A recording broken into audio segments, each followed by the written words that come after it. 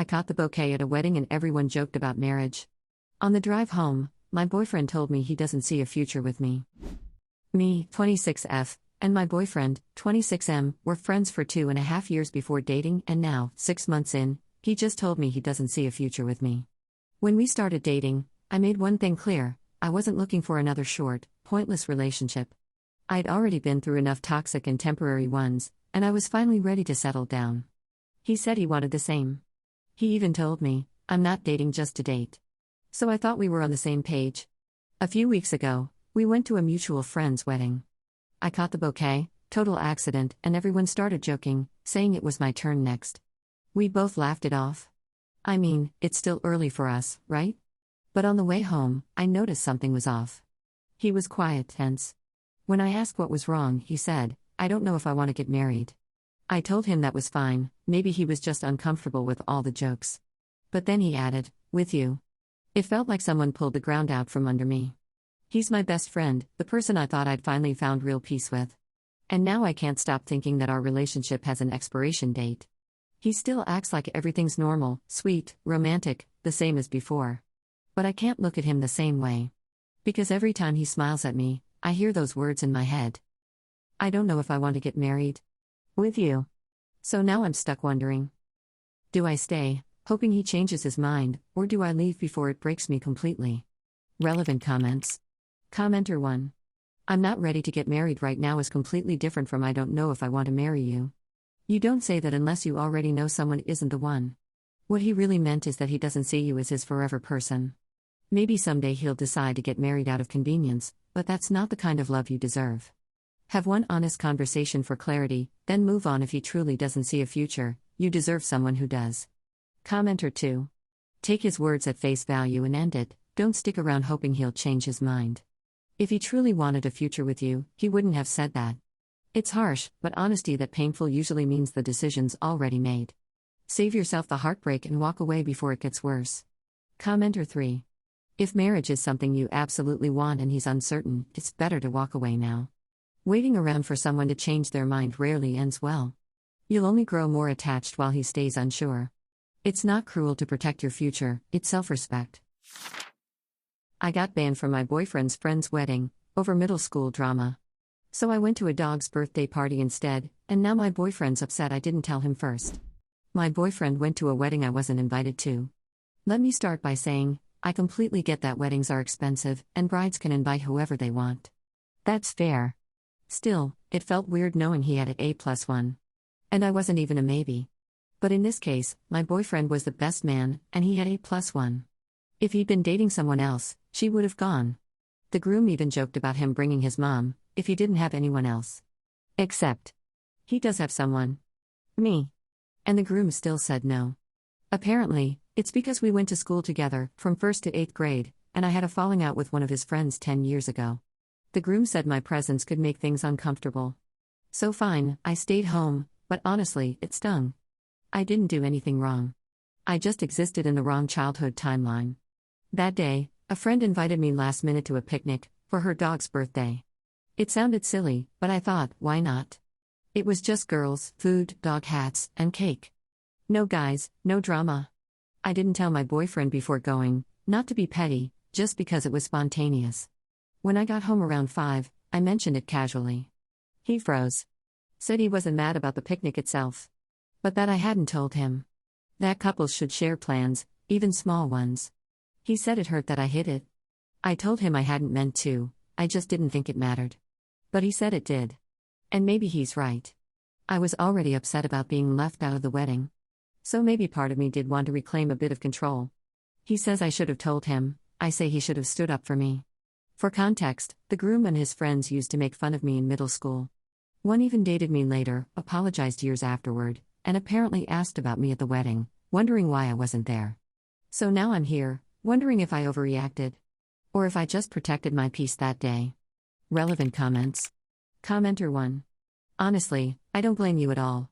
The groom literally bullied you back in school and still held a grudge, I'd have been hurt too. You handled it better than most would have. Commenter 2. I get why your boyfriend felt a little off about not knowing, but that's a communication thing, not you doing anything wrong. You're allowed to have your own plans. Commenter 3. Not you going to a dog's birthday party while the groom threw a whole wedding. That's the kind of peaceful revenge I respect. My ex left me when our son was 4 months old for another man. Now she wants me to pay for her stepkid's hockey lessons to keep things equal. I have a 7-year-old son with my ex-girlfriend. She left me when our son was only 4 months old. For the man who's now her husband. That guy already had a son, who's about 7 months older than mine. My ex raises his son like he's her own, because the boy's biological mom isn't in the picture. And ever since that started, they've had this weird obsession with everything being equal. But I've always been clear, I just want to take care of my own kid. He's my only child. I'm not trying to buy him or outshine anyone. Anyway, my son got into hockey recently. He's been obsessed for months, so I signed him up for lessons and joined him to a local team. He's loving it. The problem? His stepbrother doesn't get to go. My ex and her husband can't afford it. And now, because their son feels jealous, they've decided that I should fix that. They told me I either pay for both kids to play, or I pull my son out completely. Their logic? That since both boys are being raised as brothers, they should be treated exactly the same, even by me. I told them flat out no. That might be true in their house, but I'm not part of that house, or that family. Then came the guilt trip. They accused me of buying my son's love, said I'm showing off, that I'm making the other kid feel left out. But I'm not going to stop giving my son a good life just to make someone else feel better. He's my kid. My responsibility. And I'm not paying to parent another man's child. Relevant comments. Commenter 1. You're responsible for your kid, not theirs. If they want their son in hockey, that's on their wallet, not yours. End of story. Commenter 2. Their money issues aren't your problem.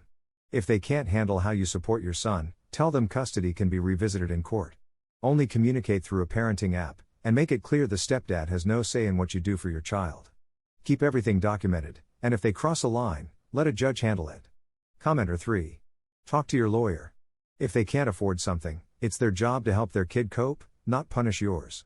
Your ex is hurting your son with this mindset. She's acting like a better mom to her husband's kid than to her own. You might want to ask about full custody if this keeps up. My girlfriend swears our future kids will never spill, stain, or break anything, because she'll teach them better. I've seen enough toddlers to know she's in for a shock.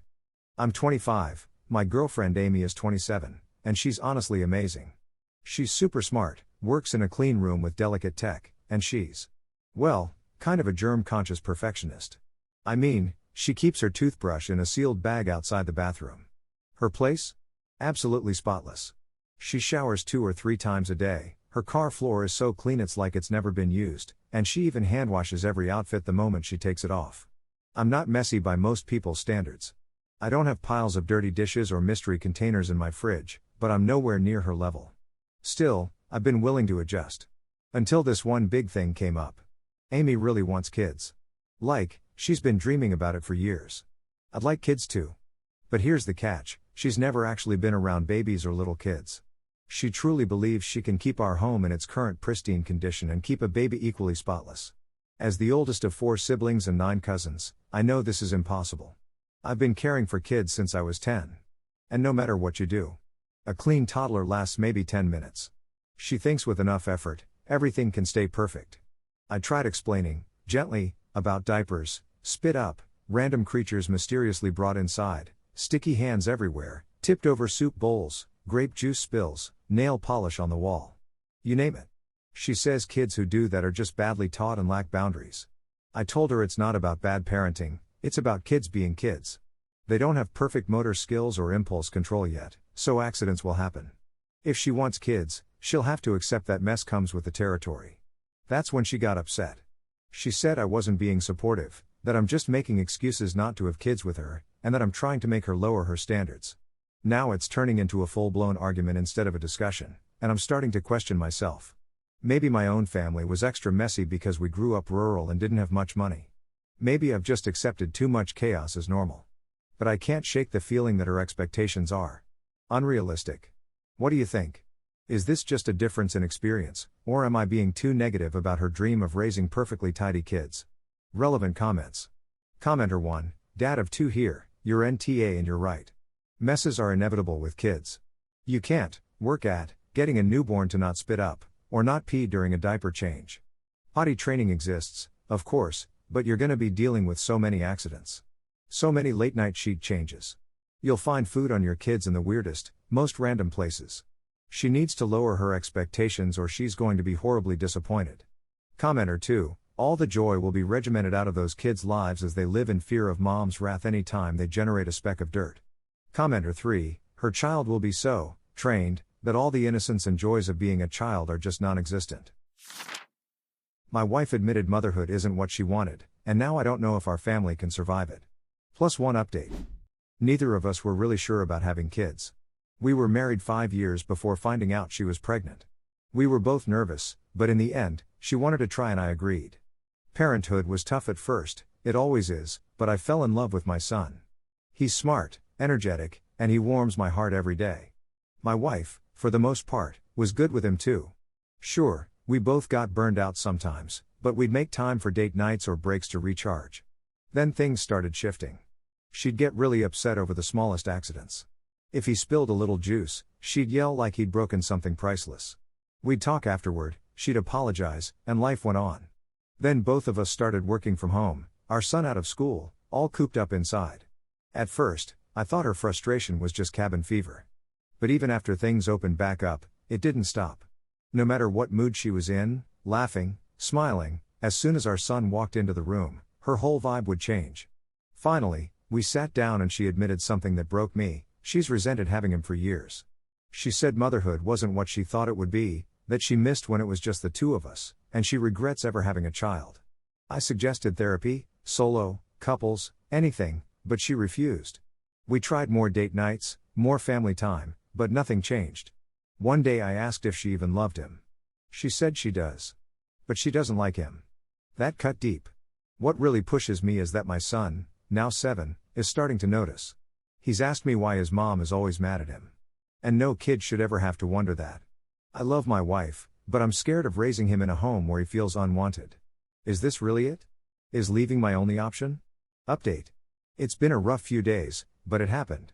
I took my son and left. When I tried again to talk about therapy, she flat out refused. I even asked her if she thought things could ever get better. She said no. When I told her that our son had to come first, she begged me to stay.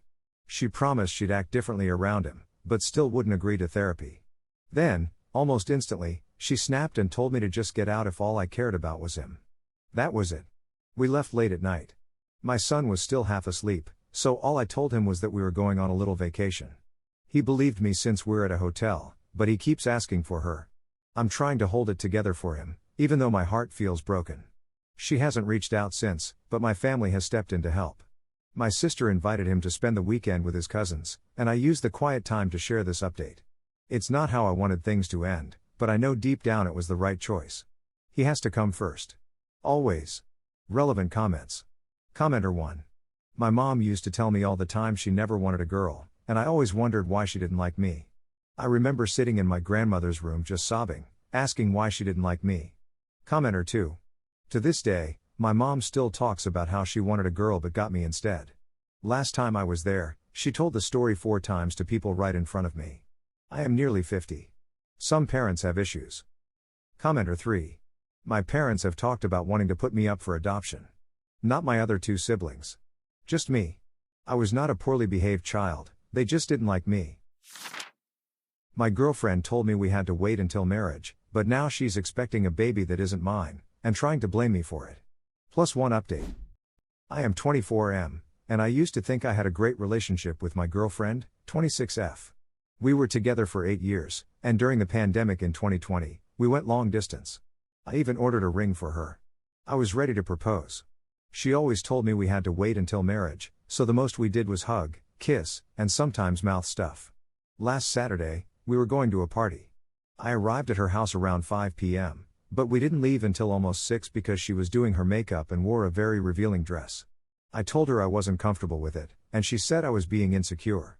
I told her she could change or I would just go alone. Her father overheard and told her not to dress in a way that looked inappropriate. She changed into something more formal. We went to the party, which was for her best friend's birthday. Everything was fine until they started showing a slideshow. A few slides in, there was a video of her best friend dancing on a guy's lap.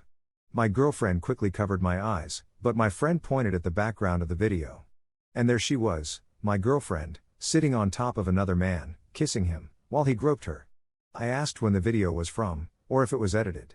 Her best friend said it was from March. March is my birthday month.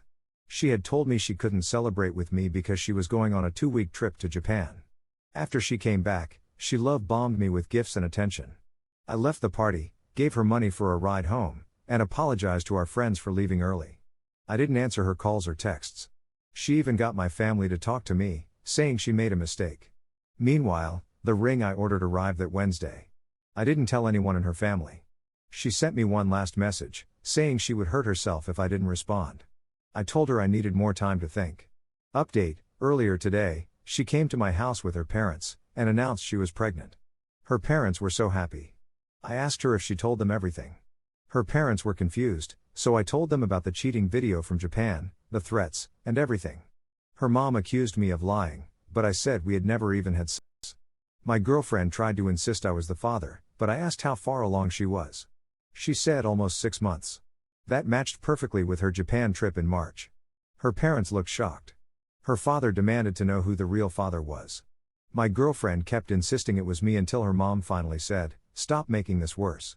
My girlfriend admitted she didn't know who the father was, but that it only happened one time. My brother interrupted and told her she was talking nonsense. I told her the only way forward was a DNA test. She agreed and left. Her father apologized for her behavior. Her mother told me she believed me and that they would not ask me to support the pregnancy. They just wanted me to relax and look into DNA testing. Now, I'm researching clinics here in the Philippines to see if testing can be done before the baby is born. Meanwhile, my ex posted online about deadbeat fathers and how her own parents didn't believe her. Am I wrong here? Relevant comments. Commenter 1. The good news is that the paternity test will solve everything. She can vague post all she likes on social media. If any flying monkeys try to come after you, then all you'll need to do is announce the paternity test results, and that she cheated, hence you broke up. But good luck to her finding whoever she slept with. Commenter 2. She told you to wait until marriage, and then somehow came back from Japan pregnant? And the fact that she doubled down in front of her parents makes it even worse. She knew exactly what she was doing, and now she's scrambling to put the blame on you because she doesn't want to face the fallout. Commenter 3. The deadbeat dad posts are just a way to flip the story before the DNA test. If she really believed you were the father, she'd want the results as soon as possible. My brother dated the girl I secretly loved for years, but then she told me I was the one she always wanted. Growing up, me, 26M, and my brother, 25M, were friends with Nova, 24F. She and I became best friends, and over time I developed a crush. Eventually those feelings got deeper, but I never said anything. Part of it was because she was younger, and later on, she was always in a relationship. I didn't want to confess and make things messy, especially when she was with someone. My mom was the only person I ever told. I didn't trust anyone else with it. Definitely not my brother, because he always teased me and I was scared he'd tell her. So I kept it to myself. Then about 3 years ago, Nova and my brother started dating. At that point, I knew I had to let go. For me, there's a line. I wasn't going to get involved with someone my brother was with. It wasn't easy, but I focused on moving on. I wanted to be supportive of them, and I was. He was really happy, and I could see he cared about her. Their relationship lasted a while but eventually ended. That's when things got complicated. My brother came to me and said he knew I had been in love with Nova. He told me she had admitted she actually loved me, but settled for him. He said he wanted me to know I had his blessing. I asked him how he knew, and he said Nova had told our parents, and they told him. He said there was no point in lying. I was honest and told him yes, I used to feel that way, but I had moved on. He didn't believe me. Later, Nova came to me herself. She said she loved me, wanted to be with me, and asked if we could try. But I didn't feel that way anymore. I told her no. She was upset, but she accepted it. We stayed friendly, but not close like before. My brother hasn't accepted it. Ever since I told Nova no, he's been picking fights with me. He says he gave her up for me, that I wasted the chance, and that I lied about not having feelings anymore. I told him I'm not going to apologize for letting go of something years ago. I said it was better than secretly wanting her while she was with him. He says I'm selfish and that I hurt him by saying all this. I can see he's heartbroken, but I don't think that's on me. Am I in the wrong? Relevant comments. Commenter 1. Your brother's anger isn't really about you. He feels like Nova settled for him and that's eating at him. Commenter 2. Nova put both of you in a bad spot by confessing after the breakup. That created tension where it didn't need to exist. Commenter 3. You respected boundaries the whole time. You didn't interfere when they were together and you didn't take the chance when she offered. That's not selfish. After forgiving her emotional affair, I never imagined my fiancé would ask me to open our relationship. Our wedding's in November, and I'm thinking about walking away. +1 update. Alright, everyone, where do I even begin? This is tough to write, and I'm a bit shaky while doing it. My fiancé, 27-year-old woman, and I, 34-year-old man, have been together for almost 4 years and engaged for about a year. I'll be totally honest, right before we got engaged, she had an emotional affair with a guy at her job. I only found out because one of her friend's boyfriends told me he overheard some talk in their friend group. I confronted her about it, and after a lot of arguing, we agreed to try and move past it. I'm still working through those feelings, and it definitely changed how I see her. Still, I took the plunge and proposed, which I had planned to do regardless of what happened. Now, fast forward to more recent times. We're supposed to get married in November, we're traveling abroad for it with family, but back in October, she started acting a bit weird. She seemed distant, not herself, and even stopped wanting to be intimate, which was really unusual. I thought it was just stress from planning the wedding and moving to a new apartment. But some time later, things came to a breaking point. I decided to confront her directly, and she apologized, saying she was just feeling stressed. I was understanding and tried to support her. But honestly, things didn't really improve. It was a mix of ups and downs over the next 2 months. Then last night, I got home from work, and she asked to talk. I could sense something was off. We sat down, and she told me she had been doing some reading. She wasn't having second thoughts about the marriage, but about the nature of our relationship. By this point, I was getting a bit frustrated and asked her to clarify what she meant. It turns out that a few of her friends had brought up the idea of an open relationship back in October. They stay with their partners but also have one-night stands when they feel like it. I have to admit, the idea made me really upset. I told her how I felt, and she wanted me to listen to her. She even pulled up some blog post from someone who had both a husband and a live-in boyfriend. I got halfway through it and told her I couldn't take any more of this. I wouldn't say I'm old-fashioned, but the thought of my fiancé being with other guys just doesn't sit right with me, not in my world, at least. We had a fight, and by the end, she was begging me to give things another shot, insisting that nothing is set in stone. I told her I needed some space and decided to spend the weekend at my friend's place. It all happened pretty quickly, and I left without any drama. I'm typing this on my friend's laptop, and I'm really not in a great mental state right now. I'm seriously thinking about calling off everything, the relationship and the wedding. If anyone has been in a similar situation, I could really use some advice. Update. Hey everyone, I said I'd share an update due to the huge response I got yesterday. Last night, I stayed at my friend's place, and he was super understanding about everything. His advice mirrored a lot of what I heard in the comments. He thinks I should just end the relationship. We had some drinks, joked around, and this morning I went back to the apartment to talk to her. She was there since neither of us works on Saturdays, and I tried to be as straightforward as possible. I told her I didn't want to continue the relationship and that it would be best to call it off completely. The wedding plans are mostly financial and not too complicated to undo, but we clearly wanted different things at this point. She tried to convince me that we still had a chance and suggested we should allow ourselves freedom to explore. I'm not against having fun, but that just isn't something I want. I told her I'd come back over the weekend to pick up my things since it's a rented place, and she could keep it if she wanted. I'll crash at my friend's for a while to sort myself out. We ended up arguing pretty explosively, but I held firm in my decision. I walked away, and honestly, I don't have much else to say. Right now, my friend and I are just hanging out with some drinks, but my phone has been blowing up since 5 o'clock with messages from her friends, and her sister called me some names. I'm not really sure why. But I'll be okay. To be honest, I feel a bit liberated, if that sounds cheesy. In the next few days, I'll get everything squared away, and like my dad used to say, there's always worse. Relevant comments. Commenter 1.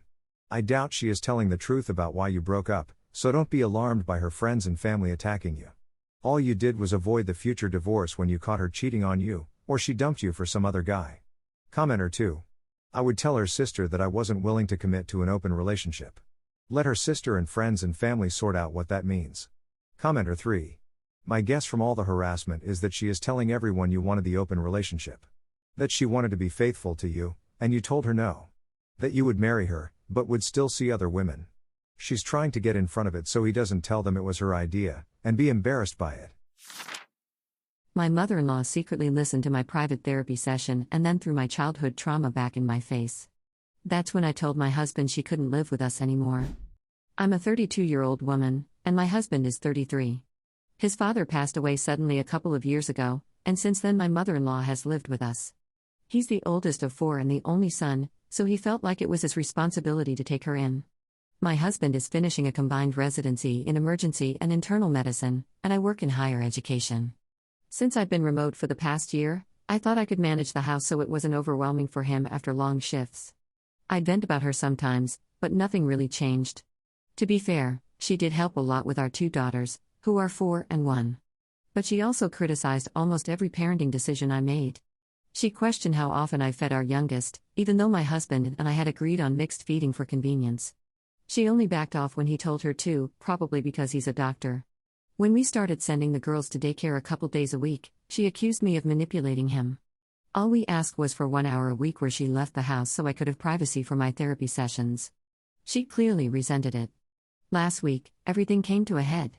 During dinner, she asked me if my relationship with my father was better these days. I froze.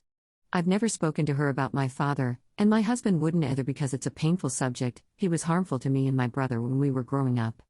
That's when I realized she had stayed in the house and overheard my therapy session. She claimed she wasn't feeling well and was just concerned for me, but the damage was done. That night, after my husband came home, I told him bluntly, she can't live here anymore. At first he was confused, but after I explained, he agreed. He said he'd have to talk to his sister about taking her in. The next morning, he told me he'd spoken with her and convinced her to do it. My mill resisted, saying it was an accident, that the kids would miss her, and that she wanted to stay. But my husband told her directly that he couldn't allow her to make me feel unsafe in my own home. I was so proud of him for standing up for us. That weekend, his sister called me for the full story. She said I had changed him, that he thought he was better than his family now, and accused me of pulling him away. I just ended the call quickly. Sometimes I wonder if I overreacted. Maybe I could have handled it differently. But my husband is at peace with the decision, and maybe me questioning myself is just me second-guessing what needed to happen. Relevant comments. Commenter 1. Once she used your therapy session against you, she crossed a line that can't be uncrossed. That's not just overbearing, that's violating your basic privacy. Commenter 2. The fact that she stayed in the house, listened, and then brought it up at dinner shows it wasn't an accident. That was deliberate, and you had every right to say she needed to leave. Commenter 3. People always act like setting boundaries is changing someone's son, when really it's just expecting respect. Your husband did the right thing by putting his marriage first. My wife fills our car so full on trips that I can't even see the mirrors. When I finally told her it makes traveling miserable, she threatened divorce. +1 update. I'm 36, my wife's 38. We've been together 8 years, we have a 2-year-old, and we live in Arkansas. She's from San Diego, so every year we drive there to visit her family. The issue? She overpacks like crazy. Back when I had a smaller car, it was full. Now we have a Suburban, and she still manages to fill it to the ceiling, front seat included, so I can't even see out the side mirrors. At every stop, I'm unloading totes of blankets, towels, and clothes into hotels because she's afraid it'll all get stolen. We barely use any of it. She's also chronically late. If I say we're leaving at 10, we leave at noon, then she insists we drive until midnight. Every trip ends up being exhausting and miserable. Last month, I had a big work conference. I was excited, nice hotel, great networking opportunity. The plan was for my mom to watch our daughter, but the day before, my wife canceled that and insisted on bringing her along. Then she filled the Suburban again, this time with 5 totes of stuff for just 5 days.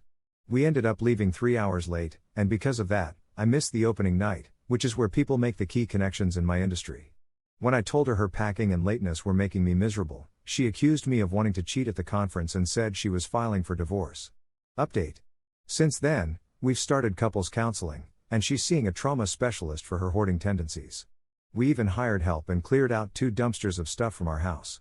Her family says she's happier, but I'm not. If I stop cleaning for even 2 days, the house and car are trashed again. I've set myself a deadline. If things aren't better by Christmas 2026, I'm done. For now, I'm documenting everything for custody if it comes to that. She tells me she's scared I'll cheat because I work hard and I'm not the ugliest guy, but at this point, I'm so checked out that I don't even care. I'm staying for my daughter, but honestly, I feel like I'm destroying myself just trying to hold this marriage together. So what do you think? Am I being a bad husband for wanting out, or am I supposed to just tough it out for better or worse? Relevant comments. Commenter 1. Not the jerk. Overpacking is one thing, but blocking the mirrors and making you late to the point you miss career opportunities is another. You're not wrong for drawing a line, that's basic safety and respect. Commenter 2. This isn't just quirky overpacking, it's hoarding behavior. Good on you for getting her into therapy, but you can't single-handedly fix her. If she won't take responsibility long-term, you have every right to protect yourself and your kid. Commenter 3. I get that she's making things miserable, but saying for better or worse and then giving yourself a timeline to bail does send mixed signals. If you've already checked out, she probably senses it. At some point you either commit fully to the work of fixing things, or you stop stringing each other along. My parents demanded I take out a $20,000 loan for them, and when I refused, they threatened to take my car and force me out of my own home. My parents have 2 mortgages. One is for their house in another city where they live with my younger siblings, 4 kids from little ones to teens. The other is for my place, and that title lists both me and my parents. Back in high school they bought me a car and paid it off when I started university. The car is technically theirs, but it's registered and insured in my name. I cover the insurance, maintenance, and gas, and I pay every bill tied to my home, utilities, mortgage, insurance, security, the works. I live with my partner and we split expenses. We both just graduated and started working recently, and we're carrying student loans. I was laid off for a bit, so money's tight. My partner works from home, which helps, but it's still a squeeze. My parents are not great with money. Even when things were tight, they upgraded a car and bought new furniture. They also have about $30,000 in home repairs to deal with. I've let them borrow money before and never got it back, small amounts, nothing close to what they're asking now. They once asked me for $5,000 toward those repairs, and I said no because I was still job hunting then. Out of nowhere, they asked my partner and me if I'd take out a $20,000 loan in my name. I asked why. They said they're refinancing and need to show an unencumbered $20,000. They promised the loan would be in my name but they'd make the payments, no risk to me, and they'd pay it off in monthly installments. I said no immediately. I explained I wasn't working and didn't feel comfortable taking a loan, and I probably wouldn't be approved anyway. They insisted a lender would do it based on my credit score alone. My score is only average. I checked the lender's site. It advertised same-day loans up to $50,000, with interest around 30%. I refused again. They got upset, saying there was no risk and they could handle it. They asked if I thought they'd take advantage of family, told me I didn't understand mortgages, and said to go take an intro finance course. One of them told me to relax with my meds and calm down, because they know I have a legal medical prescription. I pointed to their other debts and expenses and said it's reasonable to be careful about any loan in my name. They got more defensive, calling me ungrateful and saying this was the ultimate betrayal. I said I didn't want to be responsible if they couldn't pay. Then they switched tactics. Since they technically own the car, they said I owed them $20,000 for it. The car is 7 years old, I doubt it's worth that. I need it for work travel outside city limits and can't afford a replacement. They ignored all that and drafted a contract saying I'd pay $25,000 for the car, which is somehow more than the first number. I refused to sign. I reminded them I pay all the car costs and that it was a team gift, and I'd be happy to buy it once I'm fully back at work. That same day, I started getting emails from loan matching and credit check sites they'd signed me up for. When I confronted them, they said, "We thought you'd cooperate." Now they're threatening to kick me out and take the car. I'm on the mortgage title, so I don't think they can actually evict me, but I'm worried they'll show up and make a scene. They keep pressuring my partner and me, saying we're not helping, that they'll seize the car, and that we need to find new housing. Meanwhile, my 22-year-old sibling, who works full-time, agreed to apply for a loan the first day my parents asked. While they were pressuring me for days, my sibling was already working on getting approved. Because of all this, I froze my credit and changed every password. Now I'm figuring out how to buy my parents out of my mortgage. I told them that once I'm back at work and stable, I'll buy the car from them and we'll transfer all titles properly. Even so, they're still flooding us with messages about how much they've done for me, itemizing every past grocery run and rent help, pushing me to repay their investment. They've sent, "This won't be on your terms," and laid out a payment plan for the car starting this month, about $450 a month plus 5% interest, until I can pay the rest in full once I'm working again. I don't think I'm wrong for refusing, but I'm stuck on next steps and could really use advice on how to handle this. Relevant comments. Commenter 1, you are not in the wrong here. Your parents sound financially controlling. You had the right idea to freeze your credit and change passwords. I would also pull a credit report to see if anyone has taken out a loan in your name, and advise your younger sibling not to take a loan for your parents. OP's response, thank you for your comment. My parents actually never told me my sibling had agreed to take out a loan for them. My sibling told me this in response to me texting saying to not take out a loan for them. My sibling isn't answering my calls or texts anymore. Commenter 2, if you've paid toward the house and your name is on it, they can't evict you. This sounds like a borrowing from John to pay Joe situation, clear mismanagement. Do you really need the car right now? Would it be easier to give it back and move on? OP's response, they insist they've put more into the house than I think, trying to intimidate me out of buying them out. They claim refinancing every few years is normal and say I don't get how it works. The car might be a lost cause, but my bigger worry is them showing up to harass my partner and me, and losing contact with my siblings over this. I let my husband's mistress feed him and the kids. I stopped being his maid, his cook, or his therapist. Then I cheated back, watched him cry, and realized it was time for divorce. My husband has been cheating on me for years with different women. Because of this, I've completely shut down from him. We don't have a romantic relationship anymore, but we do an amazing job at being parents. Our kids love us, and in the big picture, that's what matters most. I'm not dating anyone, and this isn't some kind of open marriage. Every time he cheats, he comes back acting remorseful. But I've accepted that I can't fix him. Right now, he's seeing a woman named Cherry. She's a cook and a baker. We had a run-in once, but that's in the past. I don't like her, but I don't hate her either. A few weeks ago, I caught him eating in his car and knew it was from her. The packaging gave it away. Turns out, she's been sending him little goodie bags and even full meals. That's when I drew the line. I told him I'm done cooking for him. From now on, Cherry can handle that, and if he wants meals for the kids, she can provide those too. I admit, I did some petty things to drive the point home, but it worked. Update, 10 months later. I'm getting a divorce.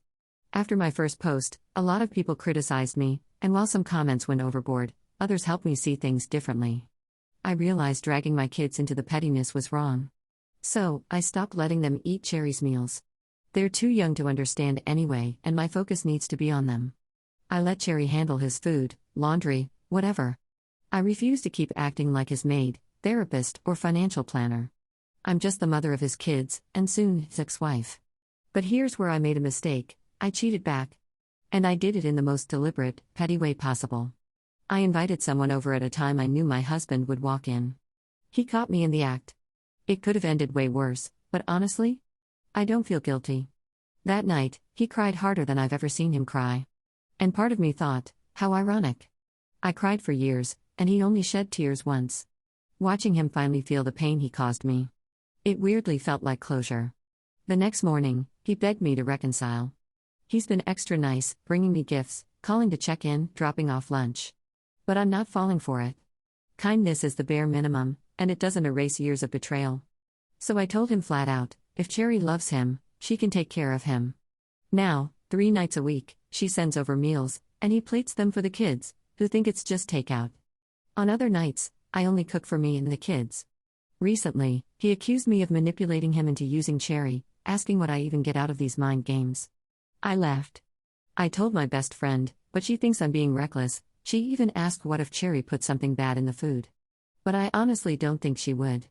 So here I am, holding myself accountable, filing for divorce, and asking, am I the bad guy for letting all of this play out?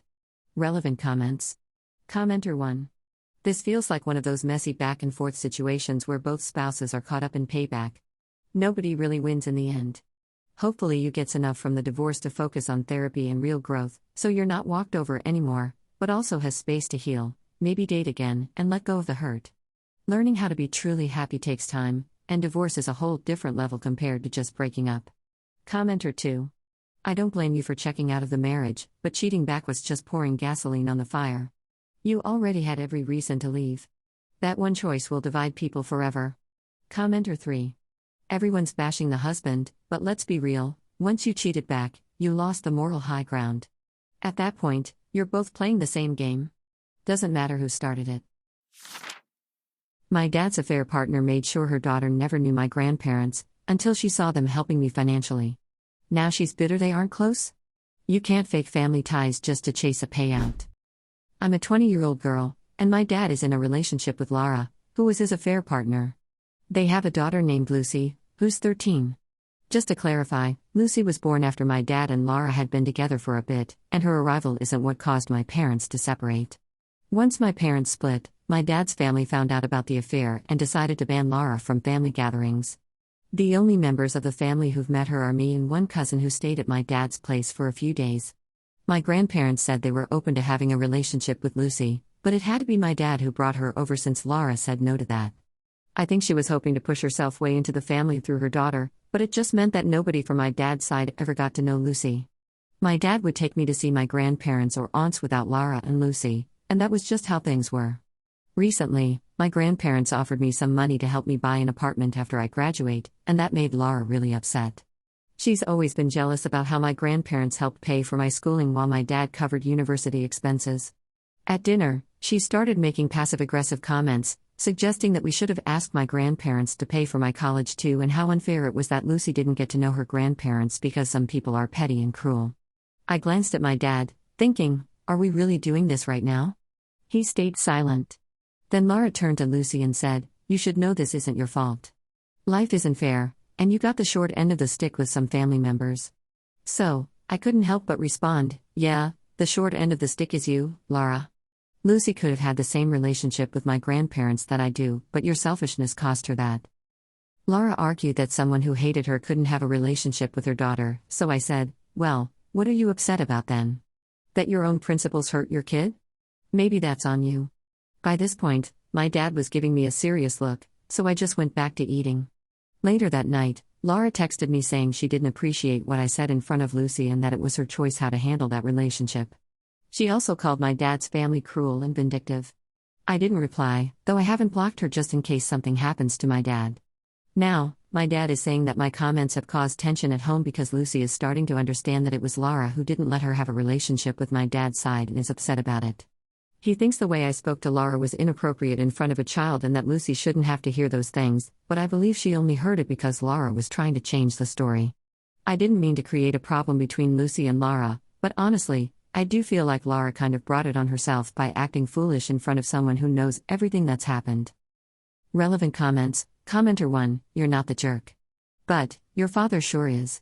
Lara opened the door for you to respond as you did the minute she opened her mouth in front of Lucy. You aren't the one your father should be reprimanding. Lara opened the conversation in front of her daughter, which means it was a conversation she deemed appropriate for her daughter to hear.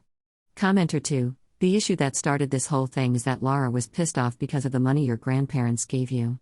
She started the rant because you got schooling in an apartment paid for. Commenter 3, she's 13, plenty old enough to know some more truth, not to mention about the lies fed by her mother. You should let her know that your grandparents would be very happy to get to know her, but they just don't want to have a relationship with her home-wrecking mom. Also, tell your dad to grow a spine, since it seems like he lost his when his previous marriage failed. Edit, just to clear things up, my dad's family didn't just forgive him right away. For quite a while, they only invited him to things if I was with him during his custody time. But over time, people heal, I guess. They still see him as a jerk, but I think they felt that way even before. They haven't completely cut him out because that's just not how our family operates. But Lara was never part of the family, to begin with, so it's way easier to avoid her than to ditch a relative I've known for 40 years. I think that makes sense, right? I'm not upset that Lara set the boundary she did, and I'm not upset about my parents' divorce either. What did frustrate me was that Lara established a boundary, which my dad went along with. He's certainly not innocent, but he isn't the one complaining here, and then acted like the consequences should be different. If you don't want your kid around people who don't like you, which is totally understandable, then why are you upset that they aren't around? My ex is upset that I won't make my kids share with their half-siblings after too many of them got broken. She's pitching a fit, but actions have consequences. I, 45M, have 2 kids, Emmy, 14F, and Travis, 11M. Their mom, Mel, 40F, and I divorced a few years back after a tough breakup. I don't have a huge salary, but I do have a family trust from my grandfather that keeps me comfortable. It wasn't considered in the divorce, and Mel is still bitter about it. After our divorce, Mel didn't go back to work. She used to be a teacher, and I let her stay rent-free in one of my parents' houses so the kids could be close to her. She's since remarried and has 2 more kids, but it seems money is still tight for her. Here's where the problem comes in. My kids have a pretty good life compared to their half-siblings. They go to private school, get nice gifts like a Switch 2, lacrosse gear, and a new MacBook, and take vacations with me. Their half-siblings don't have the same experience, which has created jealousy and fights. My kids are refusing to share their things with their half-siblings because some items have been broken during visits, like a PS4 that mysteriously broke after one of their stays. They don't want their stuff damaged, which I understand. This led to another argument between Mel and her husband, and now she has told my kids they can't bring their gifts to her house anymore. As a result, they want to stay with me more because it's not fun to go somewhere they can't enjoy their own things. This has triggered a chain reaction. Mel is now asking for child support, which is her right, and my parents have told her she needs to start paying rent in September. She claims she can't afford it and says we're forcing her to move out of state, even though she can't take the kids with her. It's become quite a dramatic situation. But honestly, at some point, I think she and her husband need to figure things out and stop blaming me and my kids for their financial struggles. Life isn't always fair. Our kids have different opportunities, and it's not my job to make things equal. I'm not going to tell my kids they have to share everything just so their half-siblings don't feel bad. That's not how life works. Sure, I could help more, but why should I keep covering for her and her husband if they can't provide? I've already let her live rent-free for years, and I don't feel obligated to do more. That being said, maybe I'm being a bit too harsh or dismissive. Am I the bad guy here? Relevant comments. Commenter 1. Your ex hasn't gone back to work and is living with her new husband and kids in a place owned by your parents, all without paying rent. She seems to expect you to support her and her new family too. You're not at fault here. You might want to consider going to court to get majority custody because the situation at your ex's place isn't healthy for your kids. Commenter 2. You really need to go to court and fight for custody of your children. Their living situation with their mother is toxic and not good for them. Commenter 3. It sounds like your ex and her husband feel very entitled. Why do they think you should take care of his kids? That's just unreasonable. Hopefully, they'll move away, so you won't have to deal with them anymore. And if your kids are mostly with you, your ex will likely end up getting less child support instead of more. When I was a kid, my mom made me her emotional support system. As an adult, I gave her a home. When she broke her promise to my son, I finally walked away. I've got a lot to share, so here goes. I'm a 35-year-old guy, married with a special needs son. We just enrolled him in a great specialist school that's really helped his progress, but it also costs a lot. Between that and everything else, life's been pretty hectic, but manageable. My relationship with my mom has always been tough. Growing up, she treated me more like a therapist than her son. She would vent about everything, work, friends, family, but mostly about my dad. She called him weak and a failure and often blamed him for her unhappiness. She'd even say things like, "He's lucky I stayed, any other woman would have left him." She never really got over her ex who died in a car accident, and I think that grief turned into bitterness that she never worked through. As I got older, I realized how unhealthy this dynamic was. I became someone who always tried to please others, even when it hurt me. My mom is from an Asian country and moved to a new place where I was born, but she always insisted we visit often. She grew up with a lot of privilege, and that sense of entitlement has stuck with her. When I started dating my wife, she tried hard to keep things cool with my mom. But my mom didn't like it when I spent time away from home. When I was 22, she even staged an intervention because I wasn't around enough. It was really strange.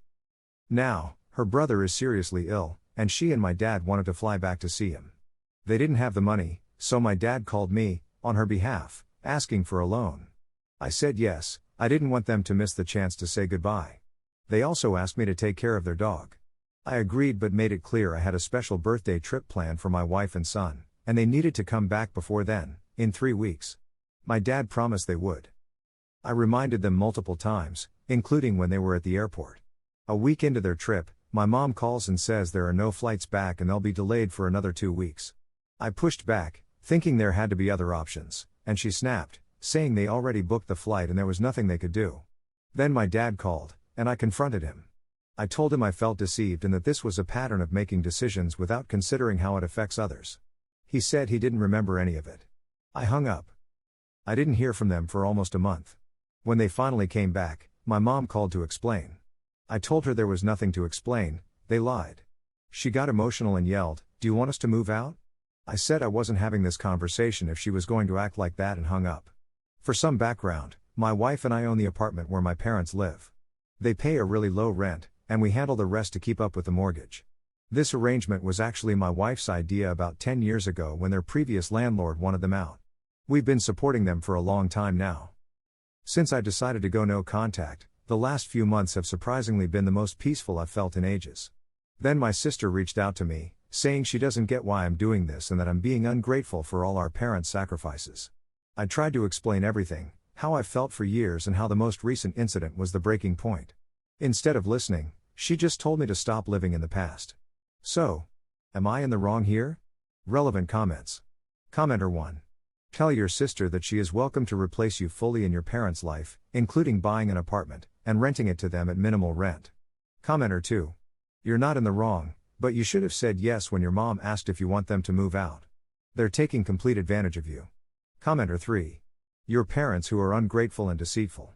I guess your mom's plan of it being easier to ask for forgiveness than get permission backfired in her face. Enjoy your peace. When I had to choose between maintaining my boundaries or helping an innocent 8-year-old, I chose my boundaries, and I don't feel guilty about it.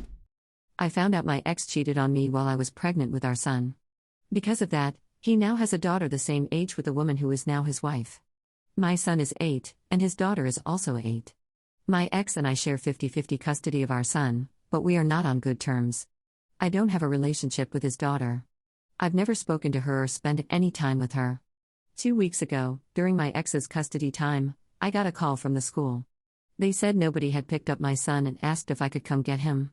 When I arrived, my ex's daughter was also there with the teacher. The teacher told me I was on the approved pickup list for both kids and asked if I would take them. I said no. I told her I did not want to be on that list because I would never be the one picking up his daughter. She said she'd pass the message along and have it fixed, but I still had to call later to make sure it was removed. My ex never told me that he or his wife had added me to her list. When he realized I hadn't taken his daughter along with our son, he was furious. He asked how I could leave her when I had picked up our son anyway. I told him through our parenting app that I'll always take care of our son, but his daughter isn't my child, and I won't be their emergency pickup. He said because of me, his daughter was stuck at school until 7 that night since his wife was delayed out of town and he was working. I do understand that isn't ideal for a child. But she isn't my responsibility, and I don't feel bad for setting that boundary. Am I wrong here? Relevant comments. Commenter 1. You're not in the wrong here. I feel for the other child, but that's not your responsibility. What's more concerning is him failing to pick up your son. Definitely keep a record of that in case custody ever needs to be revisited. Commenter 2. Taking her could have created a lot of problems. What if he added you to the list but her mom didn't? What if something happened to her while in your care? And beyond that, letting it slide once could set the precedent that he can keep pushing his responsibilities onto you, which isn't fair unless it's something you actually want to take on. Commenter 3. They had a lot of nerve adding you to the pickup list without asking. That's on them. Their child isn't your responsibility, and if anything happened to her, you'd be the one unfairly blamed. My stepsister keeps telling everyone I'm starving myself while pregnant. She even accused me in front of the whole family at a party. But this time, I finally fought back. I'm a 30-year-old woman, 7 months pregnant with my first child. My stepsister, Dana, is 34 and has a 1-year-old daughter. Our parents married when we were young, but we never really bonded. My dad's side of the family has made it clear that I'm the only grandchild from him, so while they were nice to Dana growing up, they don't really see her as family. Everyone was supportive when Dana was pregnant. We celebrated her, brought gifts, and went to her baby shower. But ever since I became pregnant, her behavior has changed drastically. She's fixated on my weight and tries to convince our family that I'm mentally unwell, claiming I'm dieting and starving myself, putting my baby at risk. That's not true. At 7 months pregnant, I've gained 15 pounds, and my doctor is pleased with both my health and my baby's growth. The doctor says my baby is at a healthy weight and there are no concerns about his development. I'm not on a diet. I eat when I'm hungry but make careful choices about what I eat. For example, I won't have cake for breakfast or late at night since it can spike my sugar levels, but I enjoy it after lunch. I also eat well-cooked meat and wash fruits and vegetables thoroughly. Dana's comments have been really frustrating. I've asked her to stop and explain my situation multiple times, but I finally started ignoring her. Last weekend, we celebrated my grandfather's birthday. I didn't have some tuna spread that I love because it's made with raw egg, which isn't safe during pregnancy. Once again, Dana told the family she thinks I'm starving myself, insisting I need mental help. I got up with my husband and told my family I was done with her behavior. I deserve to enjoy my time with family without stress, and honestly, I think Dana is the one who needs help. My family supported me, asked me to stay, and told Dana and her family they wouldn't be invited to gatherings for the rest of my pregnancy. My stepmom keeps pushing me to forgive Dana so she won't be left out of family gatherings, making it seem like it's my fault that my family doesn't want her there. I told her she should have spent that energy on fixing Dana's behavior before she faced any consequences. If she keeps bothering me about this, I might just keep Dana out of family gatherings altogether. So, am I in the wrong here? Relevant comments. Commenter 1, you're handling this situation with maturity and grace. It's clear that Dana is causing unnecessary stress, and your health and peace should come first. Stick to your boundaries and take care of yourself. Commenter 2, it's excellent that your family all had your back. Just cut off the stepmother until after the baby comes. And then you can allow them both back into your life as you see fit. Your stepsister sounds crazy. Commenter 3, not the a-hole. I'm guessing she may be one of the women who saw pregnancy as an excuse to overeat and gained a lot of weight that had nothing to do with pregnancy. That would explain her fixation. If she can get people to think you are the one with food issues, then she thinks no one will notice hers. My teenage daughter is too old to dress like a princess, especially at Disney, and I told her so. Now she's sulking and ignoring me. Apparently I'm supposed to pretend she's 5 again? I, 37M, have 3 daughters, ages 15, 6, and 5. Let's call my oldest daughter Taylor. I had Taylor with my college girlfriend, but we broke up when she was just a baby. We managed to co-parent well. Now that Taylor is getting older, she mostly stays with her mom since it's closer to her school and friends, but she visits me when she wants. I've been married to my wife for 8 years, and we have 2 younger daughters together. Taylor has always gotten along well with my wife and her little sisters. Recently, we all went to Disney World for a few days. Taylor has always loved Belle from Beauty and the Beast. On the first day at Disney, I had some work to take care of, so I got ready early and went to the lobby while the girls were finishing up.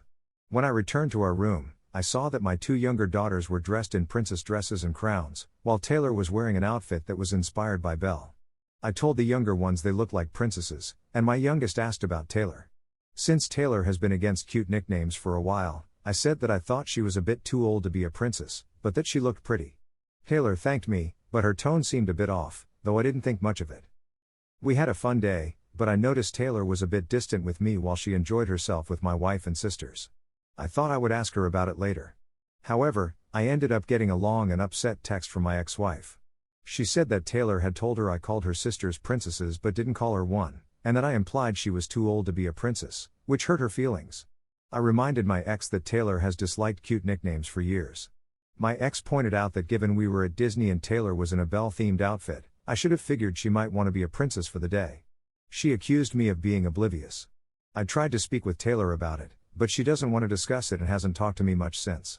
My wife thinks I could have handled the situation better and should find a way to make it up to Taylor. I honestly don't think assuming my teenage daughter wouldn't want to be called a princess makes me a bad dad. Relevant comments. Commenter 1, she was dressed like her favorite freaking princess. Taylor probably took it as you fawning over your 2 youngest darlings, then you had to make up something polite for her after your 5-year-old could read the room better than you did and called you on it. I'd recommend a one-on-one outing with her. Tell her she may not want to talk about it, but you need to, so she can just listen. Be honest, she's growing up and you don't always know how to handle it. Good luck. Commenter 2, would it have been that hard to simply say you 3 look lovely? Like, you complimented 2 of your children and ignored one of them, the same one who doesn't spend a lot of time with you. Props to your youngest for trying to include Taylor. She demonstrated more emotional intelligence in that moment than you did. Commenter 3. Taylor has had to spend the last 6 years of her life only seeing her dad on occasion, while he's the full-time parent to his 2 much younger children. That is hard on a kid no matter what, and now she has to watch you explicitly leave her out of the compliments at Disney. Your 5-year-old displayed more social awareness than you. For the love of God, do not double down here. Apologize to your daughter. Editor's note, OP was voted the a-hole. My family wants me to delay my wedding for 5 years, until my brother's out of prison. But his negligence caused my nephew's passing. I won't put my future on hold for someone who shattered our past. Ever since I got engaged a month ago, my parents, my brother, and some family members have been pressuring us to hold off on getting married until my other brother is released from prison. My fiancée, 29F, and I, 29M, had planned our wedding for November, but my brother will likely be in prison for at least another 5 years, and there's no guarantee he'll be out by then. He went to prison due to my nephew's passing, which has been incredibly tough on our family. My brother and his wife were convicted of manslaughter because everyone on the boat was required to wear a life jacket, and my nephew wasn't wearing one. It's been devastating for all of us. Neither my fiancée nor I want to wait that long. We've been together for 3 years, and we feel ready to take this step now. I understand how hard this situation has been for everyone, including myself, and I've genuinely missed having my brother around. I thought discussing it with him would help, and that he'd understand our desire to get married. Instead, he got upset about us wanting to tie the knot while he's in prison. After that conversation, my fiancée and I decided we'd just go to the courthouse on Friday to get married, just the two of us. Her family won't mind if we elope, and honestly, we're tired of feeling pressured. We don't plan to tell anyone until after we've done it. We're not interested in a big wedding, and I'm really fed up with everyone insisting we wait for my brother. I don't care if it makes people angry, we're doing what feels right for us. Update 1. 7 days later. I just want to express how much I appreciated the supportive comments on my first post. My wife and I went to the courthouse on Friday, just the two of us. We didn't tell anyone beforehand. We spent Friday and yesterday at home together, and today, before heading to work, we called her parents and sisters to share the news, and then we called my parents. After that, we sent out emails and messages to some other family and friends. Everyone in her family understood why we chose to elope, but my family reacted differently. Honestly, I'm not too concerned about their responses given how they've acted. My brother and his wife have been in prison for several years now, and they won't be out until 2030 at the earliest. They're in for manslaughter related to my nephew's death. The law required everyone on the boat to wear life jackets, but no one was wearing one, including my young nephew. My brother and sister-in-law were convicted because of that. My wife and I didn't want to wait 5 years to get married, especially since prison rules would prevent my brother from watching a live stream or seeing a video of the ceremony. We also aren't planning any vow renewal or reception after he gets out. We've been clear with everyone that we don't see the need for another ceremony or a party now or later. We believe the focus should be on the couple on their wedding day, not on the guests. I hate what my brother did and I was angry with him for a long time. My nephew was just a toddler, and I often think about him and what he'd be like now. I also miss having my brother around. This whole situation has been tough for our family, including me. Even though I still have anger towards my brother about my wedding, I do miss him. That said, I don't regret eloping. Friday was an amazing day, and I love my wife. We have no regrets about our courthouse wedding. Update 2. 21 days later. For those who might not have seen my previous posts, one of my brothers is currently in prison. He ended up there because of my nephew's tragic passing. Everyone on the boat was supposed to wear life jackets, but none of the passengers, including my little nephew, had one on. Because of this, both my brother and sister-in-law were convicted of manslaughter. My brother has been incarcerated for several years now, and the earliest he could get released is in 2030. My family wanted my wife and me to hold off on getting married until after he got out, but we didn't want to wait 5 years or more. So, we decided to elope. It was just the two of us, and we didn't tell anyone until after we were married. No one from my wife's family was upset about it. Her parents, sisters, and everyone else are thrilled for us. My family, however, took it differently. My brother in prison, along with my parents and another brother, are pretty upset. When I went to visit my brother in prison after the wedding, he refused to see me, and he doesn't want to talk on the phone either. He's angry that I got married without him there. But waiting was not an option for us. If my brother isn't out by 2030, we could have been stuck waiting even longer. Plus, we didn't want our wedding to feel overshadowed by his release if it happened right around then. I believe it's fair for a couple to want the focus on them during their wedding day, rather than on someone else. We also chose not to have a reception later on. I know it might be hard for some to grasp, but I still love my brother despite everything. I'm angry about what happened, and I really miss my nephew. It's possible to feel both at the same time. I recognize that my brother deserves to be in prison. My other brother has 2 sons, and my nephew who passed away was the first child and grandchild in our family. We all miss him deeply, and it has caused a lot of pain in our family. As for my family, my parents and brothers are still very upset. I'm not in touch with them, and I've completely cut off contact with my brother in prison. But honestly, I don't care what they think, and I wouldn't change my wedding for anything. My wife and I are happy together. I won't be posting any further updates because this chapter is closed for me.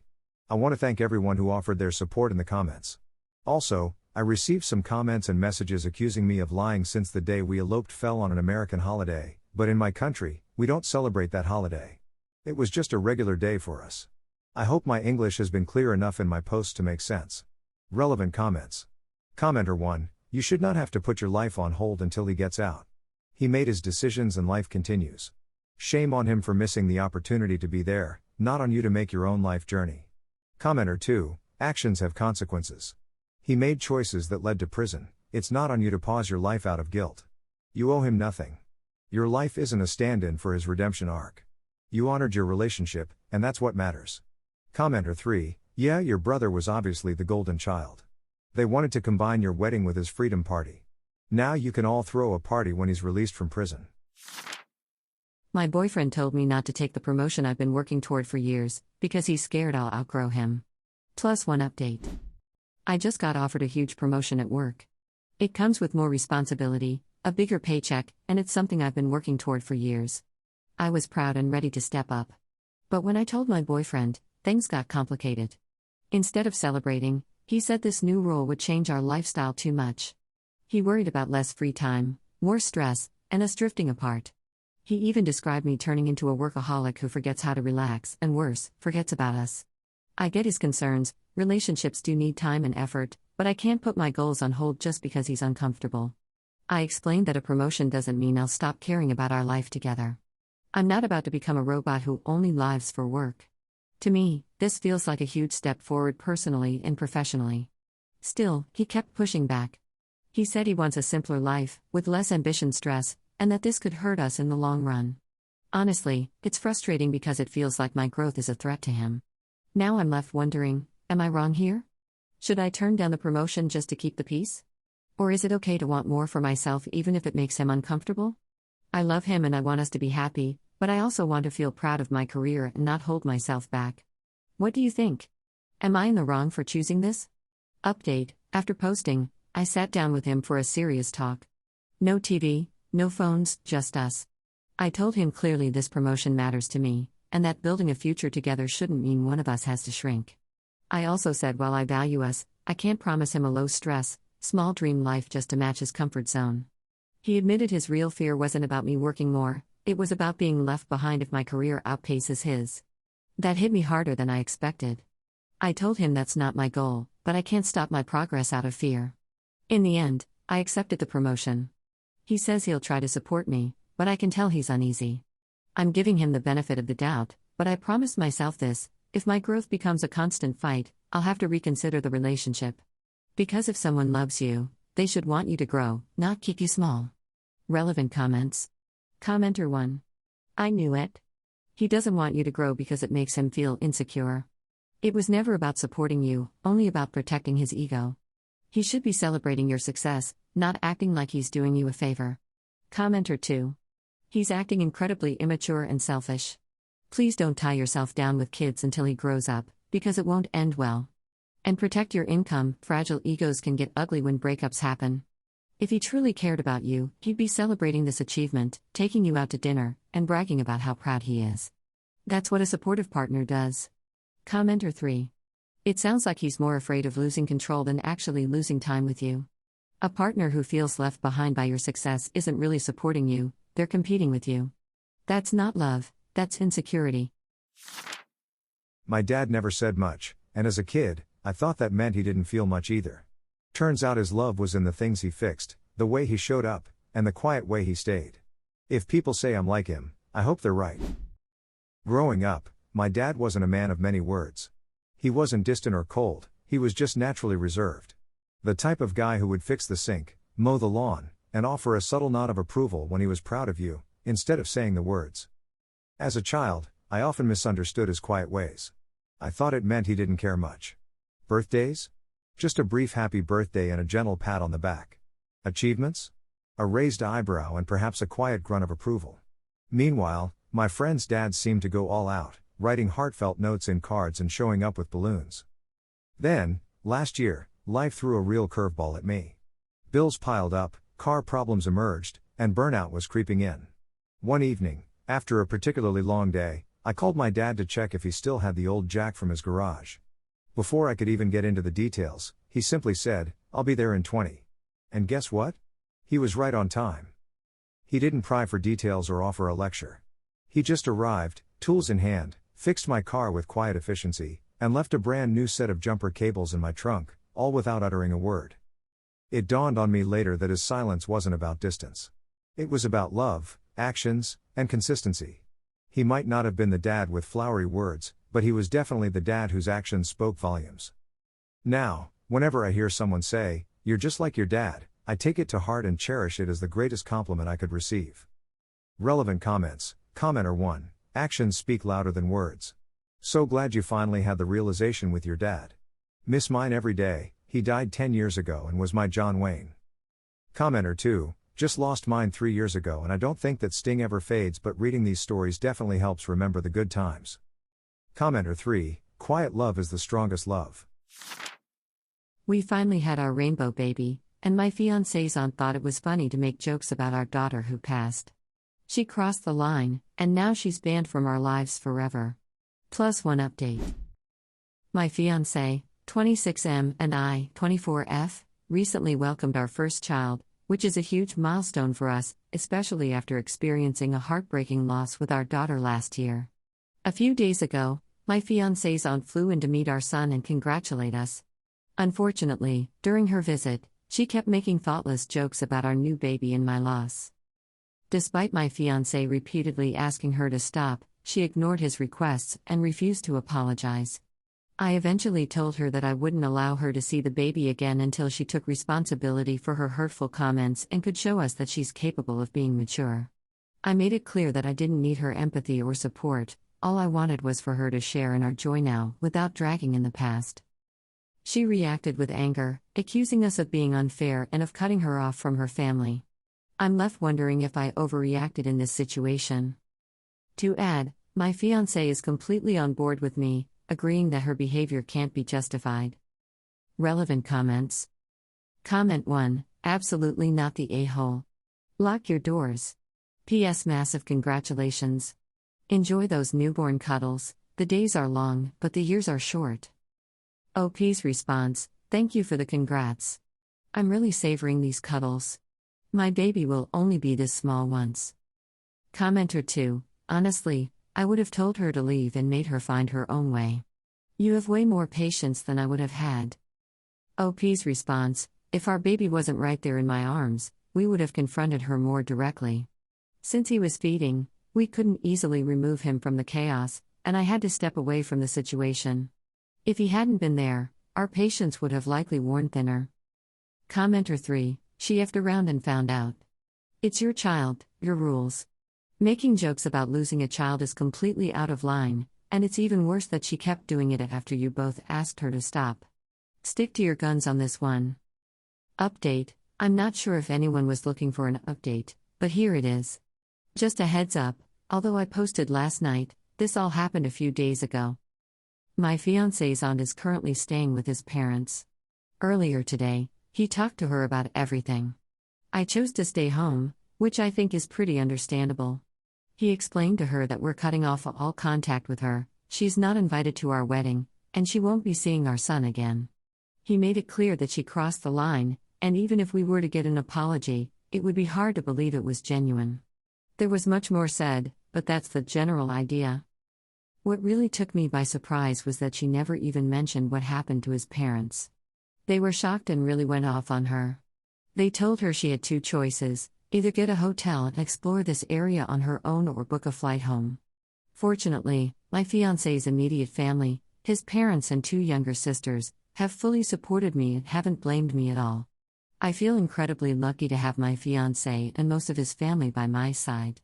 Thanks for reading and for all the input in the comments. For 5 years, I thought I had the perfect marriage, until one unlocked phone showed me my husband was living an entirely different life. Last night, the life I had ended with one message thread. My husband, 30M, is the definition of a guy's guy. He works construction, loves sports, fixes anything that breaks, and has been my partner for 5 years. I thought I knew everything about him, but it turns out, I didn't. I had started to notice small changes in his behavior. He began staying out late, saying he had to work overtime to finish some projects. He was glued to his phone and more distant than usual. I told myself it was stress, but deep down, I knew something wasn't right. Last week, while he was in the shower, I looked at his phone. I found messages and photos with other men, along with plans to visit gay bars I didn't know he went to. My chest felt like it collapsed. It wasn't just flirting, it was a double life and was cheating. I confronted him that very night. At first, he denied everything. But when I showed him the screenshots, he broke down. He admitted he was gay and had been trying to live the life others expected from him. Marrying me was part of that, but had been finding it more difficult to keep pretending. The pain was excruciating. He cried and apologized, begged me to forgive him. He said he was afraid of what other people would think, so he put on a mask. I could see his pain, even though I still couldn't wrap my head around this. We talked for a long time, and, in the end, we decided that divorce was the best option, though we haven't figured out the details. I'm still hurt and angry, but there's a small part of me that understands, even if I'll never fully relate to his struggle. He's still the man I loved. I'm sharing this because I feel lost. The future I pictured is gone, and I don't know how to rebuild it. And that's where I'm at right now. How do you even begin to rebuild your life when you've been nothing but a cover to a closeted man? Relevant comments. Commenter 1. This hurts my heart so much. I'm in the same situation, except I can't bring myself to say anything. I'm worried, sad, and he's noticed, but I can't say anything. I'm just letting it happen to me. I praise everyone who is brave enough. I hope one day I can be too. Commenter 2. I'm not upset that he's secretly gay. I'm upset that he wasted your time, of all people. That's just unbelievable. I'm very straightforward, and something like that would have made me really frustrated. Time is valuable and precious, and honestly, he should have just left you alone or stayed single. Commenter 3. What hurts the most isn't that he's gay, it's that he let you build a whole life together knowing it wasn't real for him. You deserved honesty from the start. My brother's fiancée cheated at her bachelorette party. He dumped her. Then re-engaged a year later. I don't know how to smile through this wedding. I'll keep this short and to the point. I'm going to refer to my brother as Jack and his fiancée as Jill for privacy reasons. Jack and Jill have been together for about 4 years and got engaged in early 2019. I thought they were a great couple, and Jill seemed like the first serious girlfriend my brother had. They were set to get married earlier this year, but everything fell apart after it came out that Jill cheated during her bachelorette party 5 months before the wedding. She didn't plan on telling Jack, but he found out when he saw a text from one of her friends that said something like, "I don't know how I can stand up in front of your families and give a toast after what happened." After a few days of him digging for the truth, she finally admitted that she slept with someone while drunk. Jack was heartbroken and decided to end things right away. He moved to a new city and started a new job about a month later. I thought this was the best thing for him, getting a fresh start away from Jill. But after a few weeks, she started crawling back into his life. Now, over a year since all the drama, Jill has moved in with him in his new city, and just last week, they got re-engaged. Seriously, what's going on? I can't respect Jill at all, or any cheater, really, and I can't wrap my head around how Jack can overlook what she did. There's no justifying cheating, especially at a bachelorette party. It seems like she had no respect for him or their relationship. The first time I ran into Jill after she cheated on Jack was at a family holiday just 2 months later. I wasn't exactly nice, and both Jack and my mom called me out for it. Ever since then, I've been giving Jill the gray rock treatment, barely talking to her unless she starts it and keeping my replies super short. I figured their relationship would fall apart eventually, and I'd just have to deal with her until Jack came back to his senses. Now that they're back together and engaged again, it seems like I'll have to handle Jill for a lot longer than I thought, and I'm starting to wonder if I can keep this up. There are only so many yeah and ahs I can throw out before I might accidentally blurt out something like, "Hey, remember when you cheated on him?" So, my question is, how do I support my brother in his marriage when I have zero respect for his partner? Relevant comments. Commenter 1, I think, for the most part, you're totally in the right for how you feel about Jill and what she did. At a certain point though, I think you will need to examine where the line is where your hatred of Jill begins to hurt your brother. You obviously despise her, I probably would too, and the pain she caused to your brother and family. However, life is messy, and some couples sometimes reconcile, even after infidelity. If they stay together and their marriage is successful, At some point, your hatred will be the thing hurting your brother as much as, or more than, Jill's cheating. Commenter 2. Ask him when the next bachelorette party is. Commenter 3. Your brother is making a huge mistake, but you really can't do much outside of handcuffing him in the basement, until he comes to his senses. Just be ready for when he, inevitably, calls when she cheats again. My fiancé called women too emotional to have rights and men should decide for us. That was the last straw. Plus 2 updates. In the 3 years we've been together, I, 24F, and my fiancé, 28M, never talked about our political views on women's reproductive rights, and I really regret that. I take some responsibility for it. We've always had unprotected relations, and while we were okay with the possibility of getting pregnant, I've always identified as pro-choice. Just last weekend, during a chat, he revealed he's pro-life. I had no idea this was a deal-breaker for him, and now I'm feeling really lost. I'm starting to believe that this may be something I can't move past.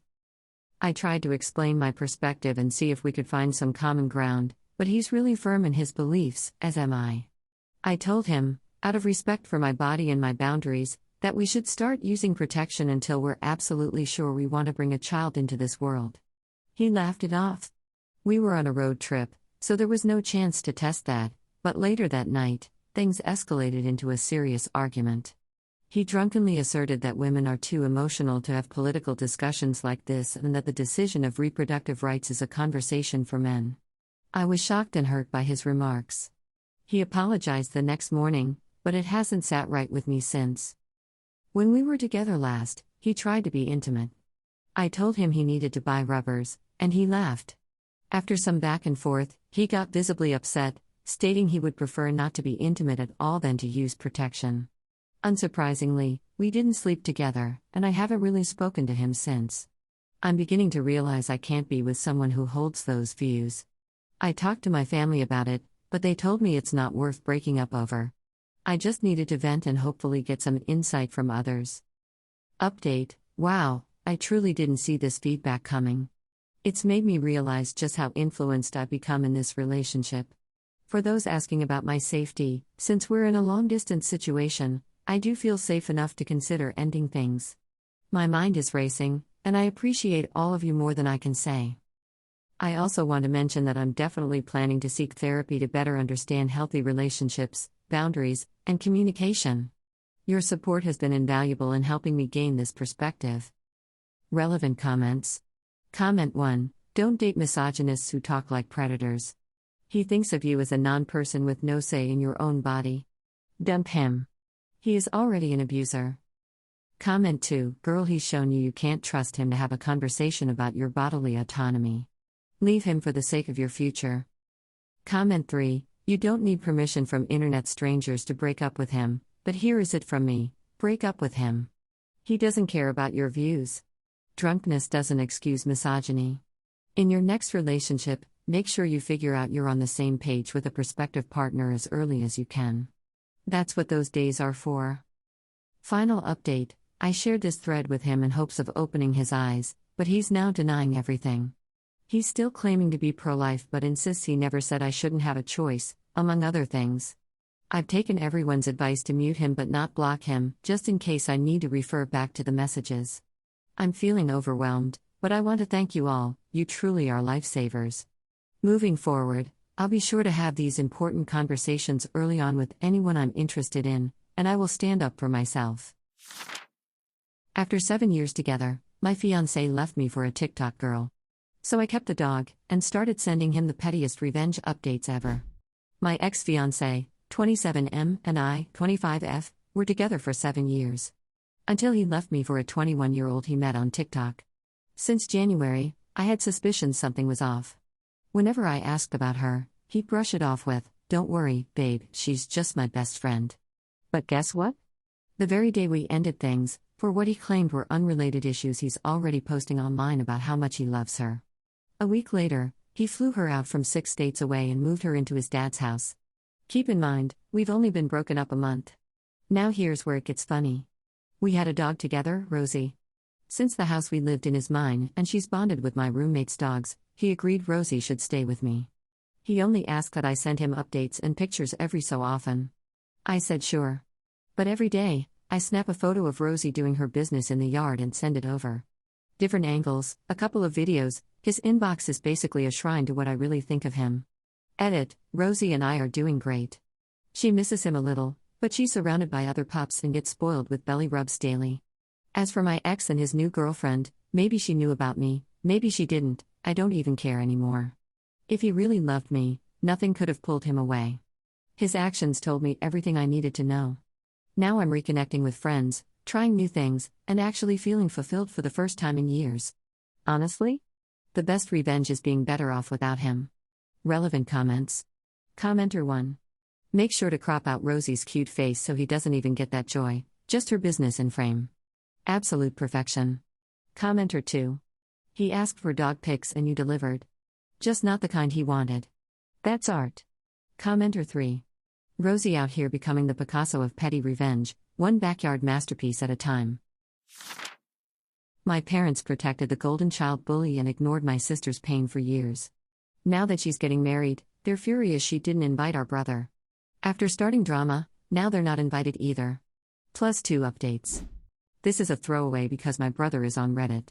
I'm a 37-year-old woman, my brother Mike is 35, and he's been spoiled and babied by our parents his whole life. When he was younger, he showed promise in rugby. My parents thought he'd be a superstar, so he became the golden boy who could do no wrong. But he never had the work ethic. Instead, he grew up entitled, lazy, and mean. At school he was a bully, and at home he was even worse to our younger sister Kelly, who's now 31. His pranks were just cruelty. Once, at a wedding, he pulled up her dress in front of everyone when she was 15. My parents laughed it off as siblings being siblings, even though the rest of us were horrified. Kelly's only way out was leaving. She'd always dreamed of going to St. Andrews, but when she turned 18 she chose London instead, just to put distance between herself and our family. She said if she went to St. Andrews, she'd be expected home too often. That broke my heart. After that, she rarely came home, only at Christmas or for my wedding. Years later, Kelly met Jake, a guy who treats her like she hung the moon. She was so happy. But when she brought him home for Christmas, Mike tried his usual antics. He filled a bowl of water to dump on her, but Jake stepped in. He told Mike if he ever pulled something like that again, he'd regret it. My parents brushed it off as harmless fun, but Kelly wasn't having it. After that, she stopped coming home completely. Now, Kelly and Jake are getting married. They sent out invites, except to Mike. My parents were furious, threatened not to go, and Kelly told them that was fine. She'd have our granddad walk her down the aisle. When I visited my parents, my mom started complaining about Kelly. I finally snapped. I told her they'd enabled Mike his whole life. He's jobless, entitled, still living at home, and too much of a bully for me to even trust him around my kids. Kelly had to move 400 miles away just to be safe from him, and they still don't get it. My mom went quiet and asked me to leave. Later, my dad called yelling that I'd upset her and was taking Kelly's side. I told him straight, he'd been a bad father to Kelly and didn't deserve to walk her down the aisle. Now the extended family is split. My mom keeps crying, some relatives think I went too far, but my granddad said it was about time someone told them the truth. So, am I wrong for telling my parents they failed as parents and don't deserve a place at my sister's wedding? Update 1.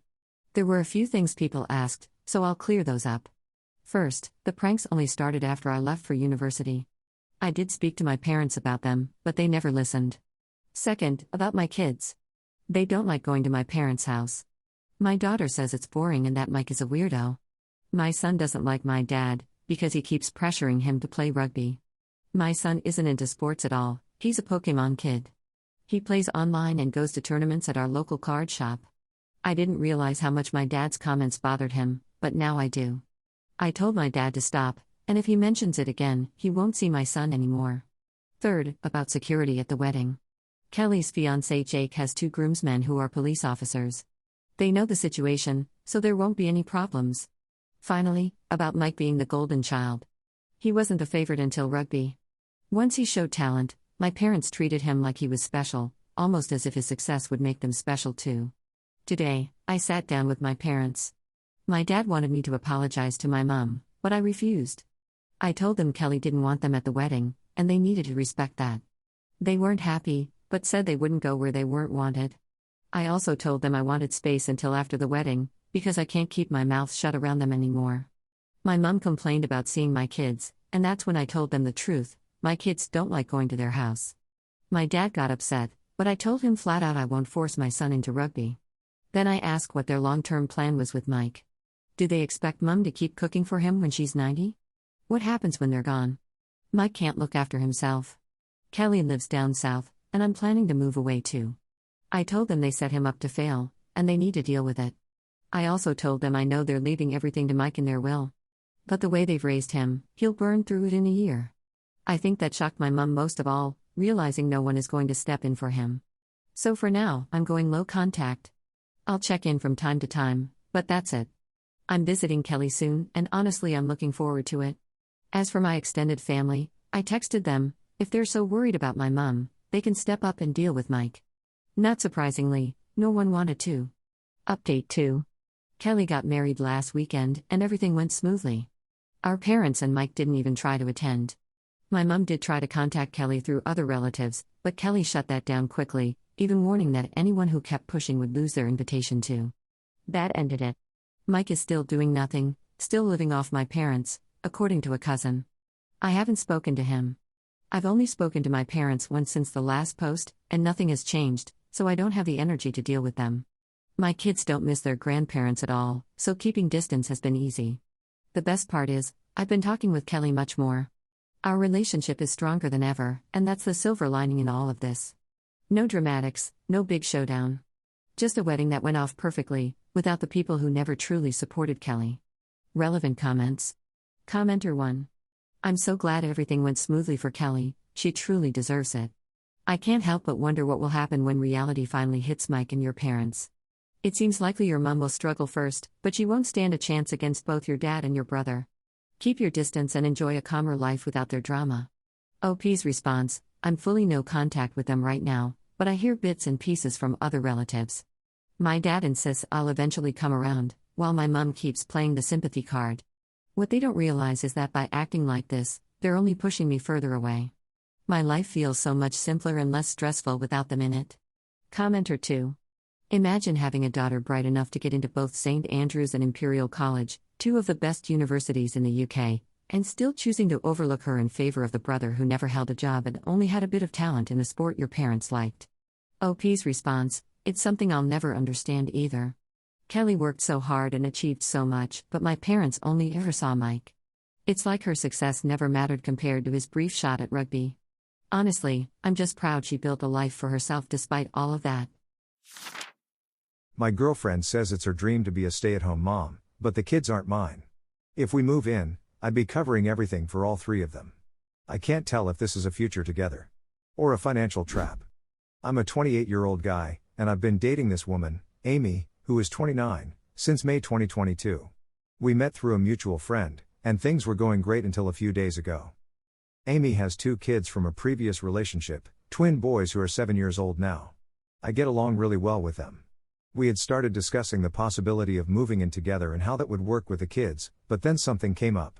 Amy mentioned that we should look for a place where I could pay the rent on my own in case she decides to be a stay-at-home mom. I was confused because we're not planning on having any more kids, and I had a vasectomy 2 years ago, which she knows about. She shared that it's always been her dream to be a stay-at-home mom and that she thinks the boys would benefit a lot from having her home all the time.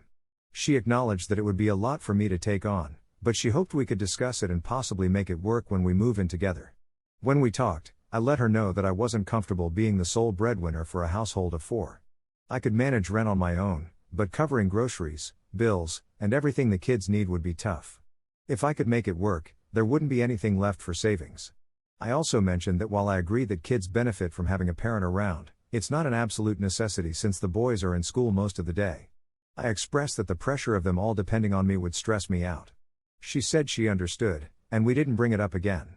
About a week later, I got a call from her mom. She started off the conversation nicely but then got straight to the point. She asked why I would date a single mom if I wasn't willing to step up for her and her kids. Honestly, that really irritated me. I didn't realize that dating a single mom meant I'd have to take on financial responsibility for all of them. I told her, respectfully, that this is something between me and Amy. She stated that Amy isn't having more kids because of me and that this was her chance to be fully devoted to her children. She went on to suggest that I could easily afford it and that I was being stingy for not wanting to make that sacrifice. I could feel my anger rising, and I tried to keep my cool. I told her that it wasn't her business and ended the call. I talked to Amy and asked her what her mom was really getting at. She explained that her mom needed someone to talk to about the situation, and she genuinely has Amy's best interest in mind. Amy thought it would be helpful for me to hear her mom's perspective before making any decisions. I then asked her if it would be appropriate for me to tell my mom that my girlfriend is expecting me to support her and her kids, knowing my mom might react negatively. Amy responded that I was taking things too personally and that I should have anticipated things not going smoothly after our earlier conversation. Honestly, I'm not sure what to think. Relevant comments. Commenter 1. Wow. The audacity. Since you're happy to play with the kids, now pay for them? Oh, and pay for her too. Why? Because she said so. Run for the hills. Commenter 2. Run, dude. Decisions should be between the two people in the relationship. Her bringing her mom into it to try to bully you into doing what she wants is not only ridiculous, but childish as well. Your girlfriend needs to grow up. Please do not move in with her. Just break up. Do you really want to be in a relationship with her and her mom? Any problems you two have, her mom will have a say as well. Commenter 3. She absolutely will just quit her job as soon as she moves in, and refuse to find another. You now can't trust her, that is no basis for a relationship. Edit. For those wondering about the kid's dad and whether he pays child support, he's not a bad guy, just struggles financially and lives far away. Even if he wanted to, he can barely take care of himself, let alone contribute financially. He also has some health issues that make it tough for him to work. He does make an effort to stay in touch with the kids, so he's involved as much as he can be given the circumstances. Amy is managing to provide for herself and her children, so they're doing okay financially. My brother-in-law mocked my wife's scars in front of both our families, so I demanded the money back that I lent him for his surgery. Plus one update. My sister borrowed money from me almost a year ago for her husband's surgery and healthcare. They couldn't afford it, and when she asked me for help, I hesitated but gave in because she's my sister. She promised she'd return the money in 3 months, but she never did, and I never pressed her about it. I wasn't planning to bring it up again, until her husband insulted my wife. My wife has small scars on her hands from when she was a teenager. Back then she was going through a rough time, and I was there with her to help her through it. We're both 27 now, and my brother-in-law decided to make fun of her. He asked if she was still being childish, and then told her to cover her hands because they were unpleasant for everyone to look at.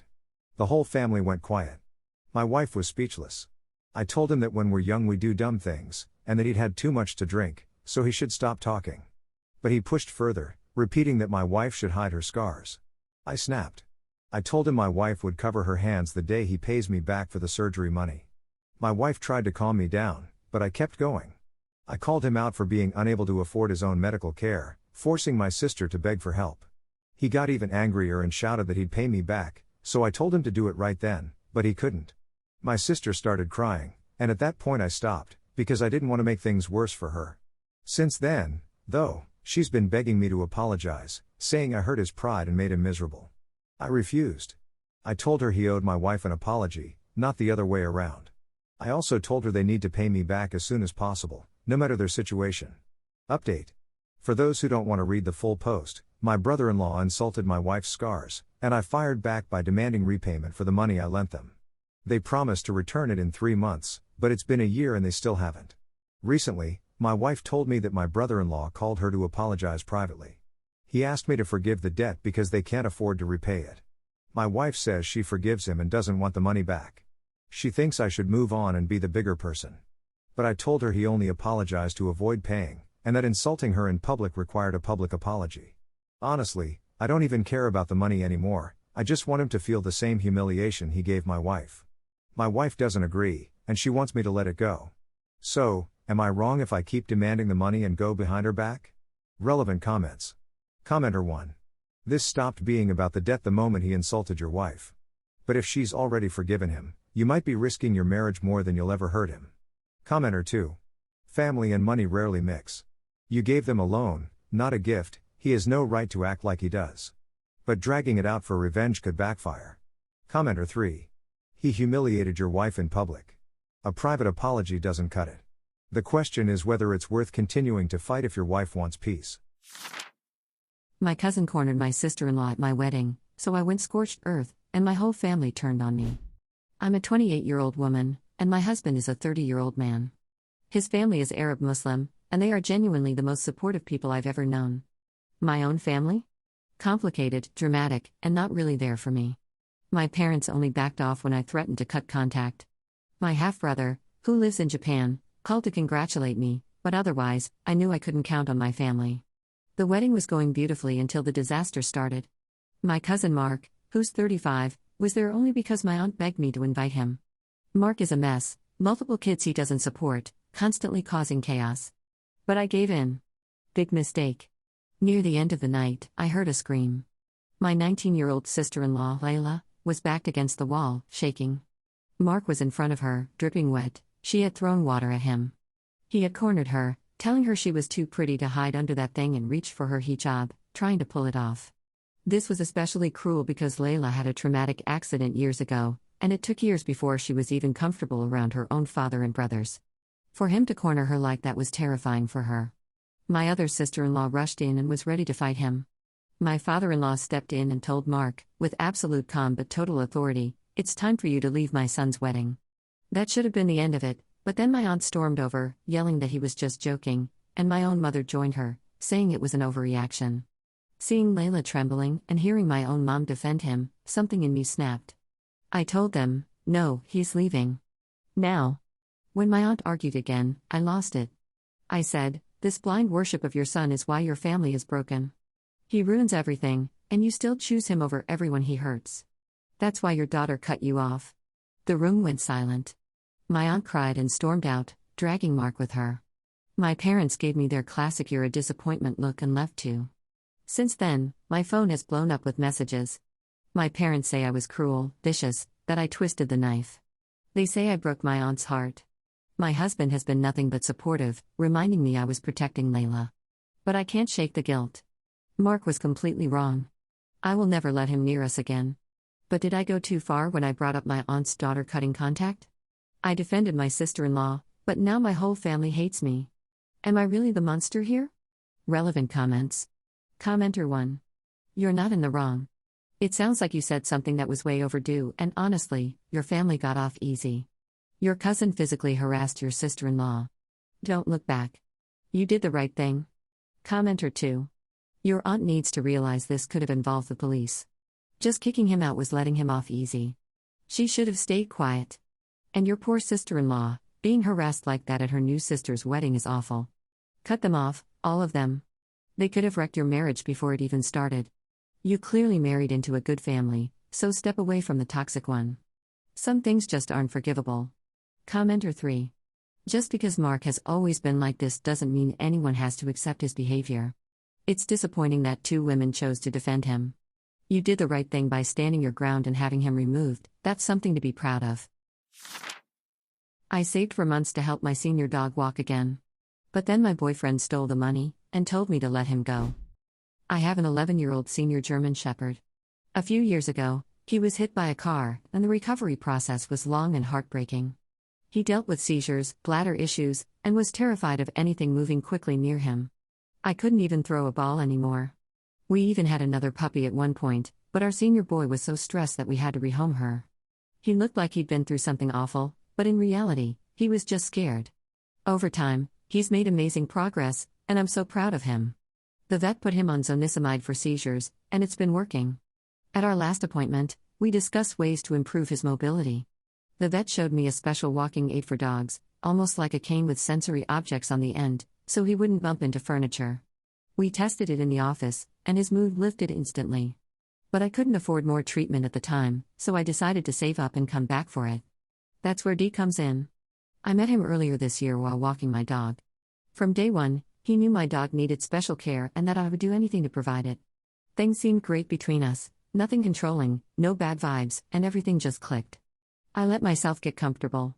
One day, we were talking about finances, and I told him about my debt and how I was saving cash in a fireproof chest for my dog's next treatment. I didn't want to take on another credit card, so I was doing it little by little. Then I realized the money was missing. Yesterday, I went to his place and noticed he suddenly had a brand new setup.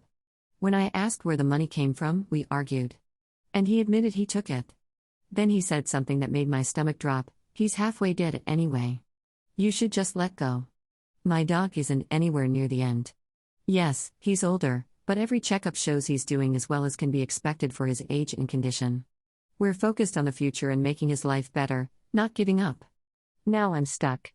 I'm heartbroken, I'm angry, and I don't know what to do. We're both students, and I don't want to destroy his future by going to the police. But that money was for my baby to walk around my home without struggling. And that's where I'm at right now. If you were in my position, would you get the authorities involved, or find another way to make things right? Relevant comments. Commenter 1. He didn't steal from the dog, he stole from you. Literally theft. Report him to the police and end the relationship. Think about it, it's your savings and you've barely been dating. Take the dog out of the equation. He stole from you. Commenter 2. At first, I thought maybe you two were living together and he felt upset that you were hiding money. But no, he literally went into your home, took your savings, and bought himself a new computer. He clearly only cares about himself. You need to cut ties and get the authorities involved.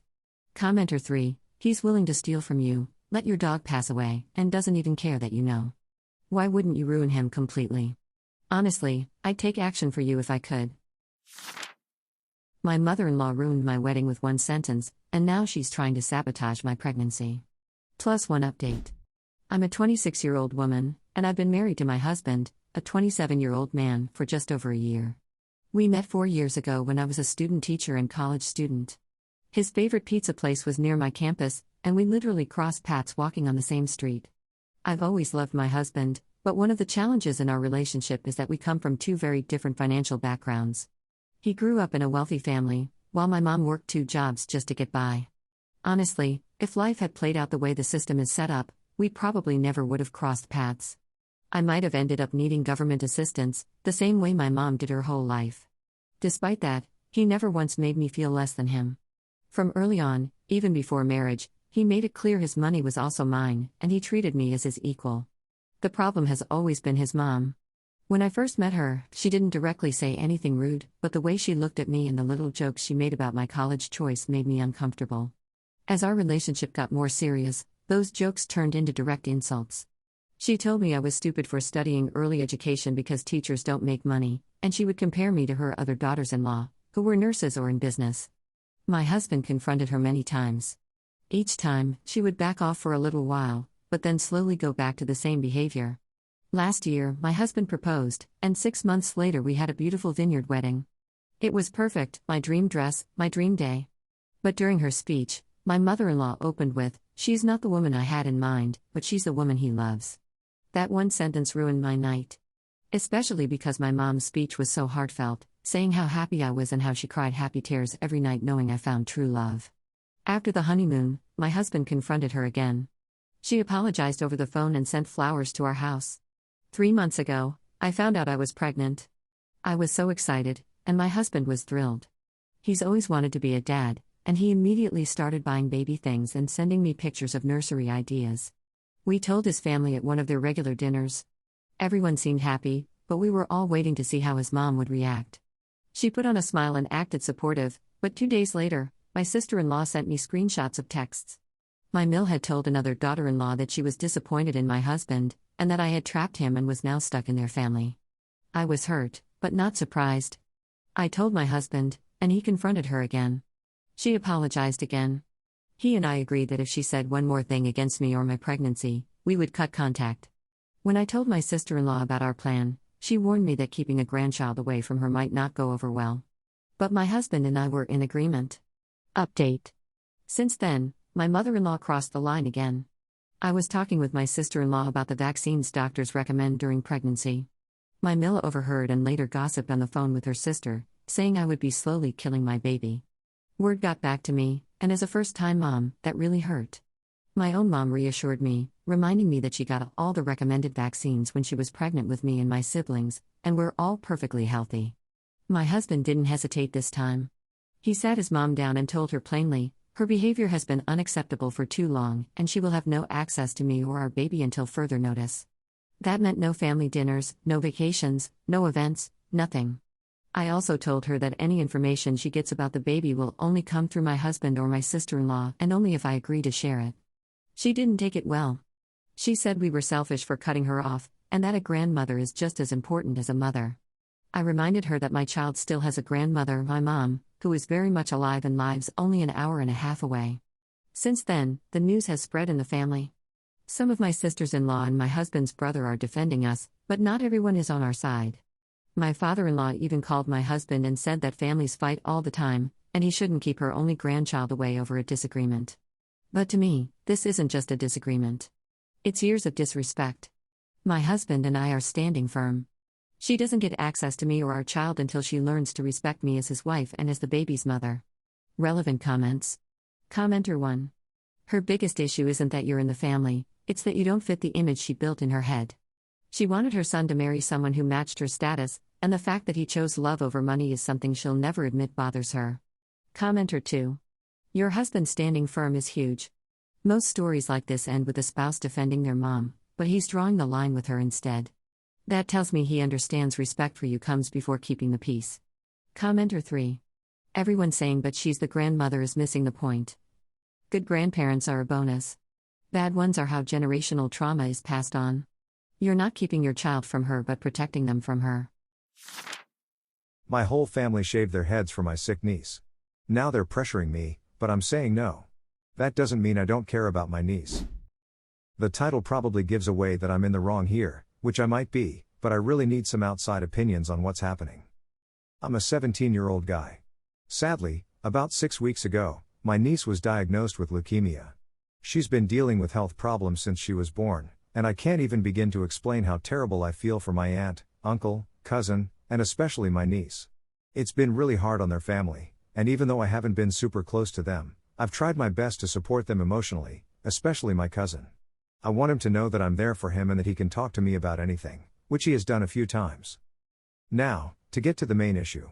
Last week, my niece started losing her beautiful long blonde hair because of her chemotherapy, and they shaved it all off. The next day, my aunt set up a family group chat to share a picture of them all bald and suggested it would be nice if everyone shaved their heads too to show support.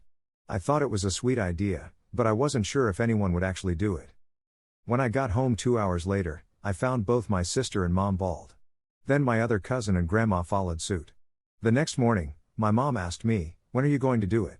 while holding an electric hair trimmer. I thought this was a personal choice, but now I feel pressured to go along with it since everyone else is. I really don't want to sound selfish, but I have long hair that I've grown to love, and it has become a big part of my identity. I'm just not sure if I want to shave it off.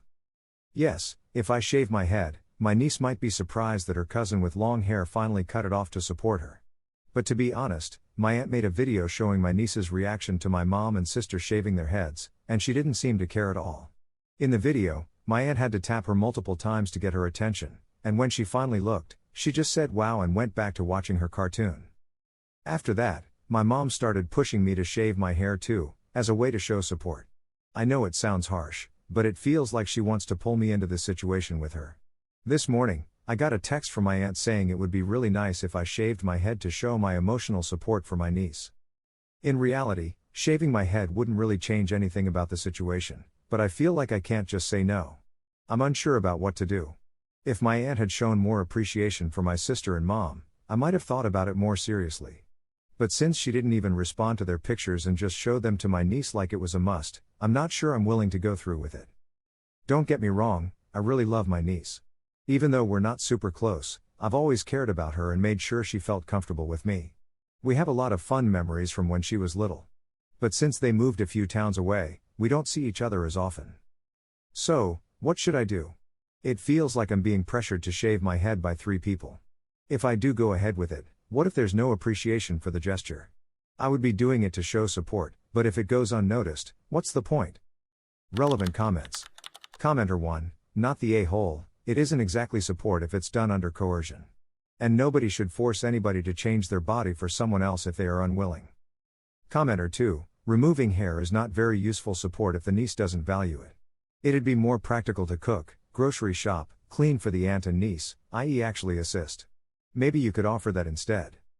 Commenter 3, not the bad guy. I am a cancer survivor, and I told my husband not to dare shave his head for me. It wouldn't help my treatment one bit, and it would be a constant visual reminder for me of my illness. This is your aunt wanting to be the cancer family, and means nothing to your niece. My grandparents raised me after my dad's affair blew up the family, then ambushed me with my half-siblings who've hated me my whole life. I, 17M, am my father's affair kid. My dad was married with 4 kids when he met my mom. She didn't know he already had a family, and when she got pregnant, he disappeared. When I was born, my mom couldn't take care of me, so my dad and his wife took me in. They made sure I knew I was the mistake. His wife and kids hated me, and my dad never defended me. When I was 7, things became unsafe for me, and my grandparents stepped in and took me away. They kept what happened quiet, but at least I was finally safe. For years, my grandparents were my world. They weren't warm or openly loving, but they gave me stability. Still, they stayed in contact with my dad's family, especially my half-siblings. Sometimes, they'd visit them behind my back. I told myself it didn't matter. They were my family now. Then a few months ago, everything changed. My grandparents started talking about how it's time to bring everyone together. They said my half-siblings finally understood why they took me in. What they didn't say was that my half-siblings still despised me. One day, I got home and found my half-siblings in the living room. My grandparents had invited them over without telling me. They wanted a surprise reunion, some big healing moment. Instead, my half-siblings exploded. They screamed that I was disgusting, that I'd ruined their mom's life, that I wasn't their brother. My grandparents tried to calm them, saying, "We're all family." But they just stood there while I got torn apart.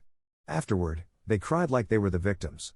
I asked why they'd put me through that, and they said we just had to try again. That's when it clicked. They didn't care how much it hurt me. They cared about fixing their image, not my feelings. So I called my mom's parents, told them everything, and asked if I could live with them. They came the next day, and I left. My grandparents begged me to stay, said I owed them for all they'd done, including the reunion. I told them they didn't care what it did to me, so why should I stay? I blocked their numbers. They've been trying to reach me through my other grandparents ever since, but I'm done. They took me in when no one else did, and I'll always remember that. But love means protecting someone, not sacrificing them to make peace with people who hate them. Relevant comments. Commenter 1. Your grandparents might have taken you in, but that wasn't love, it was guilt and obligation. They cared more about keeping everyone happy than protecting you. You don't owe them a relationship just because they did the bare minimum. Commenter 2. That wasn't a reunion, it was a setup. They wanted to force forgiveness so they could feel better about the past, and they didn't care what that would do to you. Commenter 3. I think your grandparents thought they were helping. They probably wanted to fix the family before it was too late. But good intentions don't erase the damage. That ambush was cruel. 2 years into what I thought was my first real relationship, I found out I was actually the side piece. I started dating a guy from my university about 2 years ago, while we were both studying abroad. He was my classmate, my very first real relationship, and I was completely in love with him. Honestly, I believed he felt the same. Everything seemed like a fairy tale, until we both went back home for the holidays. That's when things changed. He stopped texting me. We didn't meet up. I started sensing something was wrong. Then I saw on our mutual friend's Instagram stories, he was at hangouts with another girl. Not strangers either, but with the same group of friends who knew we were together. Eventually, friends told me the truth. He already had another girlfriend the entire time. Not just a fling, but someone he planned to marry. She's from the same country as him, and apparently in his culture it's preferable to marry someone from your own background. They'd known each other since high school. And here's the kicker, when we returned to university, he tried to reconnect. He swore he had broken up with her, claimed his parents forced him into it. Which was a lie, because they'd been together for years. He said he still loved me. Then, just a week later, his girlfriend found out about me, and he completely ghosted. No texts, no calls, nothing. But a couple of months later, he came crawling back again. And this cycle has been repeating ever since. Now it's been 3 years, and we're still studying at the same university. And guess what? He still won't leave me alone. Anytime I start talking to or dating someone, especially from our friend group, he suddenly tries to buddy up with a guy and warns him not to date me. Says I'm bad news, that I'm easy. All while he's still with that same girlfriend. They're apparently even planning a wedding. Meanwhile, she absolutely hates me. At mutual gatherings, she glares at me like I'm the villain. She's blocked me, unblocked me, stalked my profile, spread rumors. And yet she forgave him. I've got 1 more year in this circus before graduation, and I can't wait to be done with it. But if he dares to open his mouth one more time, I'll tell her everything. Because she doesn't know the full story, and honestly, it's about time she did. I don't understand how someone can be this toxic and hypocritical, and still sleep at night. Relevant comments. Commenter 1. He's crossing the line into harassment. If your university has a way to report it, you should. He doesn't deserve another chance to mess with you. Tell his girlfriend the truth if you have to, and make it clear to everyone that you don't want any kind of relationship, friendship, or contact with him. Commenter 2. This guy sounds like a complete narcissist. If he keeps talking about you, show the proof and shut it down. His fiancée deserves to know the truth before she ends up stuck in that situation. Wishing you the best finishing your degree and leaving all this toxic drama behind. Commenter 3. I would have told her a long time ago. Save your evidence and send it her way. If she glares at you, just smile and wave, she's mad at the wrong person. Her boyfriend is the one who cheated. And if he tries calling you names, laugh it off and tell the guy he's just bitter you won't let him cheat. Make sure you also keep records of everything and report him through the university if it continues.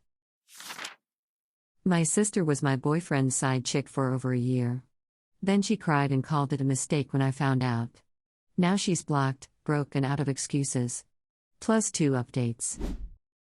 A few days ago, I, 25F, discovered that my younger sister, 24F, has been sleeping with my boyfriend, who is now my ex, 25M.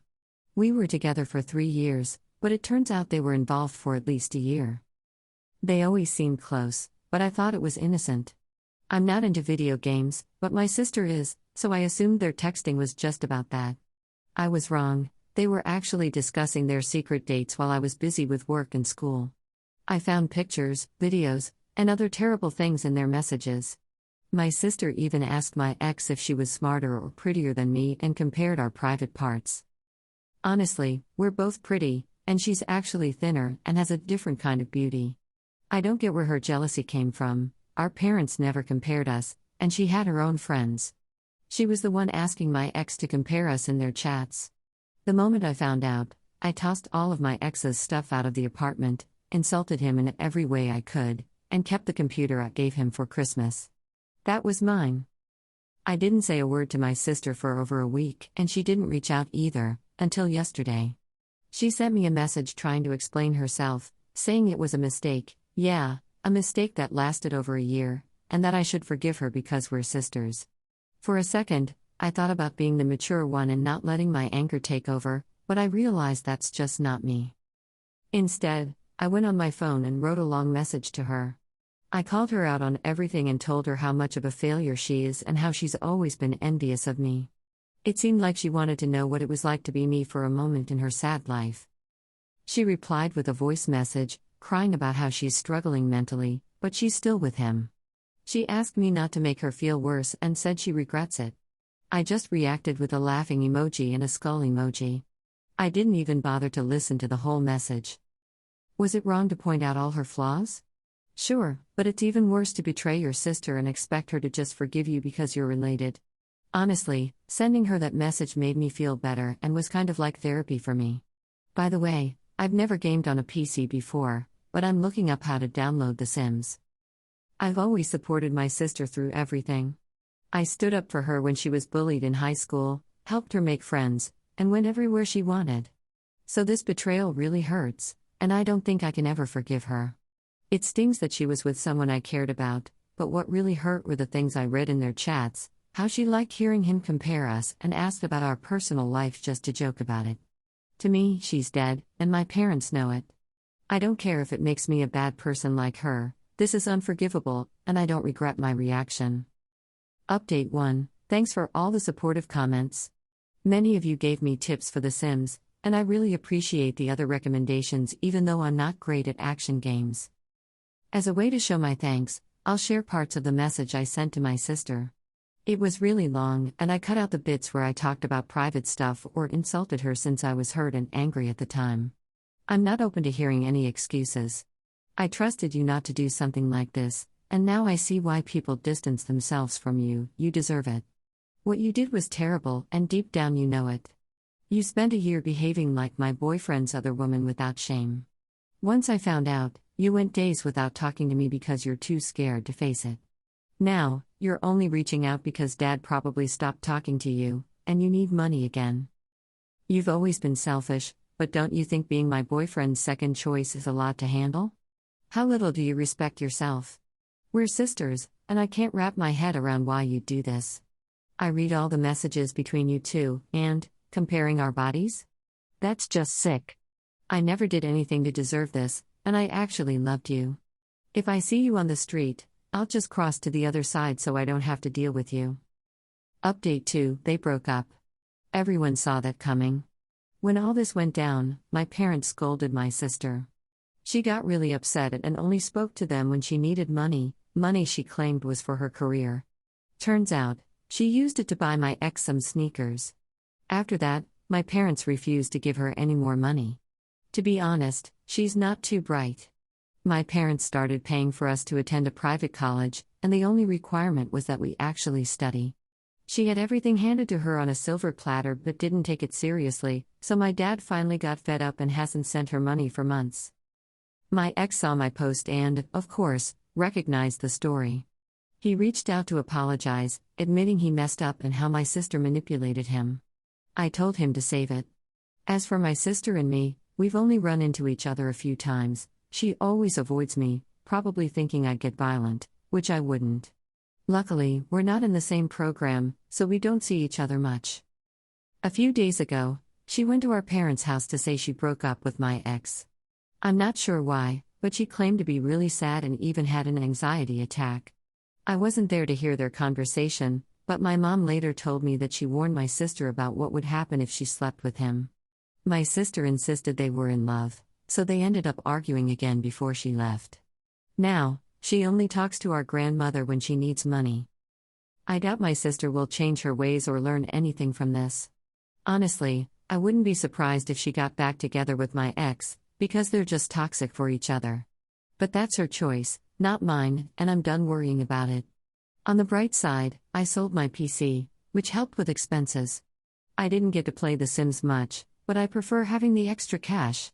My ex mentioned wanting the PC back, but I told him he'd have to make the remaining payments, which he refused. He thought he'd get it for free, even after what he did. I know this update might be dull, and some might have hoped it would be about my sister begging for forgiveness or my ex facing consequences, but honestly, they're just two fools who deserve each other. Nothing more to say about it. That's it, everyone. We let my sister-in-law move in for free after her divorce, no rent, no bills. All she had to do was feed her own daughter. Somehow, that was too much to ask. My sister-in-law and her 12-year-old daughter have been temporarily living with us while my sister-in-law's divorce gets finalized. She works overnight shifts, coming home at 5 a.m., and sleeps until around 5 or 6 p.m. Wakes up to prepare dinner for her daughter before leaving for work again, 9:15. I end up taking care of her daughter every day, even though my sister-in-law insists that she doesn't need a babysitter. The truth is, her daughter struggles with independence and often asks for help with simple tasks. I've started feeling frustrated because I rarely have time to spend with my own kids without her tagging along. If I want to go to the beach or get ice cream, I feel guilty leaving her behind because she often complains about being home alone, even though her mother is sleeping.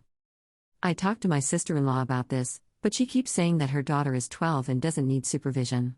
I'm also frustrated because my sister-in-law was supposed to be providing separate meals for her and her daughter. However, she has been sleeping later and doesn't prepare dinner for her child, which means I find myself feeding another mouth even though she doesn't contribute financially. Just yesterday, I lost my temper because her daughter has been eating with us for the past few nights and consuming food quickly, leaving me with very little for myself, especially challenging since I'm 32 weeks pregnant. For instance, when I went to the bathroom, her daughter finished my portion of steak, and my kids told me they had tried to stop her but she didn't listen. I told my sister-in-law that I could no longer watch or cook for her daughter and insisted she needed to be up earlier to take care of her own kid. Well, she still slept in. When I asked her daughter go wake her up for dinner, my sister-in-law came downstairs upset, saying it was simple for her daughter to make her own sandwich. I told her that if the situation didn't improve, she would need to find another place to live since this is not my child and not her home. I'm helping her out, but it's becoming overwhelming. She claims that I don't understand her situation because I'm a stay-at-home mom, while she's a working mom. Am I in the wrong for feeling this way? Additional info: as I mentioned, the agreement was that she and her child would handle their own meals and eat separately from us. My sister-in-law is taking advantage of this and claiming, I have to work all the time to provide for my child. However, she isn't truly providing for her, as she isn't preparing meals, cleaning, or spending time with her. I've been taking that girl with me every single day. It's quite hot where I am, so we often go to the beach, and I also take her out for ice cream with my kids twice a week, which I pay for. My husband is overseas on deployment and can only call once a week, so I can't rely on him for support in this matter. His sister is fully taking advantage of my generosity. I have never taken my frustration out on the child, in fact, it's the opposite. We chose not to charge her rent because her ex-husband was the main provider and left her in a tough spot. We encouraged her to work hard and save as much as possible to find a stable place to live. The only stipulation we had was that she needed to provide her own food. That was the extent of our agreement. Relevant comments. Commenter 1. I wonder if your niece was neglected by both parents and spent a lot of time alone, and her meals were erratic. Meaning there was no structure or consistency growing up, and she eats like she doesn't know when the next meal will be served. Commenter 2. Not the jerk, but I worry about your niece. Sounds like she is being neglected by her mother. She likely needs some counseling, as her life is unstable and no one really cares about her. The mother needs to find another job that will allow her time to be a mother. The mother is likely depressed and stressed, and, as a result, neglecting her daughter and commitments. Commenter 3. Not the in the wrong. And who needs 11 to 14 hours of sleep every day? Your sister-in-law is depressed, and your niece is paying the price. If she goes to bed at 5 a.m. after work, she should be up at 1 or 2 in the afternoon. If she doesn't fall asleep right away, then she can prep meals for her kid to eat later. Sister-in-law needs professional help most likely, but being sad or depressed doesn't mean you can abandon your kid. And 12 is not old enough to manage herself full-time. From our baby shower to family gatherings, my sister-in-law made me feel like an outsider. Subtle jabs, public snubs, and years of silence. Now, I'm keeping her off my wedding guest list. I'm a 30-year-old woman, married to my 32-year-old husband. We've been together nearly 13 years, and just recently had a small ceremony at our home. We also share 3 kids. Like any couple, we've had ups and downs, but our relationship has always been strong. We've been together since we were 16 and 17. Next year, we're planning a bigger wedding for family and friends since everyone wants to celebrate with us. But here's the problem, I don't want to invite his sister. She has never liked me, never made any effort to get to know me, and constantly goes out of her way to make me feel unwanted. When I first started dating my husband, I even asked to meet her. He brushed it off, saying she was like me and didn't like other females. That wasn't true about me, I'm just introverted. He was a social butterfly, so it took me some time to adjust, but I've always loved him. He was my first everything, first boyfriend, first kiss, and I was a virgin when we met. But his sister? She's never cared for me. When he used to add me onto his phone calls with her, she would always make sarcastic or cutting remarks. For years I told him how it made me feel, but he dismissed it. I was young, in love, and ignored those red flags. Over time, she's kept up this quiet hostility. 2 examples stick out most. When I was pregnant with our second child, my husband and I had a bad fight. I went to his cousin's house to talk, but that cousin called his sister without telling me. When she arrived, she looked disgusted and barely acknowledged me. I was crying, explaining what happened, our first real conversation, and she just stared at me. Then she said, "He's my baby, and he would never treat me like that. If he treats you like that, maybe you should take your kids and leave." After that, I told my husband I never wanted to deal with her again. That was 8 years ago. More recently, at his grandmother's funeral, she was handing out pins with their grandma's picture. She gave one to everyone but me. My mother-in-law noticed and asked, "Do you have one?" I said no, but that it was fine. She asked her daughter for another, but his sister snapped, "You already have one." She only gave me one when her mom demanded it. It felt like such a deliberate low blow. And it doesn't stop. On Mother's Day, me and my husband were talking and being playful. She walked by and asked him, "Who are you talking to?" We both ignored her, and she looked foolish. Later, he tried to turn it around on me, saying I'm closed off and don't talk to people. He even guilted me, asking, "Okay, she's the problem, but how long are you going to hold a grudge?" The truth is, I've avoided her for years. I don't talk to her, I don't attend her events, and when we're in the same room, I keep my distance. Still, she always finds a way to cut me down. I've tried to be peaceful, but enough is enough. I don't want her at my wedding. Am I wrong for drawing that line? And honestly, I'll hold this grudge forever. I'll even show up to her funeral just to make sure she's in there. Relevant comments. Commenter 1. You're not wrong for distancing yourself from your sister-in-law. But I do think part of the problem is that your husband hasn't set clear boundaries with her. Saying he doesn't want to get in the middle isn't good enough. You're his wife and the mother of his children, you deserve his respect and protection. His sister isn't going to suddenly change unless he makes it clear that her behavior won't be tolerated. It sounds like he hasn't truly put your feelings first, and that has left you carrying this burden alone. You have every right to expect better from him, and I hope he steps up before it's too late. OP's response: thank you, you're absolutely right. We started dating so young, and over time I realized that if he really loved me, he wouldn't let anyone mistreat me. But if I reacted, I'd be seen as the problem. His sister has disrespected me more than anyone else in my life, and for years he made me feel like I was just being dramatic. He recently admitted she was the issue, but still hasn't done anything. I've always had to carry other people emotionally, while my feelings were ignored. I'm exhausted and just want to be loved properly. I work full-time, cook every day, raise our kids, just graduated, and I'm starting nursing school soon.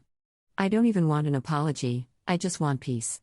And honestly, the way she always finds a way to focus on me. Maybe she's not my biggest hater after all. Maybe she's my biggest fan. Commenter 2. Why are you still with someone who can't seem to stand up for you? OP's response: because I love him, but I also know I'm missing something in myself. A lot of women I know wouldn't tolerate this, but I've been with him since I was 16 and I've never really been single. Maybe I'm scared to start over, or maybe I'm scared of being a single mom of 3. I don't know. My sister bullied my little brother for years throughout our childhood, and now she expects me to open my home to her like nothing happened. I refuse to play happy family. I, 23F, live alone in a small apartment that I've put a lot of effort into. I tend to keep to myself, pay my bills, and try not to get in anyone's way. Recently, my older sister, 28F, asked to stay with me for a few weeks because she's going through a breakup and doesn't want to be alone. She assured me it would just be for a little while, but I told her no, and now half my family is calling me heartless. Here's the reason behind my decision. Growing up, my sister treated our little brother, who is 2 years younger than me, really poorly. She would often scream at him over nothing, blame him for things she did, and my parents always sided with her.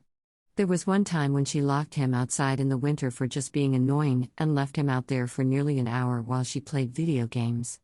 I still remember how his hands looked when I finally let him inside. I pleaded with my mom to do something about it, but she dismissed it as just sibling rivalry. This kind of behavior wasn't a one-time thing. My brother would cry to me at night because he believed no one in the family cared about him. After I moved out, I would invite him over on weekends to give him some peace. We're really close now, and he's doing well at 21, but he hasn't spoken to our sister since. She never apologized or acknowledged how she treated him. So when she asked to stay with me, all I could think about was how cold and cruel she had been. I said no, which made her angry. She accused me of punishing her for things from our childhood, called me cold and selfish, and our mom took her side as usual. She said I was letting my feelings harm the family. But I'm not holding a grudge, I just don't want to live with someone who made my brother feel worthless for so long and has never taken responsibility for it. So, am I the jerk here? Relevant comments. Commenter 1. How many members of your family supporting her have offered to take her in? What goes around comes around. Commenter 2. This isn't about holding a grudge.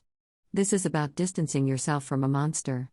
Considering that your sister never apologized or took responsibility for what she did, she is still the same horrible person. Commenter 3. My brother bullied and abused me all my life until I left home at 17 to get away from him because no one would protect me or believe the awful things he said and did to me. I wish I'd had someone like you in my life. Some people don't earn forgiveness. For years, my sister defended our dad's affair, telling our mom to just get over it and accept his new wife. But now that she's been cheated on, she expects sympathy that she never gave. I told my sister that she needs to get over her boyfriend cheating because he didn't do anything that bad. Full disclosure up front, it's the same attitude she had about our dad cheating on our mom and then marrying the woman he cheated with. She doesn't get why our mom refuses to act like one big happy family with our dad and his affair partner. Ever since she got close to the other woman, she's been even harder on our mom for not wanting to get back together and create a united family. She's actually told our mom that she wants to be friends with dad's affair partner and create a sort of two-mom situation. She argues that our mom shouldn't dislike dad and this woman because, in her opinion, they didn't do anything that bad and the other woman is a good person. When our parents' marriage fell apart, I was 12 and my sister was 10. We knew right away what had happened because dad and his affair partner made no effort to hide it. My sister decided not to be angry and became close with dad's affair partner, who is now his wife. I, on the other hand, distanced myself from my dad and wouldn't accept his affair partner in any way. I made it clear that I wanted to be with our mom and wouldn't play along with the family they were trying to create. When I was 15, a judge ruled that I didn't have to spend time at my dad's house anymore. My sister was upset with me for that, but I told her she wasn't getting the family she wanted and I wasn't going to pretend to like people who cheat and knowingly get involved with married people. She even told me they didn't do anything too terrible because they loved each other. Our relationship has been tense ever since then. She's upset with me for breaking apart what she sees as our perfect family. I don't get why she's so dismissive of mom's feelings, and it frustrates me. She's young and doesn't have to take sides, yet she seems to fully support dad and his new partner. Now, my sister is acting like a hypocrite.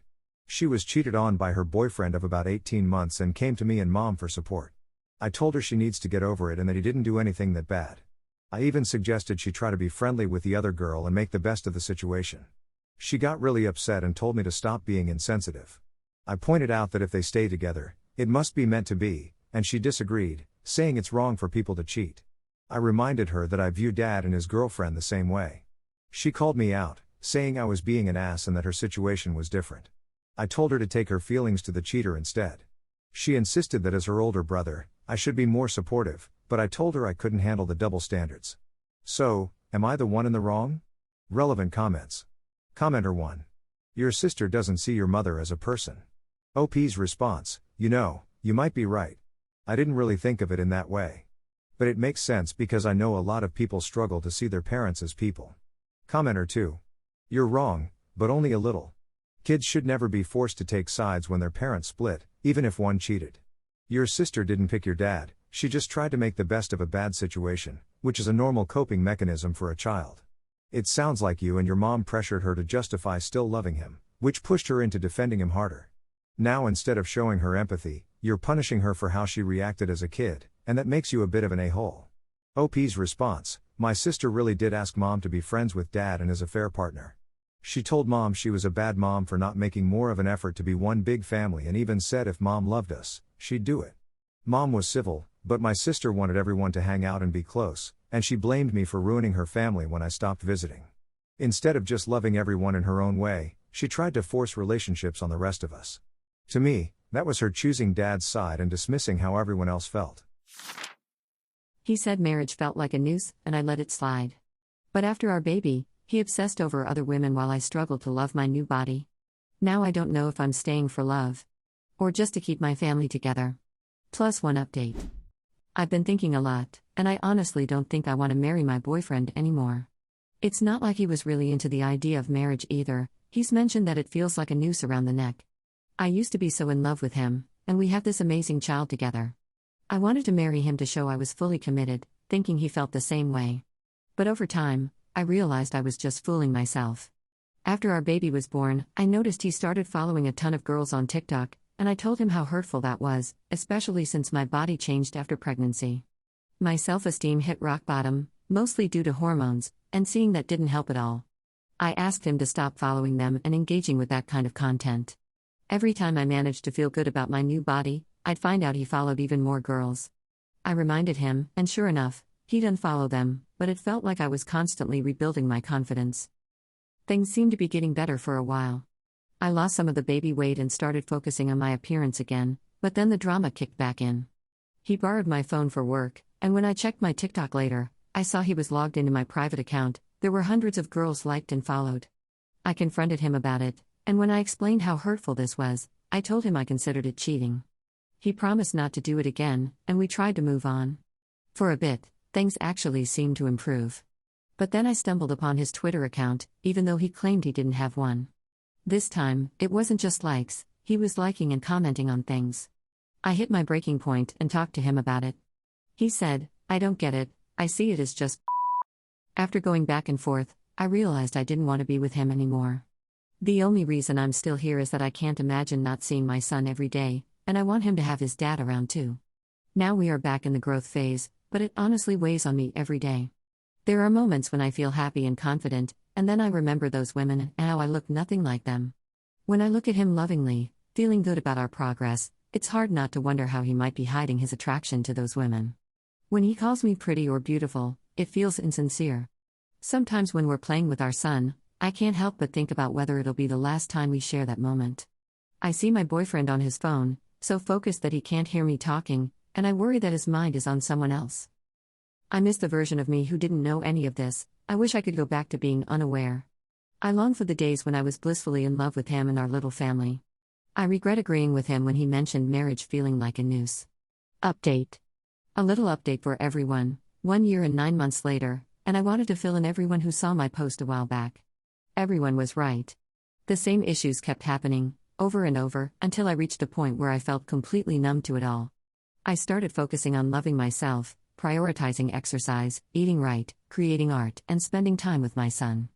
Eventually, I realized that I couldn't be with him any longer, so I left. Here's the surprising part: our son is almost 3, and when he was pleading for me to come back, he said, "I'm sorry, it's just hitting me that we have a son." Can you believe that? Anyway, I now have full custody and I'm thriving. I wish I had taken everyone's advice sooner. I was so naive thinking he could change. Here's to loving life. Relevant comments. Commenter 1. The plus side is, your son won't have his cheating, irresponsible behind as a primary role model. OP's response: this was the big realization at the end of it all. He has a poor male role model, but by me staying, I'm a bad role model as well. Teaching that love is tolerating disrespect and accepting less than the bare minimum. I love him enough to put my fears of solo parenting aside. Commenter 2. How'd you get full custody? OP's response: he gave it willingly.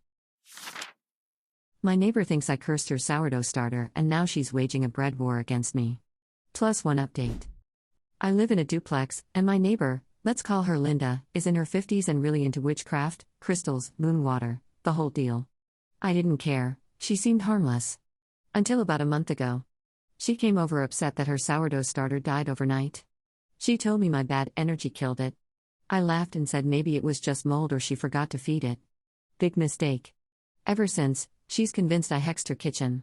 She's been out in our shared yard at 3 a.m, burning sage, chanting in broken Spanish, and sprinkling mystery liquids around my plants. One morning, I found my basil covered in glitter. Then she escalated. I came home to find a raw chicken sitting on my welcome mat with a note taped to it that read, "The curse is returned." I had to bleach my doorstep. I tried ignoring it, but then she knocked on my door with a mason jar of cloudy water, told me to drink it so we could be friends again. I said no and shut the door.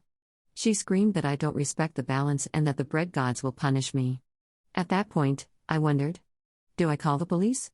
How do you even explain, my neighbor thinks I killed her yeast and is retaliating with poultry-based magic? Update. The night I posted this, I caught her burying a bag of cooked spaghetti under my car to confuse the bread spirits.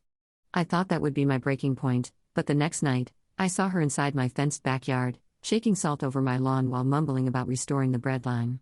That was it. I called the non-emergency police line. 2 officers showed up, and I explained everything: the dead sourdough, the chanting at 3 a.m., the raw chicken, the jars of swamp water, the spaghetti burial, all of it.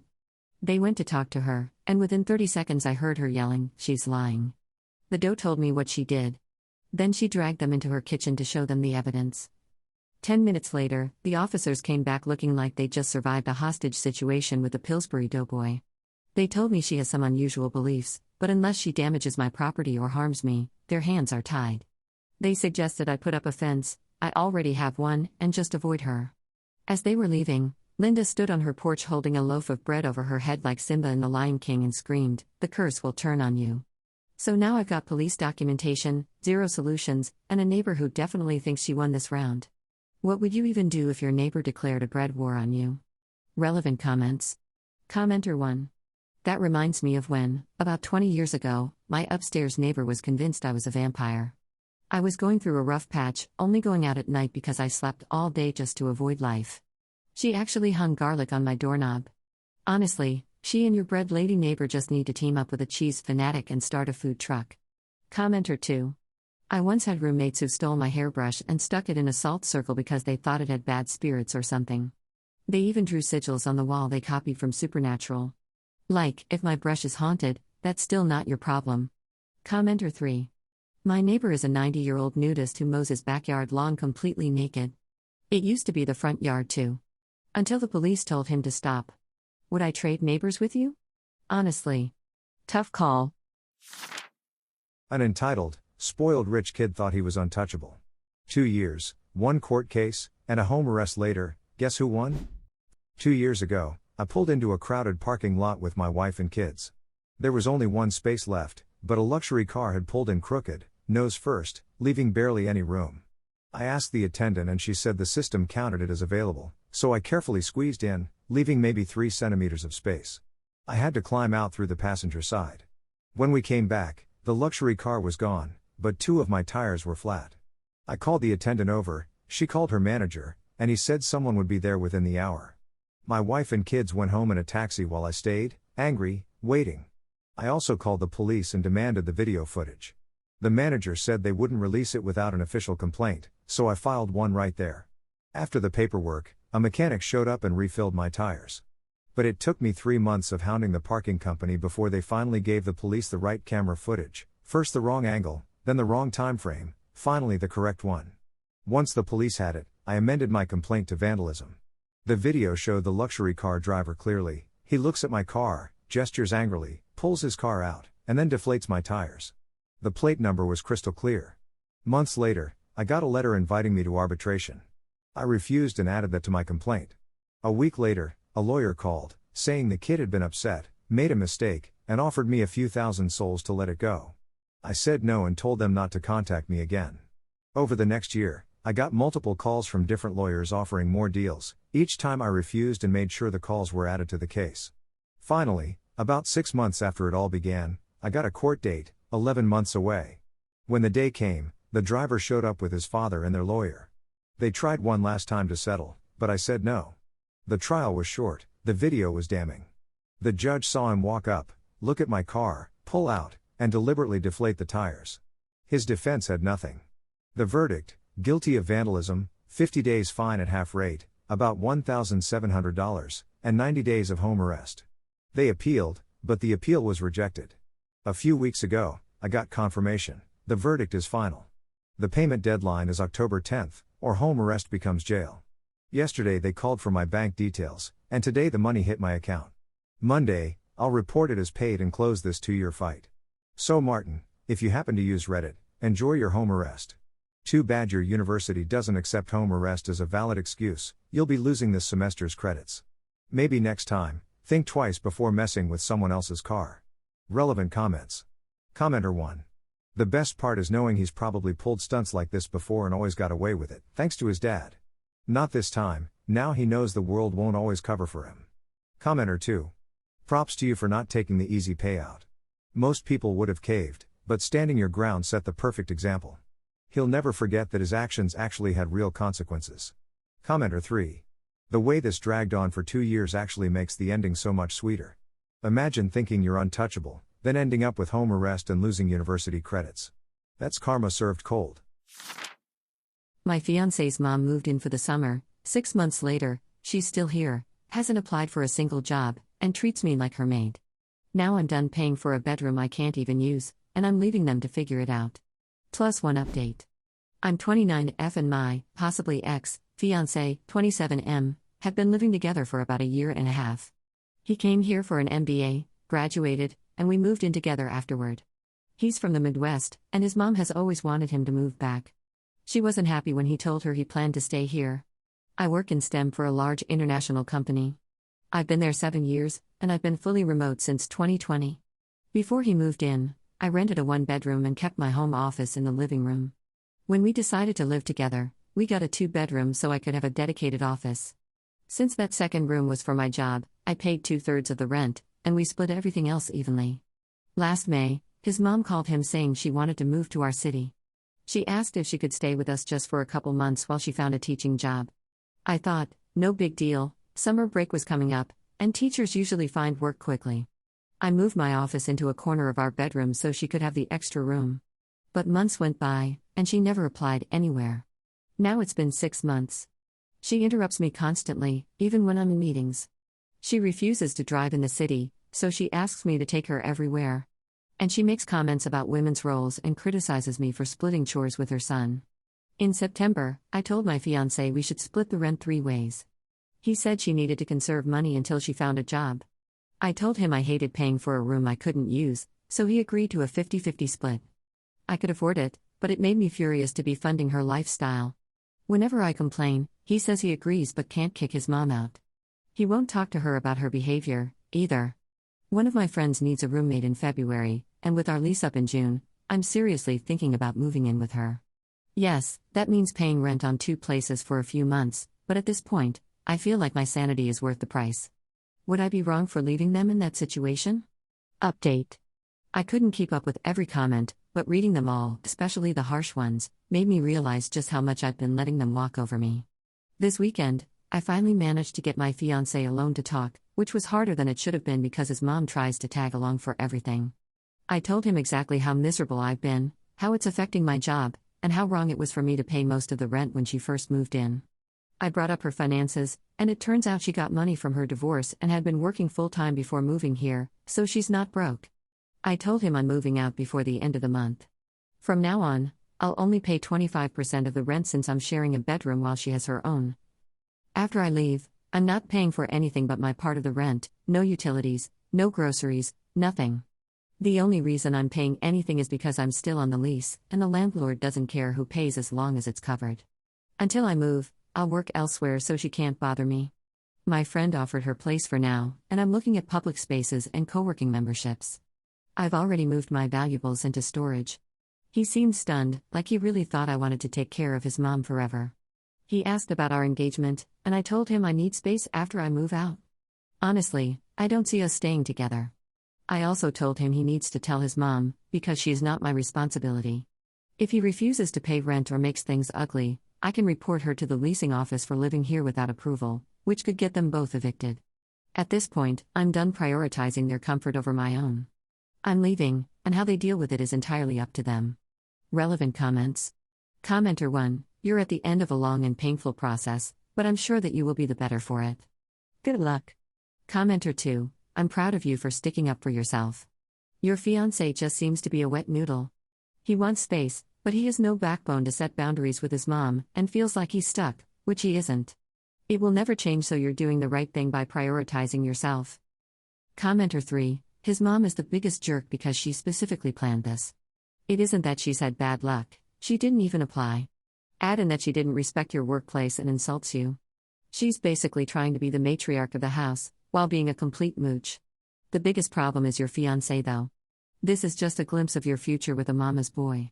He's made it clear that he's okay with her walking all over you and she's not leaving. You are going to end up as a third wheel in your own marriage. Glad you're leaving. My ex says I'm petty for calling the cops, but she kept stealing my things for her stepkids. My ex-wife, 39F, and I, 41M, share equal custody of our 3 kids, 16, 14, and 12, and there's no child support involved. Our marriage ended pretty poorly, so we only communicate through an app when it's necessary for the kids. She's remarried now and has 2 stepkids, 15 and 13. I don't talk to her husband either. We've run into some issues with her keeping my stuff when the kids have it at her place. It all started with a cell phone. I had given our oldest my old phone when one of my ex's stepkids broke his phone. My ex told our oldest they were going to keep it at her house and didn't return it when I asked. She said she had every right to keep it. I followed up with an email, and she told me to get over it and she wouldn't give it back. Next, our daughter, 14, brought some tools of mine to school for an assignment, but since it was a custody exchange day, she left my house and went to her mom's. My ex thought it wasn't appropriate for her to have them, so she took them and wouldn't return them to me. I have proof of that in writing too. The latest issue was with our youngest. I let him use an old iPod for a class project about old tech. It turned out that her 13-year-old stepchild had the same project on a different day, and my ex decided both kids should use it. I told her it was mine and she had to give it back, got another email exchange as proof, and then I had to contact the police. In the end, she returned the stuff but went off on me for getting the police involved over what she called petty stuff. She said I could have just asked for it back after her stepkid was done with the iPod, but I told her she wasn't giving any of it back. What I give my kids is for them, not her stepkids. She brought up how it could have caused bigger trouble, and I told her that would be deserved since she can't just take other people's stuff. She said I was just being spiteful and that none of this was that serious. I think that's a ridiculous argument. I gave my phone because her stepkids broke our eldest's phone, my daughter needed the tools for school, and the iPod was just meant for our youngest. I'm not here to help her stepkids at all. My ex and her husband can take care of that. Am I the jerk here? Relevant comments. Commenter 1. Your ex is the one being difficult here. If she hadn't taken your stuff and refused to give it back, the cops never would have been involved. She even admitted in writing that she wasn't returning it, then tried to flip it on you after the police stepped in. That's backwards. At her age, she should know better. Acting like a high school mean girl isn't a good look. Hopefully this made her realize she can't keep pulling stunts like that. Commenter 2. Calling you spiteful is just deflection. She doesn't want to admit she crossed the line by taking things that weren't hers to take. Commenter 3. She sounds insufferable. Congratulations on no longer being married to her. My stepdad left my mom because I never accepted him as my father, and now she says the divorce is all my fault. So, I'm a 17-year-old girl. My mom remarried when I was 10. Her husband wanted kids, but she couldn't have more. He decided he'd be fine stepping into a dad role for me. But I never accepted him as my dad.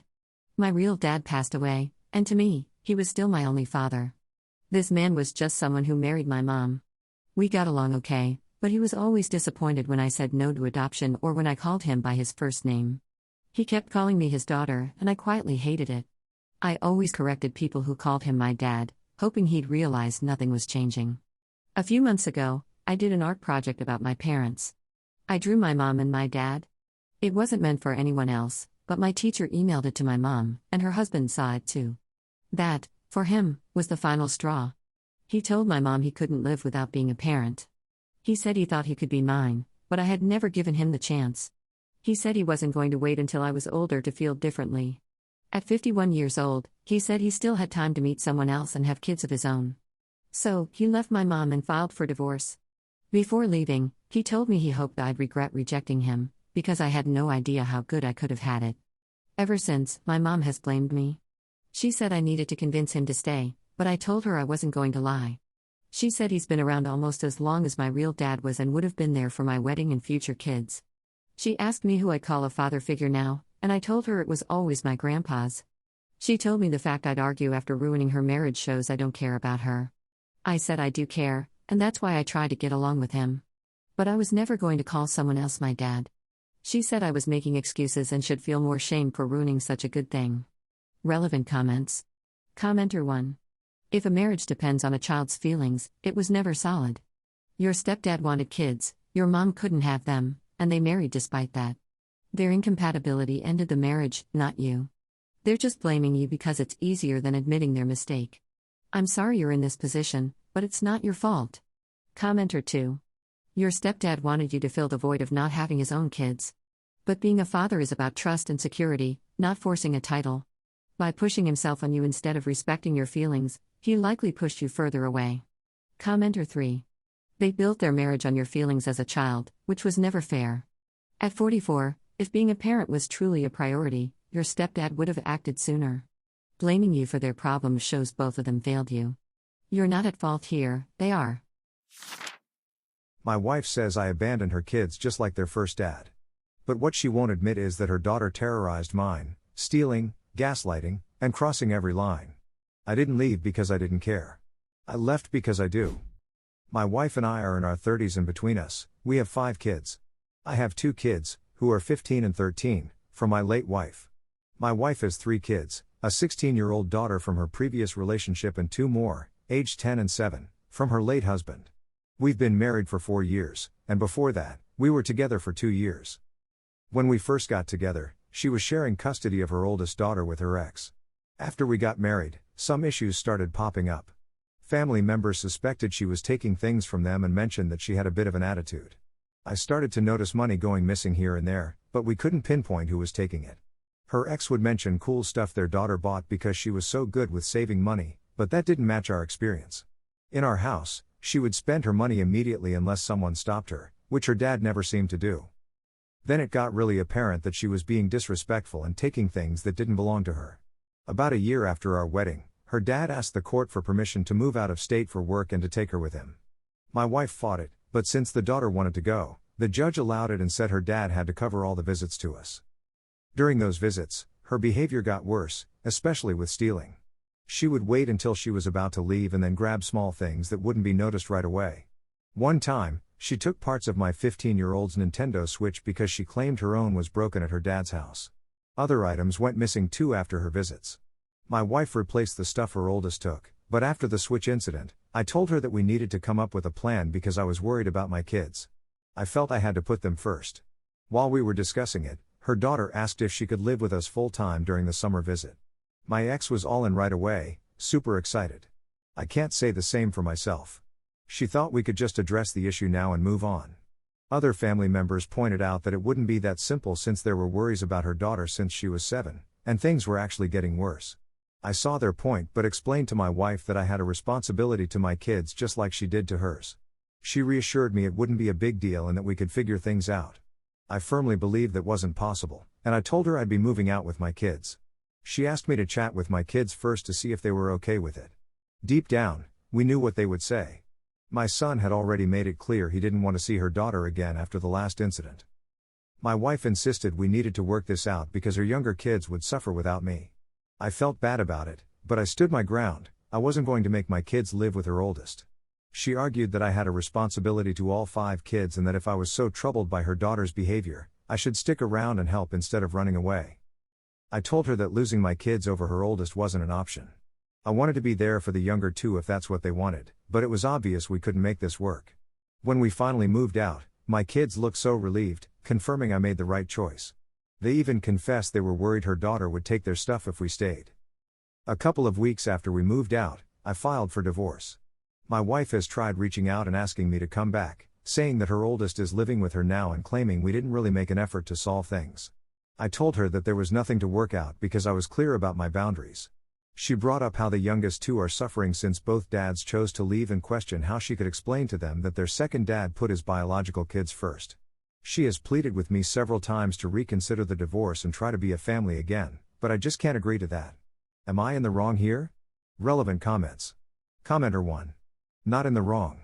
She's trying to guilt trip you for being a good dad to your children when she failed as a mother. Take care of your children, they are lucky to have you. Commenter 2. You made the right choice. Your kids should always come first. If your wife can't see you're doing exactly the same as she's doing with her daughter, then that's on her. She didn't put your kids before her thieving daughter, and I wouldn't expect her to, really, but she's asking you to do what she herself won't. Commenter 3. What do you want to bet that she is only coming to stay full-time because her dad started policing her nonsense? Considering what you said, I doubt she just up and decided that staying with you guys was suddenly better than with her dad, where she would have been the only kid getting doted on. Something must have happened, which her dad was putting an end to, and in her attitude, she did not like it, hence why she came back to the parent who is tolerant of her nonsense. I thought getting engaged meant we were ready to build a life together. Turns out my fiancé expected that life to have room for only 2 people, not my son. I'm 32M, and I have a 7-year-old son from a previous relationship. I share custody with his mom, and this year it was my turn to celebrate his birthday. The same day, my fiancé, 29F, had planned a special date night for us, something she'd apparently been organizing for weeks. When I realized the clash, I told her I couldn't make the date because my son's birthday comes first. She got really upset, said I was putting her second, and accused me of still being tied down by my past. I told her my son is not my past, he's my present and my future. She went silent after that and later told me she felt disrespected and unloved because I chose a kid's party over our relationship milestone. We recently got engaged and she really is an amazing person. I love her and she loves me too, but I can't just disregard my son's life. Now I feel torn. My son had an amazing birthday, but my fiancé is still cold towards me. Am I the bad guy for canceling a date with my fiancé to attend my son's birthday? Relevant comments. Commenter 1.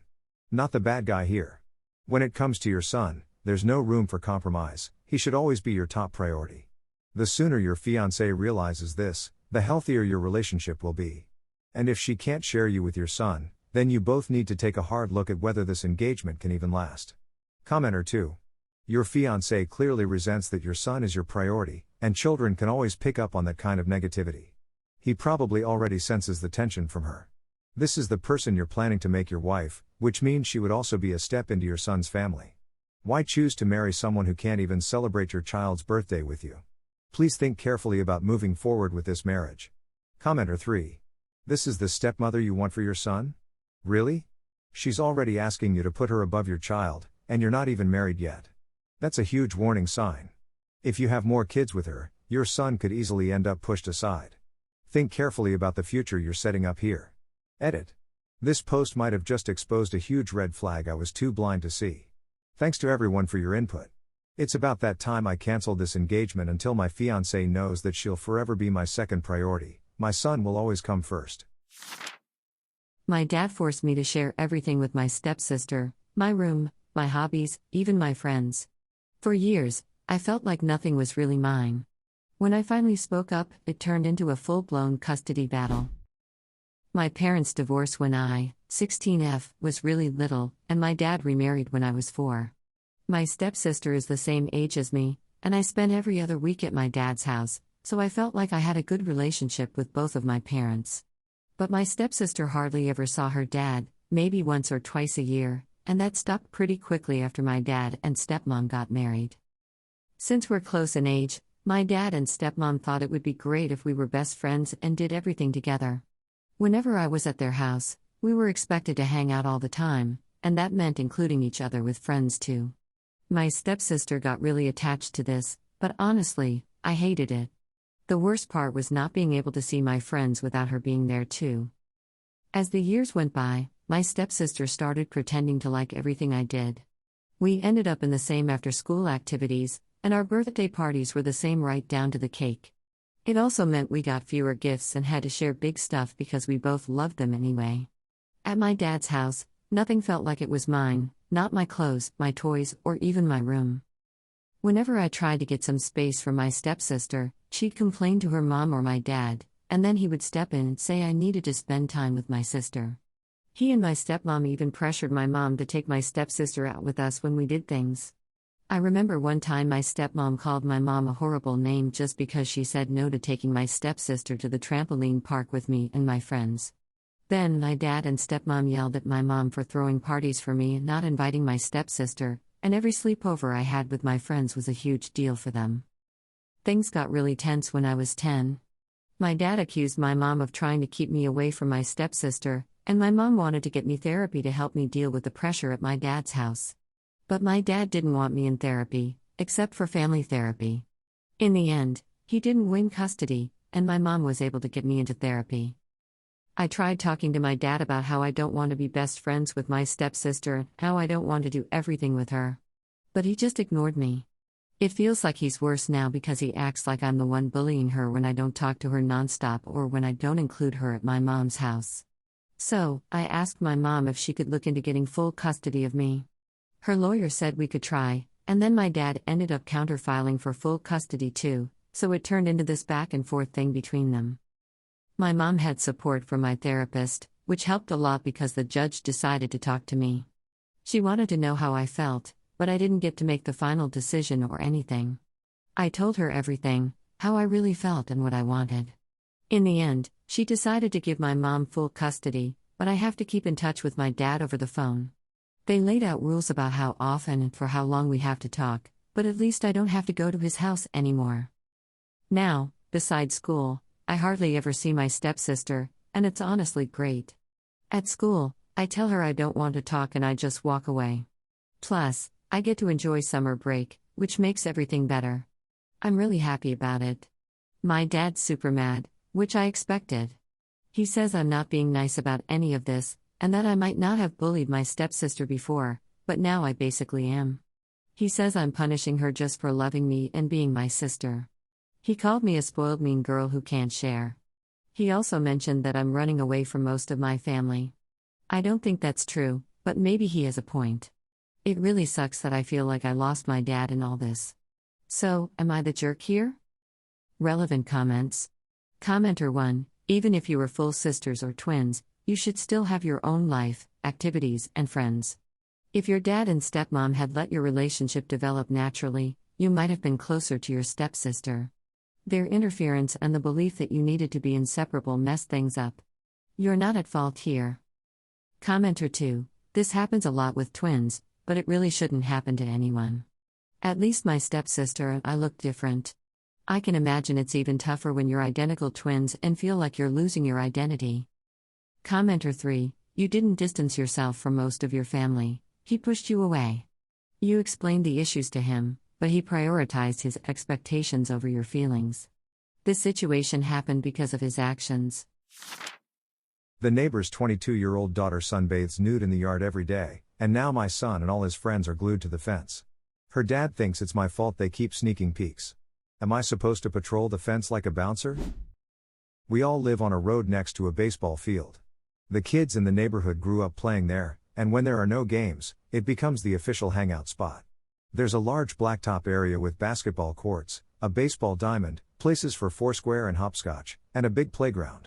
Since we live in a safe area, it's normal to see around 24 kids ages 10 to 14 riding their bikes over to hang out. One of the neighbors has a 22-year-old daughter who's quite attractive, and it's relevant to the story. Apparently, she likes to sunbathe in her backyard without clothes while her parents are at work. There's an old cedar fence alongside a chain-link fence, and there are gaps where you can see into their yard. The other day, the neighbor stopped me to say that my son and some of his friends were watching his daughter through the fence. I assured him I would talk to my son about it. I had a serious chat with him, explaining that he was invading her privacy and that she has the right to be nude without being spied on. I told him if I found out he went back to the fence, he would lose access to the field, which would be really hard on him. Yesterday, the neighbor mentioned that this is still happening almost every day. I asked if my son was part of it, but he said it's hard for her to know. I called my son on speakerphone in front of the neighbor, and he strongly insisted that he hasn't gone back. I can usually tell when he's lying and when he's just trying to defend himself. I believe him. After our call, I talked to the neighbor again and told him I wasn't sure what he expected me to do, which seemed to annoy him. But honestly, yes, she can be nude in her yard, but there are a lot of preteen boys nearby. You'd need armed guards to keep them from gathering at the fence. Am I really responsible for keeping an eye on every other kid, some of whom I don't even know? I feel like I did my part. If it were my daughter, I'd probably ask her to wear a bathing suit while sunbathing. I know that some might disagree, but what else can be done when a college girl is sunbathing just 50 feet away from a bunch of curious boys? Commenter 1, are you friends with the girl? Maybe you could talk to her or her parents about the fence situation. OP's response, I'm in my 40s, man. There's no way I'm going to approach a woman half my age to discuss her being nude.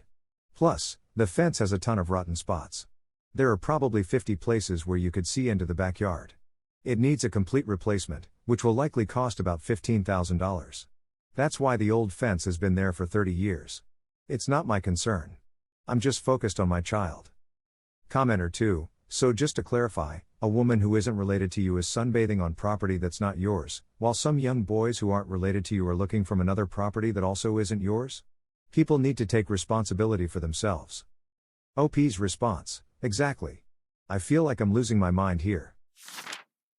After 8 years together, I thought we were ready to get married. But my boyfriend says he feels pressured to propose, even though he wants to marry me. Is a shut-up ring all I can expect? Plus one update. I'm a 30-year-old woman and I've been in a relationship with my 39-year-old boyfriend for 8 years. I don't want kids, and he's on the same page, but I'm ready for us to get married soon.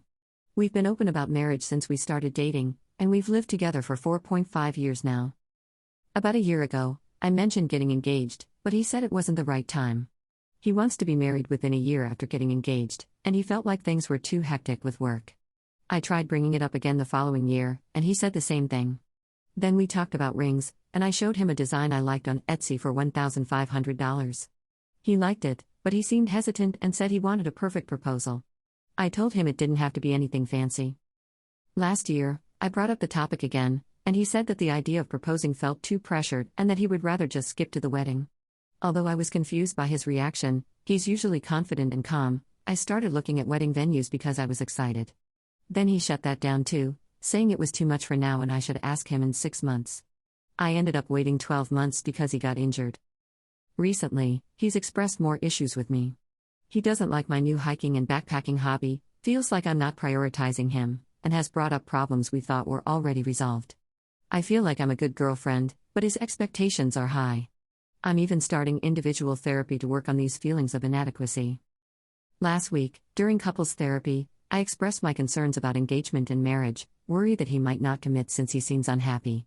He got really defensive and said he's not looking forward to the proposal but is excited about marrying me. He said he would go to the courthouse tomorrow, but made it clear there won't be a formal proposal.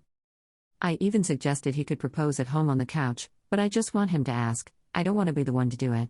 He mentioned that I don't wear rings often, which is true because my job involves using my hands, but I've told him I would wear both the engagement and wedding rings, just maybe a silicone ring while at work. Our therapist suggested we focus on the marriage part for now. It was a really frustrating conversation.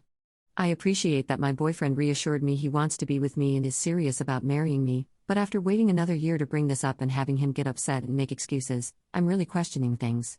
I know he loves me and I understand he's stubborn, but I don't think it's unreasonable for me to want a proposal. It's really tough to hear that he's dreading the proposal. It's also hard to accept that there won't be one when I've clearly expressed my desire for it. I feel stuck because now, anything I say or do related to wedding planning might seem like I'm pressuring him. I'm not sure how to move forward. Going to a courthouse after everything doesn't feel right, but maybe I need to shift my perspective. I doubt he'll take the initiative to suggest the courthouse, though. I see other couples on Reddit who skip the proposal, elope, and seem happy in their marriages. But I also come across many posts recommending women to leave a relationship when things aren't right. Some friends tell me to let go of the proposal, while others think my boyfriend is on shaky ground. I'm looking for some honest and kind advice. Thanks. Relevant comments. Commenter 1, I'm not liking the looks of this. You've been clear about your wishes, but instead of working toward that, your boyfriend seems to be stalling, making excuses, and just giving you the bare minimum by suggesting a quick courthouse wedding. It's obvious you want more, a nice proposal, a ring, and that's not too much to ask. It feels like every time you try to talk about it, he puts you on the defensive and you end up settling for less. Now he's suddenly finding faults with you after so long. Commenter 2, the summary of your post is, my long-term boyfriend doesn't respect me. He keeps coming up with faults, which he throws in my face when I tell him that I want to spend forever with him as a married couple. Update, we broke up 2 weeks ago. I called his bluff when he said he wanted to ask my dad for permission instead of eloping right away. The next morning, I felt uneasy about the idea of eloping and realized I might have been pressuring him. When I shared my feelings, he told me it was either we elope or I'd have to wait until he was ready to plan a wedding. That didn't sit well with me. There were also other problems in the relationship that many people pointed out in the comments. I took time to reflect on those issues and even made a pros and cons list. I realized I had been ignoring a lot of red flags. Long story short, he noticed I was distant and asked if I wanted to break up. I said yes, but then he made me feel like the problems I mentioned weren't actually issues. He claimed he would do anything to stay with me, even saying he'd propose. But a week later, he broke up with me and tried to blame me for everything falling apart. I moved out of our apartment and left him the cats and all the furniture. Around the same time, I got a job offer for travel work in a mountain town near some national parks, and I took it. It's been really tough to grieve the end of this relationship, but I truly believe in the saying, if he wanted to, he would. In the end, we just weren't right for each other. He didn't like how I changed over the years and made me feel like I was the issue. Now, I'm focused on rebuilding my self-worth and am planning to hike and backpack all summer. I won't let anyone dim my light again.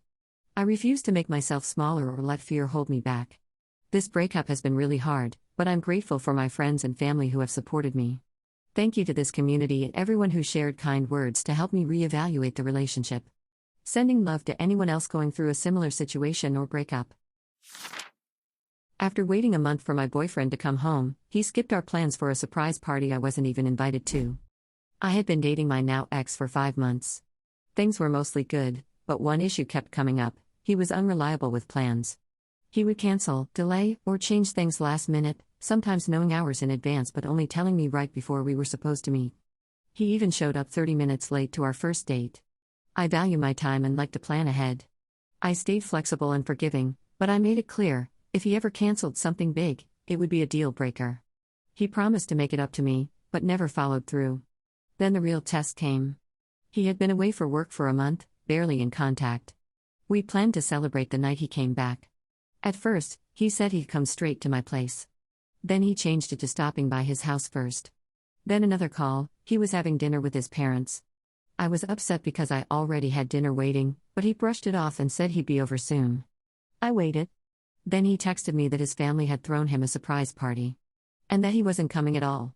No invite for me, no real apology, just a vague "I'll come first thing tomorrow." That was it. I had spent days cleaning, cooking, and getting ready for him after a month apart, and I was stood up. I told him it was unacceptable, especially since his family knew about our plans and didn't even include me. He tried to backpedal, saying I was invited, but I stood firm. I told him it was over. The next day, He came to pick up his things, and I stayed firm in my decision. Part of me wonders if I should have had a longer conversation, but deep down I know the outcome would have been the same. Relevant comments. Commenter 1. He doesn't respect you or your time. His lack of awareness of you, and your valuable time, is enough for me to also break up with someone. You aren't his priority. OP's response, thanks for the clarity. I knew that this was the case, but was letting my feelings cloud my judgment. Commenter 2. I would bet his mother didn't like you, so she sabotaged your relationship. OP's response, I thought about something like this. There was no indication of this being an issue, however, seems highly plausible since I was his first official girlfriend. At this point, I don't care. She can have him back, and maybe she'll finally teach him how to properly wash dishes and clean up after himself. Commenter 3. The pattern here isn't just flakiness, it's secrecy.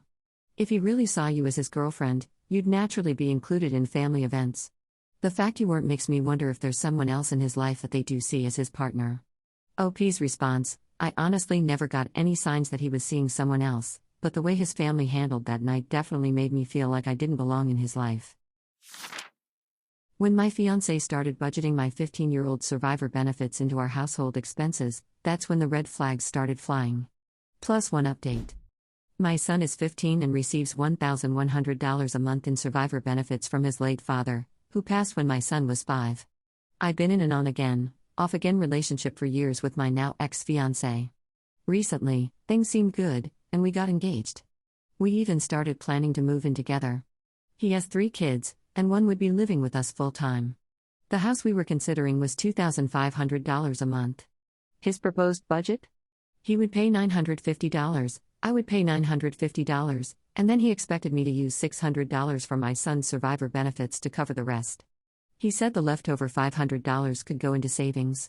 Here's the problem, I already give my son half of his check, $550, for personal use, and I save the other half for his future.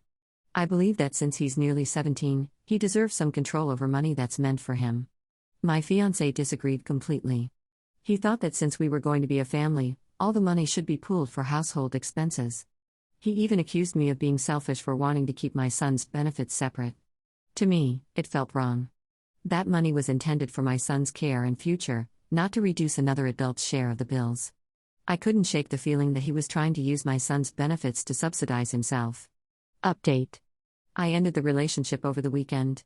The breakup turned ugly, he started calling repeatedly, threatening to show up at my mom's and grandmother's houses to cause a scene. I had to call his mother just to calm him down.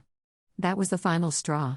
I also found out during this argument that he's not even paying child support for his own minor child. Between that and his controlling behavior, I knew I had to walk away.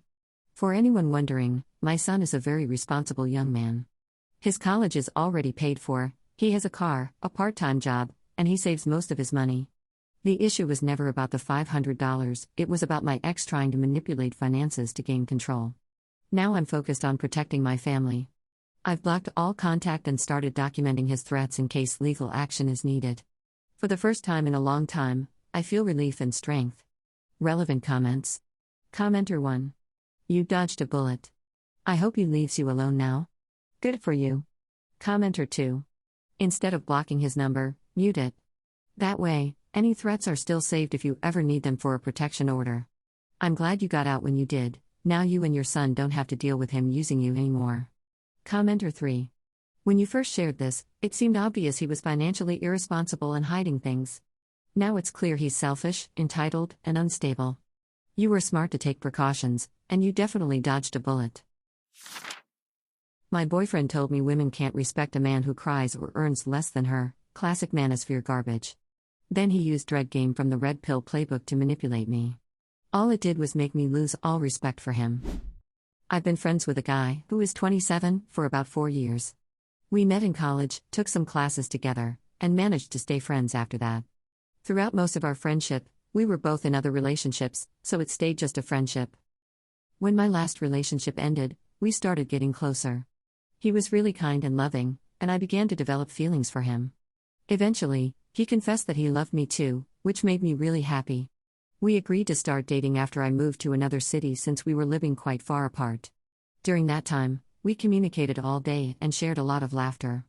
We made plans for our future and supported each other, It was a joyful time, and I felt deeply in love. However, I noticed some concerning signs that indicated he might be influenced by certain negative online ideologies. He would say things like, "If I cry in front of you, you won't respect me anymore," or "Women don't respect men who earn less than they do." I initially dismissed these comments as insecurities, hoping he would work through them. I was determined to move closer to him after finishing my job, but he grew increasingly frustrated with the distance. Eventually, he suggested we stop communicating until I moved, and that broke my heart. I worked hard to complete my placement sooner, and after a couple of months, we started talking again. For a while, it felt like things were back to normal. We were chatting daily and discussing our future together until he suggested we stop talking again because of the distance. My reaction wasn't as intense this time, I simply agreed, and that was that. Months went by, and I finally moved to his city. I knew he had watched Andrew Tate before, but he always insisted he found him funny and didn't take the negative messages seriously. I remembered a video where Tate suggested being cold and distant as a way to get women to chase you. After I moved, we got in touch again, but he seemed colder and more distant. His messages became less frequent and shorter. He even mentioned going on a few dates with someone else because he was tired of waiting for me, which was quite off-putting. For a time, I felt really upset. I constantly checked my phone, hoping for messages from him, and I would reply immediately if I got one. Until I just stopped. Something shifted, and I found myself no longer caring. I decided to confront him about it, and he nearly admitted he was trying to use what he called dread game on me. When I explained that this approach doesn't really work, he claimed it had worked with his ex, which was incredibly off-putting. What amazed me is that I attempted to analyze why his so-called tactics failed and how his beliefs from the manosphere were unfounded, yet he simply disagreed. Somehow, my frantic attempts to reconnect with the kind man I once knew, by messaging him often after he became cold and distant, were seen as evidence that his dread game had succeeded. But I had lost interest in him by that point. I pointed out that telling him I loved him just a week after he had cried in front of me while he was unemployed wasn't proof that women stop caring about men who show vulnerability or make less money. I let him know that his tricks had completely damaged our relationship, and that I was no longer interested. He started reaching out again, messaging me and asking to hang out, probably thinking I was just upset because his tactics worked, and that now I was trying to make a point by being distant. The reality is, the feelings I had just aren't there anymore. The excitement and hope for the future have vanished. I don't even check my phone anymore to see if he has messaged me. I have him muted and may respond once a week, if I feel like it. He tells me he loves me and wants to marry me, to be with me and start a family, and there was once a time when I would have done anything for him. But now, I can't bring myself to care anymore. If we were married and he chose to divorce me, I doubt I would even react. That shows just how much damage his strategies have inflicted on our relationship. I'm no longer concerned about losing him. Relevant comments. Commenter 1, yep. These behaviors only work on disordered people who can't do emotional intimacy. They also work on those who have had their self-esteem eroded significantly, and who no longer trust their perception of reality, which these men intentionally do to women. These men think that all women are like that, and that what works with one, works with another. I'm sorry you went through this. Commenter 2, so on red pill and manosphere stuff, the thing to keep in mind, for a man, being happy is just not allowed in red pill and manosphere spaces. If he's in a happy relationship, there are a lot of goalposts moved to convince him he is lost at life. Either she makes more, she's over 25, it's only one woman and not a harem, she has a small heart tattoo, whatever dumb thing. The manosphere convinces a guy that he can't just enjoy a nice walk in the park with you, a nice cafe outing, etc. without some sort of horrible overtone. The manosphere convinces a guy that a woman will leave him at any given time on a whim, because a richer guy just happened to walk by. Commenter 3, I'm sorry that you had to go through this. I also had a friend of mine who fell for this nonsense. The red pill is nothing more than a cult that takes advantage of the traumas and insecurities of men and twists them into misogynistic viewpoints. Unfortunately, I fell for this propaganda when I was younger, but found a way out. My friend's violent teenage daughter sent me to urgent care after shoving me to the ground. I was still recovering from surgery when she lashed out. I told my friend her daughter is no longer welcome in my home. I'm a 28-year-old man living with my boyfriend, who is 32. We've been together for 3 years, and I'm currently recovering from back surgery, which has made me physically vulnerable. One of my close friends from college is a single mom with 2 daughters, a 16-year-old and an 8-year-old. The older daughter has had a tough time for years, dealing with behavioral issues and substance abuse. She's been suspended several times, had problems with the police, and has gone through multiple treatment programs. However, My friend says she's been showing some improvement lately. At the beginning of the month, my friend asked if her daughters could stay with us for a long weekend while she traveled across the country for her father's memorial service. We agreed to help her out. The first day went smoothly. We ordered pizza, played games with the younger girl, and she even helped me organize my comic book collection. Everything seemed fine. Things took a turn when the older daughter got into an argument with my boyfriend over cleaning up in the kitchen. I was resting in the bedroom when I heard voices getting louder. When I went to check, the situation had escalated, and my boyfriend was struggling to calm her down. I stepped in and suggested we take a walk outside to cool off, and she seemed okay with that. But just as we were heading out, she changed her mind and pushed past me to continue the argument with my boyfriend. I lost my balance and fell back onto our glass coffee table, hitting my lower back where I had surgery and ending up with a bad cut that needed stitches. My boyfriend immediately called my friend to come back. He took the older daughter to stay with his sister for the night while I went to urgent care, and we kept the 8-year-old with us since she was really shaken up by everything. When my friend returned, I told her that her older daughter is no longer welcome in our home. She was very apologetic, but I stood firm. I'm still healing, and the older daughter knew about my condition but pushed me hard enough to hurt me. She often creates unnecessary drama and disturbs her little sister. My friend didn't argue with my decision but thought it was too harsh to say never and found it unfair that I was still okay with the younger daughter visiting. But I'm not changing my mind. Am I being unreasonable? Relevant comments. Commenter 1, you're not the jerk. It's not harsh to say never. It's not your kid. You have no responsibility to her, her mother, or the universe to ever have her in your house again. Commenter 2, make sure to protect your peace. This kid seems really troubling, and it looks like your friend is trying to convince you to let her daughter spend time with him. That's why she says that saying never is too extreme. But I agree with you, your safety comes first, and this kid isn't part of that. I hope she gets the help she needs. Commenter 3, the 16-year-old attacked you. It's a good thing you didn't fall and get seriously hurt by the glass. If that had happened, the girl could have faced serious consequences, possibly even being tried as an adult given her past behavior.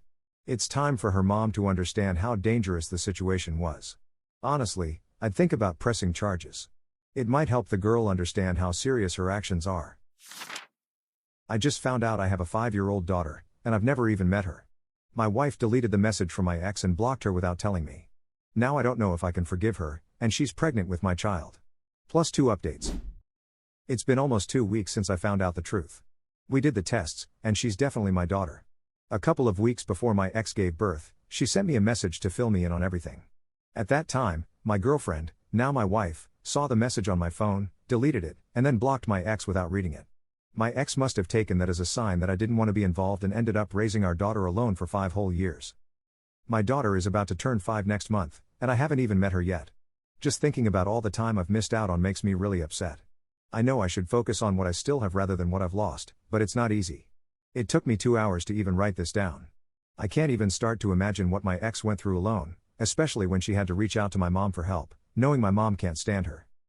My wife says she feels guilty now, that she was just really immature back then and didn't think it was that important, so she forgot about it.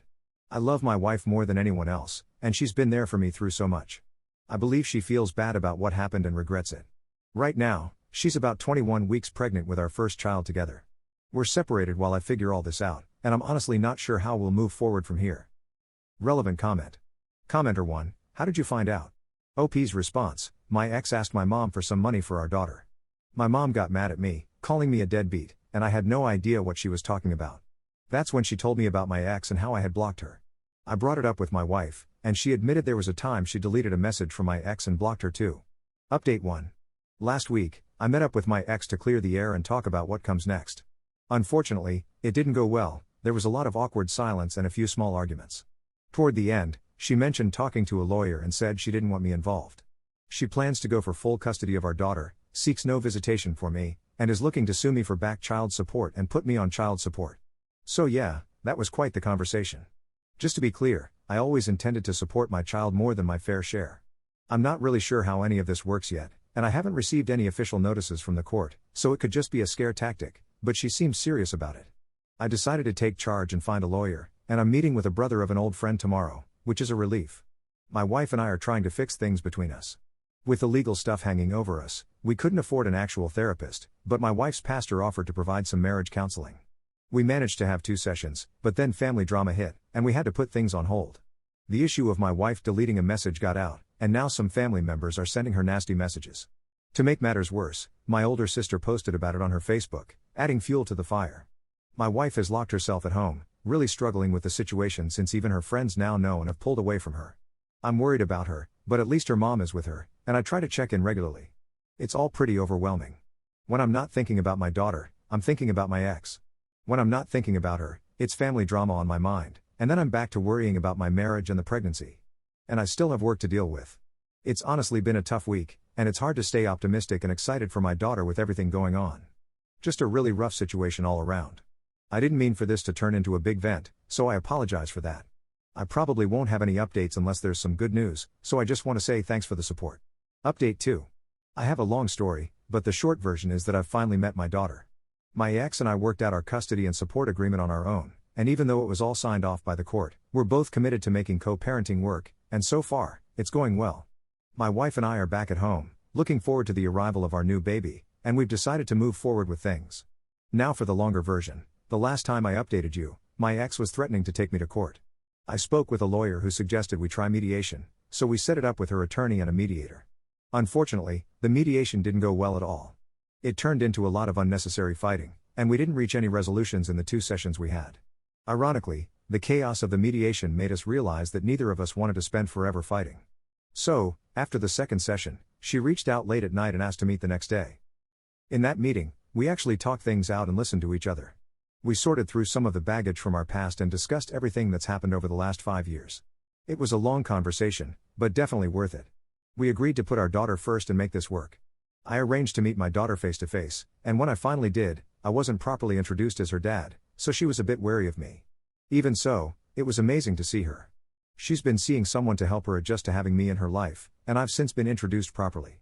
She's starting to call me Papa, which is wonderful.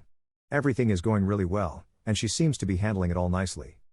My ex has even mentioned that if she finds a better job in my area, she might consider moving closer, which would help with the distance.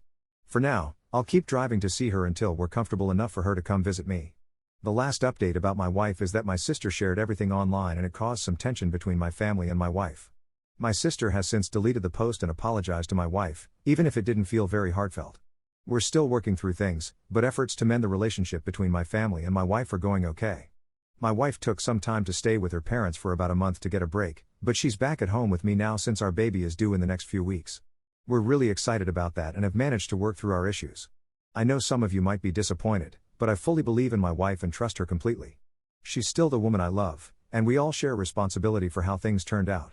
Right now, we just want to focus on the future. Thank you to everyone who has offered their support and advice, I really appreciate it. That's all for now. Signing off as a soon-to-be dad of 2. Additional comments. Commenter 1, I want to say that no one is disappointed about your relationship working out. Many of us might be skeptical about the wife not reading, but no one genuinely wants to see a relationship break apart. Commenter 2, I think this'll be one of those things that festers. Behavior such as that is indicative of an awful personality, no matter how well she hides it, and something else will eventually be the straw to break the camel's back. Just lots of emotional turmoil until then. Luckily for your wife, her current bargaining chip is being heavily pregnant. Hard for a man to leave his wife in that position. My ex cheated while pregnant, then tried to name her affair partner as the father, but he's my son. I had to fight just to be recognized as his real dad. Now, she's demanding I buy school supplies for her other kids. I was married to Marin, and we have an 8-year-old son together. During her pregnancy, I discovered she was cheating on me with James, who was also in a complicated situation with a pregnant girlfriend. When our son was born, we needed a DNA test to confirm paternity. Legally, I was considered his father, which helped when the results showed he was indeed mine. There were a lot of tensions because Marin wanted to name James as his father. James was very involved during the later stages of her pregnancy and the birth, while Marin kept me in the dark. I found out when our son was born through her parents, who informed me so I could file for the DNA test in custody. This also allowed our divorce to move forward. James eventually received custody of his daughter, and they began raising my son half the time, plus they had a girl together about 1.5 years later. As of now, they have 4 children together. I gained custody of my son about 3.5 years ago because they weren't taking care of him properly, and I was only paying child support because I earned more than Marin. Back then, we shared equal parenting time, so now Marin has our son every other weekend. My son is attending therapy to cope with the difficult situations he has seen and experienced at such a young age. Maren was asked to pay some child support, but she has only made a few payments, often claiming she can't afford it. While that may be true, I don't insist on it because I can support my son on my own. For the past 2 years, Maren has been requesting that I buy additional school supplies for her 2 school-aged children, which include her daughter with James. I have consistently ignored those requests and only sent my son to school with supplies and donated a few items to his class as needed. I have never purchased anything for the other children in her household. 2 weeks ago, my son had a minor surgery, and Maren came to see us. She brought up the issue of school supplies and asked me to help out by providing some for her daughters because they couldn't afford them. She mentioned that they were struggling to support their kids and that her other children were suffering as a result. I tried to walk away, but she followed me to another table. I told her that I didn't feel responsible for her other children and that she needed to find another solution. I reminded her that she had previously denied our child food to try to get me to pay more, and that led to her losing a lot of time with him. I made it clear that my priority is my son, not her other kids. I told her I wouldn't discuss it any further, and since then, I haven't, but she has sent several messages through the co-parenting app mandated by the court, where she calls me a bad father and names me negatively. My lawyer is aware of this situation and has advised me to continue ignoring her. For those wondering, this won't affect her visitation rights.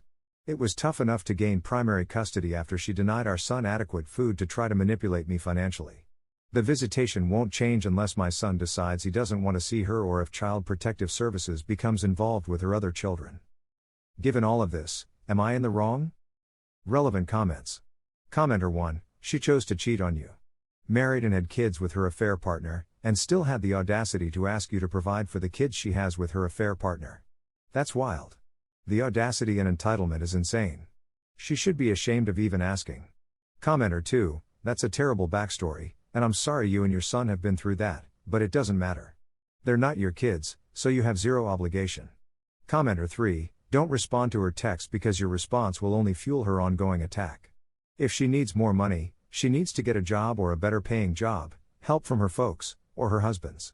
Not your circus, not your monkeys. Keep on being the outstanding father you are to your son. That is what matters here. My daughter just wanted her eyebrows threaded, but the technician scammed her into a lamination. They said she agreed, but she was too shy to say no. I stood my ground and refused to pay for their scam.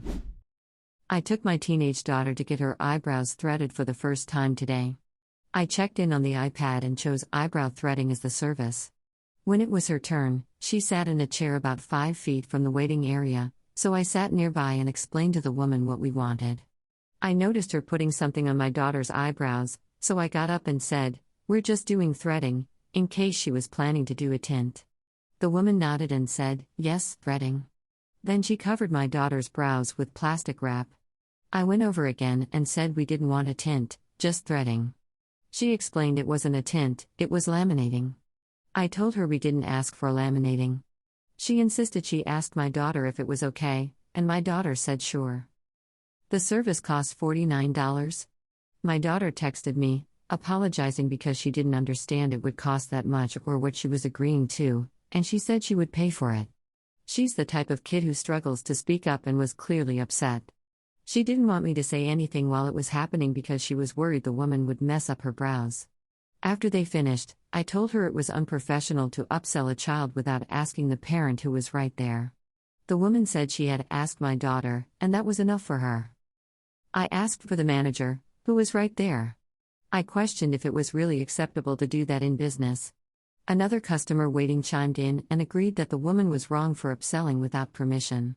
Despite this, the woman continued to insist she was right to ask my daughter without consulting me, even though I had approached her twice to confirm we wanted threading. Since this was our first visit, I didn't fully know what was happening. In the end, she told me to just leave and not pay, but I chose to pay for the threading because I had agreed to that service. Although the threading looked great, the lamination was a bit wild until we got home and scrubbed her brows. So, was I the bad guy for speaking up, or was I justified? My daughter felt terrible about the whole situation and made sure I knew she didn't want me upset with her, as she hadn't been told about the cost or what would happen beforehand. Relevant comments. Commenter 1, you're not in the wrong. That stylist went too far. She was told what services to provide and then added something extra on her own. I don't even know what threading and laminating mean, and I'm an adult, so I can see how your daughter wouldn't have realized she was being pressured to get something more. OP's response: honestly, I had to look up what lamination is. It looked terrible. My daughter's brows were all sticking up and felt stiff and sticky. She definitely wouldn't have chosen that if she'd known. Threading is a better option than waxing, as it doesn't leave the red irritation that waxing can cause. She did like that part a lot, and her brow shape turned out nice. We'd try threading again, but we wouldn't do lamination. Commenter 2: is your daughter 18, 19, or younger?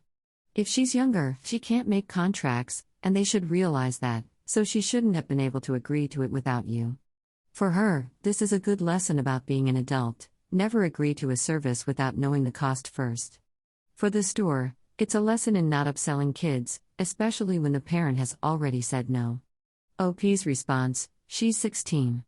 The stylist kept saying it wasn't her job to inform me. My best friend asked me to be her maid of honor, but paired me with the same man who preyed on me in high school. She knew, and told me to just forget it for her big day. I've had a best friend, let's call her Tina, for most of my life. We grew close in middle school, stayed that way through high school, and even graduated from the same college. She's been someone I've always trusted with nearly everything. Back in junior year of high school, something happened to me at a house party that changed my life. A guy I'll call Rod me. He never apologized, and it sent me into such a downward spiral that I almost wanted to leave school entirely just so I wouldn't have to see him again. I told Tina about it, and she was incredibly supportive at the time. Years later, Tina got engaged to her boyfriend Josh and asked me to be her maid of honor. We had promised each other for years that we'd be each other's maid of honor, so I was thrilled. There was one extra detail: Josh's best man and I would be paired up to work on wedding tasks together. They thought it would be cute if we were our own little team throughout the process. Then I found out the best man was Rod. My heart sank. I had no idea Josh and Rod were that close, and the thought of spending months working alongside the man who had me was unbearable. I didn't know if Tina had never told Josh what happened, or if she had and he didn't care. I texted Tina as politely as I could to share my concerns. Her reply left me stunned. I know about what happened back then, but Rod seems like a great guy now. It would mean a lot if you could set that memory aside for the wedding. Please trust me. I didn't know what to say to that. I haven't responded since, but it's been weighing heavily on me. Should I just say no? It would probably break her heart, but I don't know if I can handle working with my update. Thank you so much for the overwhelming support on my first post. I didn't expect it to gain so much attention. Since then, a lot has happened, and it might change my life for the better. To answer some of the most common questions, yes, I had been drinking that night, but I very clearly remember saying no. I wasn't so far gone that I blacked out. I was aware, but my coordination and strength were off. I remember trying to get up several times and him pushing me back down. That expression on his face is burned into my memory. Why didn't I report it? Because I saw what happened to other girls who did nothing. It made them feel worse, and I didn't think I could handle that at the time. I was also afraid of what Rod might do if he found out I'd spoken up. Reading all the comments made it clear that Tina's behavior was deeply inconsiderate, and that I needed to distance myself. I sent her this message: I've thought about it, and I can't be your maid of honor. Asking me to set aside something so traumatic for your wedding is too much. I also don't think I can attend knowing he'll be there. I'm sorry. It's probably the most direct message I've ever sent. An hour later, Josh called me. He wanted to know why Tina was so upset, and that's when he told me Tina had said I refused to participate because I had a crush on Rod and didn't want to be pushed into spending time with him. She'd reduced it to some petty fight. I told Josh the truth, that Rod had hit me in high school, and that Tina knew. Josh went quiet, then said Rod had once told him some crazy girls falsely accused him back then. Josh had believed him at the time, but after hearing me, it started to sink in that his friend might have been lying. Then Josh shared something I didn't expect. When he was younger, he had been assaulted by an older sibling of a friend. He said if he were in my place, he'd absolutely refuse to be near that person, too. I believed him. You can't fake that kind of reaction. After he left, I got the angry midnight text I was expecting from Tina, accusing me of trying to ruin her marriage. I blocked her immediately. I feel both hurt and relieved. I'm focusing on other friendships now, and if I can gather the courage, I might try to connect with others Rod has harmed to see if we can take action together. It's not a happy ending, but it's better than pretending everything was fine. Relevant comments. Commenter 1: I'm furious for you. Forget that nonsense. Tina showed her true colors, and she never told Josh the truth. Josh seems like a decent guy.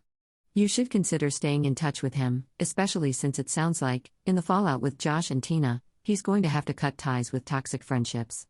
There may be pressure on him to brush things under the rug, so having a voice of reason like yours could help. Tina doesn't deserve him, and she certainly doesn't deserve your friendship. She's a liar and a betrayer. She chose to protect someone who hurt you, all to keep the peace. It's not like her fiancé pressured her to include Rod. Knowing the full story, she made the deliberate choice to hide it and lie about why you stepped down from the wedding. Absolutely awful. Commenter 2, I wonder if Tina knows or cares about Josh also being a victim of this? She sounds disgusting, to be honest. Commenter 3, maybe this is a bit hasty since info on their relationship is limited, but I hope Josh just breaks up with her.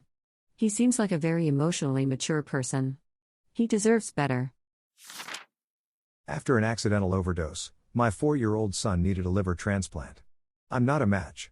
That's how I found out my wife cheated and he isn't mine. I, 26M, have been with my wife, 26F, since our school days, and we have a 4-year-old son together. At least, that's what I believed. Some time ago, our son ended up in the hospital after getting into my wife's sleeping pills. She insists she had secured the lid and stored them safely, but somehow he accessed them and ingested a significant amount. This led to acute liver failure, and we were told he might need a transplant. Without hesitation, I offered to donate. They conducted all the necessary tests, blood work, tissue compatibility, and so on. When the results came back, I was informed I wasn't a match. They described it as an unexpected discrepancy in the blood test. The doctor suggested speaking privately with me, away from my wife, but she refused to leave. I didn't understand at the time, but I do now. Eventually, I was alone with him, and he explained that while my blood type is O, our son's is AB. I quickly realized what he was implying.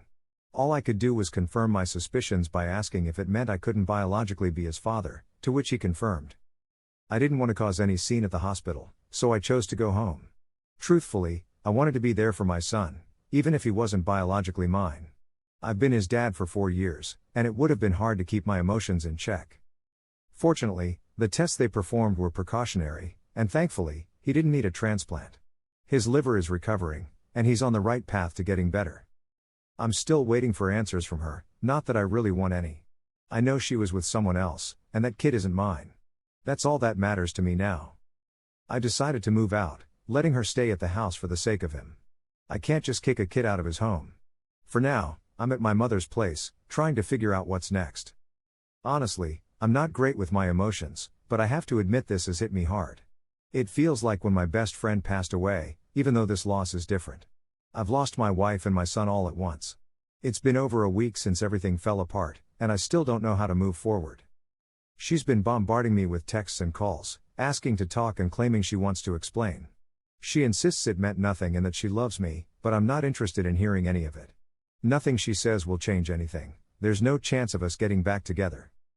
But I can't just walk away from the little guy. I've been his dad his entire life, and that bond doesn't vanish just because we don't share blood. Yet, I know I'll have no rights to see him once I go through with the divorce. I feel foolish for not noticing something was off. The likelihood that she cheated and got pregnant just once is slim, so I have to accept it must have happened multiple times. I never suspected a thing. I never thought the kid I raised for 4 years wasn't mine. I'm not sure why I'm sharing this here, since I can't even ask for advice. But, thanks for taking the time to read it. Relevant comments. Commenter 1, you can leave your wife without abandoning your son. You're, understandably, spiraling at the moment. Take a few days to calm down, don't drink, then go talk to a lawyer about your options. Commenter 2, I'm not a lawyer, but if your name is on the birth certificate, I would think that entitles you to the same rights as any other father. Commenter 3, it doesn't really matter much if she cheated on you once or 100 times. She had what I guess was unprotected intercourse with someone and got pregnant, and left you thinking you're the actual father. I'm not sure how anyone can come back from that. What a kick in the guts for you. The trust? Well, that's blown right out the window now. Thing you have to wonder though, did she know the child isn't yours or just not sure? She was prepared to carry on the myth forever. My husband accused me of using him, so I told him the truth. He wanted a trophy wife, I wanted stability. Now he won't speak to me. Before I, 28F, met my husband, 51M, my life was a mess. Paycheck to paycheck. Student loans. Constant stress about the future. Then I met him at a charity event through work.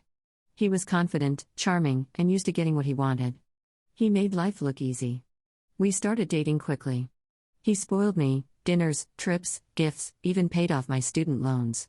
I knew how it looked, a young woman with an older rich man. But I told myself it wasn't like that. I told myself I loved him, or that maybe I could grow too. When he proposed, I said yes. Half my friends said I was being smart. The other half said I was selling out. Honestly, I just wanted stability and peace. 3 years later, I have both, but I don't feel love. I respect him. I care about him. But there's nothing deep anymore. A few weeks ago, during an argument, he accused me of using him.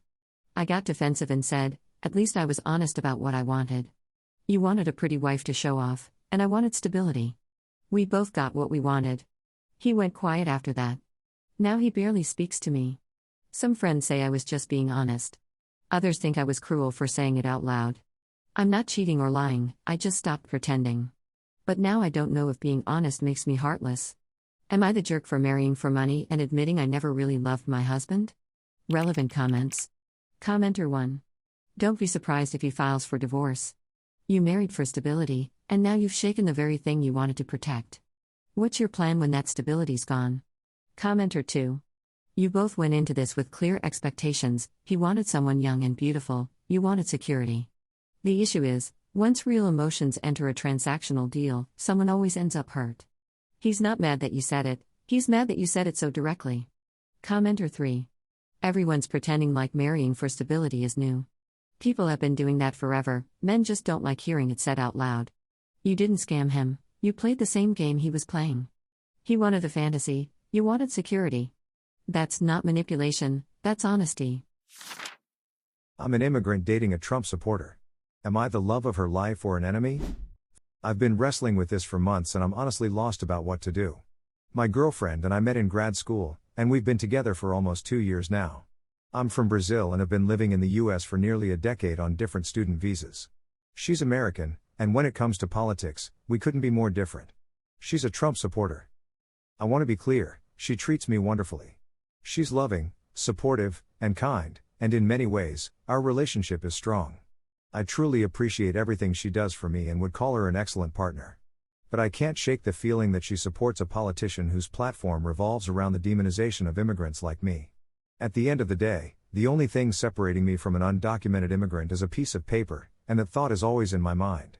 It's very hard to reconcile my feelings knowing she votes for someone who threatens the dignity and rights of people like myself. My situation in the US adds another layer of difficulty. I don't have permanent residency or citizenship, and my whole life here hinges on a visa system that feels fragile at best. When she supports someone like Trump, it feels like she's endorsing policies that would make my life, and the lives of many others, much more challenging, if not impossible. We've talked about our political beliefs, and I've tried to convey how deeply this affects me, not just as a policy disagreement, but as a personal threat. Each time, there's some acknowledgement, but she usually falls back on her line about how illegals make your situation harder. I understand it's her perspective, but it feels so devoid of empathy. Early in our relationship, her mom even cautioned her about making sure it wasn't a 90-day fiancé situation. I get that concern, but still, it's a bit unsettling. Her parents are kind and supportive of me, and they like me, but even her mom recognizes the rift in our political views. She told my girlfriend she worries about politics and religion. While religion isn't a huge issue for me when it comes to family, I believe that true Christian values clash with everything Trump represents. I honestly don't know how both can align. I really don't want to overlook all her positive qualities or everything she does for me, but this has been weighing heavily on my mind for a long time. It's frustrating that it has come to this, but given the current political landscape, I'm just not sure how to feel anymore. Am I crazy for viewing this as a deal breaker? For thinking that these differences are too deep and fundamental to build a life together? My girlfriend helped me through unemployment, but now she expects too much in return. I think she's using me for my money. When I brought it up, she called me selfish after everything she's done. Plus one update. Hi everyone, my girlfriend, 32F, and I, 38M, have been together for 2 years. About 3 months into our relationship, I lost my job. During that time, she really stepped up to help me out. Since I didn't have a car, she assisted me with delivering orders for DoorDash and Grubhub so I could pay my bills. She even covered some expenses for me when I came up short. I can't express how grateful I am to her for all that support. I finally landed a new job 2 months ago, and I'm currently saving up for a car, so she has been letting me use hers. While I was unemployed, she accumulated some debt, and I've managed to pay back about half of it. However, now I'm starting to worry that she's starting to only want me for my money. Over the weekend, we had an argument because she called asking to borrow money for a haircut. She mentioned she was short on cash due to an expected home repair, but had already paid a deposit to the hairdresser that she would lose if she rescheduled. I had a long and tiring day at work, so when I saw her name pop up on my phone, I was excited to talk to her. But she immediately jumped into asking for money, and I felt really disappointed because she didn't even ask how my day was going first. I sarcastically mentioned that I guessed I had a new role in her life, which led her to throw a fit. She argued that she had given me her everything for a year and a half just to help me stay afloat, and that since she took on debt when I was out of work, I shouldn't be so opposed to helping her out now. I recently purchased new tires for her car and replaced the brake pads, and I've also been covering her car payment and insurance since I've been using it more while I save up for my own. It feels like I'm already contributing to her expenses in a meaningful way. She keeps guilt-tripping me by saying that a haircut is a small ask considering everything I've done for you, which feels controlling to me. Now she's not talking to me, and I'm worried she might break up with me without hearing my side. I really disliked relying on her financially when I was out of work and didn't want to borrow her car either. When I needed her assistance before, it was for crucial expenses like rent or utilities. Asking for money for something non-essential, like a haircut, feels very hurtful. Am I in the wrong here? Relevant comments. Commenter 1, you are being a huge jerk. For a year and a half, she helped with all your expenses, and while it's great that you've paid back half, it's really unfair for you to be upset about her asking you to cover her hair appointment since she is low on money and still dealing with debts because of you.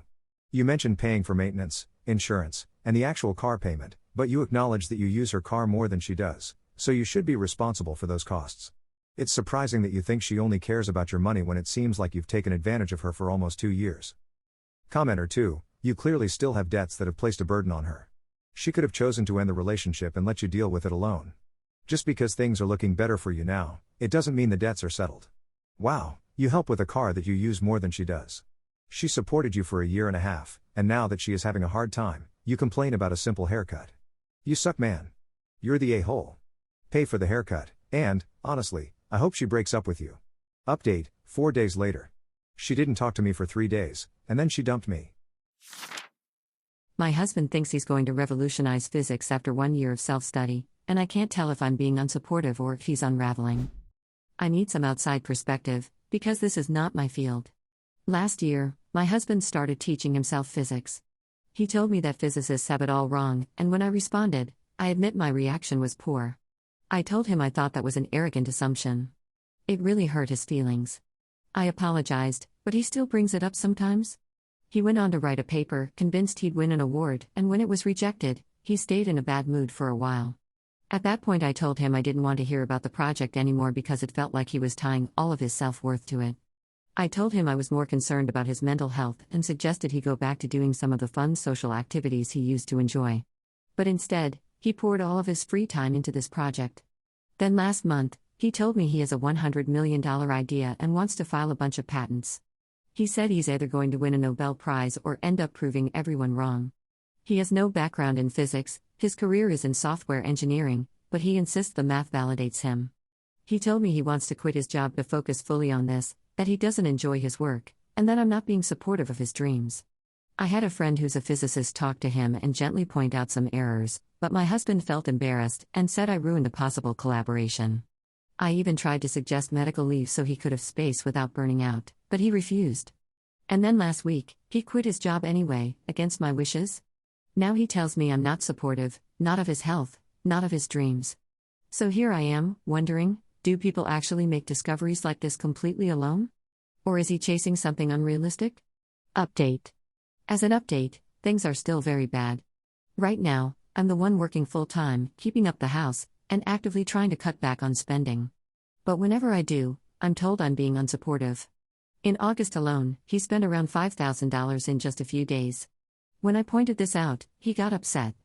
He has no idea what regular expenses we still have, like $370 a month just for parking. I've asked him to take on certain things to help save money, like cleaning or mowing the lawn, but whenever I suggest it, he shuts me down. Instead, he tells me we have the emergency fund and my investment account, and that we should use those. He insists he's entitled to all the money we've saved, and says I'm being financially controlling by not giving him free access to it. I've repeatedly asked him to sit down with me and agree to a lean budget until he finds another job, but he just tells me I need to figure it out on my own. Meanwhile, on the physics side, he now says another lab is working on the same things he is, so he needs to rush to publish before them. That way, in the future, it can be named after him. I honestly don't know what else to do. I just hope things eventually get better. Relevant comments. Commenters 1. What exactly did your husband write? Everyone's quick to say crackpot, but no one has asked to actually read it. Physics isn't finished, new ideas deserve a fair look. The best way to help him might be to walk through the logic together and see where it leads. OP's response: he refuses to discuss it with anyone unless they sign a handshake agreement because he's afraid they'll steal the idea. He says he'll write a paper soon since a lab is looking at the same thing and he wants to publish first. Commenter 2. Something very similar happened in my family, and it didn't end well. Please protect yourself financially, separate your accounts, and make sure you can cover your life without relying on him. If he quit his job without talking to you, there's a strong chance he won't go back soon, and he'll keep asking for more time. Even if therapy or medication helps, he may not stick with it, and the cycle can repeat. I hope it doesn't get that serious, but you need to prepare emotionally and financially just in case. Don't let him drain your savings. Take care of yourself and, if you have kids, protect them too. OP's response: I already keep our emergency account in my name only, and he's angry that I won't let him keep spending like nothing's changed. He has stock from his company that I've asked him to use if he needs money, but he says selling it would be stupid because it'll grow exponentially at IPO, maybe. I've set up a meeting to go over our income, expenses, and household responsibilities, but he's upset that I won't just let him focus on physics with little responsibility. He also says he should be able to quit working to go back to school, even though we have a mortgage and a young child. I've tried to involve his family, but all they do is listen and tell him his work is cool. I told my mom she won't be allowed to meet her grandbaby because she refuses to get a simple flu shot. Now she's calling me cruel. Am I wrong for putting my baby's safety first? So, I'm pregnant and expecting my daughter early next year. For context, I grew up in a very religious household that rejected modern medicine. I don't have an issue with faith itself, my problem is with the ignorance when it comes to healthcare. Somehow, I was lucky enough to get most of my childhood vaccines. But I'll never forget when my mom refused to let me get the HPV shot. She said it could paralyze or kill me. I remember seeing my doctor's face and realizing right then that something was very wrong with my parents' beliefs. Growing up, we hardly ever saw doctors. Unless a physical was required for school, my mom would insist on essential oils and supplements instead, even if we clearly needed real medical help. Even now, my parents are still anti-vaccine, anti-medication, anti-modern medicine. I honestly believe my dad might have cancer, but he refuses to be checked. Now here's where it matters most: I work in the medical field, right alongside critical care pediatrics. I've seen firsthand what happens when infants catch just a cold. I've watched babies put on ventilators, BiPAP, permanently disabled, or even dead because of the flu, RSV, or whooping cough. So, when I asked my mom to get her flu shot before meeting my baby, I wasn't expecting a good reaction. And I was right, she flat out refused. She said she takes supplements, never gets sick, and that vaccines make people sick. I tried to explain it's not about how she feels, it's about protecting a newborn. She didn't care. So I told her she won't be allowed to meet my baby until she's older. And now, she's playing victim. She says I'm cruel, and that my daughter will grow up resenting me. I feel a little guilty, but honestly, I feel more worried about what could happen if I don't stick to this boundary. Am I in the wrong? Relevant comments. Commenter 1. Stick to your boundaries. Babies really can end up in the hospital from things like whooping cough and RSV. Your parents can believe whatever they want, but they aren't entitled to access to your baby. No contact until your child is protected. Anti-vaxxers are the problem here. Commenter 2. If she really wanted to be part of her granddaughter's life, she'd roll up her sleeve. Choosing not to means she's putting her pride over the baby's safety. Commenter 3. Your mom is choosing her beliefs over her granddaughter's safety. That's her decision, but you don't owe her access to your child. Standing firm doesn't make you cruel, it makes you responsible. This is exactly why anti-vaxxer logic is so dangerous. My husband called me a weaponized fatty after I asked for 1 hour of rest. I was so hurt I couldn't speak to him for days. Plus one update. I'm a few months postpartum and also caring for a special needs toddler, so life has been particularly challenging. My husband and I don't have any support from friends or family, which means I'm managing everything on my own during the day, and honestly, I'm beyond exhausted. I've noticed that I haven't been at my best since giving birth, and I've had a nagging feeling that I might be experiencing postpartum depression. My emotions have been all over the place. I cry often from feeling overwhelmed, and at times, I end up snapping at everyone around me. I handle most of the nighttime feedings for our baby, and my husband does help when he can. Recently, I asked him for a break since I had been up twice that night. Naps are a rare luxury for us, especially when we both manage to be home. Not to mention, he had already taken a couple of breaks with the baby that day, while I was busy caring for our toddler. I requested a couple of simple chores to be tackled, nothing too demanding, just unloading the dishwasher and helping our toddler with dinner. When I finally came out after taking my nap, over an hour had passed and nothing had been done. The dishes were still piled up, our toddler's plate was mostly full, and the house was a mess, with toys scattered everywhere. My husband was just sitting there on his phone. When I asked him what he was doing, he claimed he was feeding our baby, but it didn't seem to add up. The baby's plate looked pretty much the same as when I left. Normally, I would just handle everything myself, but that day I completely lost my cool. It felt like I was being punished for simply asking for a little time to recharge. I yelled about weaponized incompetence and expressed my frustration over feeling like I was managing everything by myself. I couldn't comprehend why, after having an hour to complete easy tasks, he couldn't pitch in more. Then, I took the baby into the room to change him, and my husband followed me, yelling something hurtful about my weight and holding up a family picture of us, which didn't do me any favors, and said, "Weren't you supposed to lose weight like me? What is this? Weaponized fattiness?" I was completely taken aback by what he said, and honestly, I kind of zoned out after the initial shock. The only part that really stuck with me was when he compared me to my mom, saying I would end up with diabetes and in a wheelchair. And then he used the term weaponized cuntiness. I found him in the kitchen, and as soon as he saw me, he made a comment about how he should have captured my reaction when he insulted me. That really set me off. I was furious and hurt. I grabbed the ugly picture he had mocked me with off the fridge and tore it apart.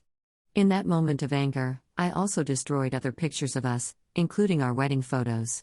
It was just overwhelming, and I lost control. Later, I couldn't help but cry about his words. I ended up taking off my wedding ring, not wanting to wear it anymore. When I look at him now, all I think about is how he belittled my weight, and it shames me to realize this is how he's perceived me all along. I'm constantly drained, especially with breastfeeding and being on the go all day. I find myself hungry and thirsty, often waiting until late at night to eat, making less than ideal choices in the process. I do try to take the kids out for walks every day to fit in some exercise, but I really don't have any time for myself. My whole day is consumed by taking care of them, and it's exhausting. I haven't talked to my husband since that incident. He's called me mean for giving him the silent treatment, but I can't get past his hurtful words. It's just too much to bear. I recognize I have my flaws as well, but right now, I can't shake off what he said about me. Relevant comments. Commenter 1, I'm really sorry to hear that you're going through this. Your husband sounds incredibly insensitive. It seems like his remarks came from a place of bitterness and defensiveness, especially since he knows how overwhelmed you are without the support you deserve. Your feelings are completely valid. What he said was unnecessary and hurtful. You're not a jerk at all. Your emotional response is understandable given the circumstances. I'm truly sorry you're dealing with this alone. Commenter 2, you're not in the wrong here. Your husband's behavior is truly unacceptable. This situation is abusive, and it tends to escalate unless he genuinely commits to therapy and takes responsibility for his actions. I'm really sorry you're going through this. If you have family you can lean on, consider taking a break, even if it's just for a few days.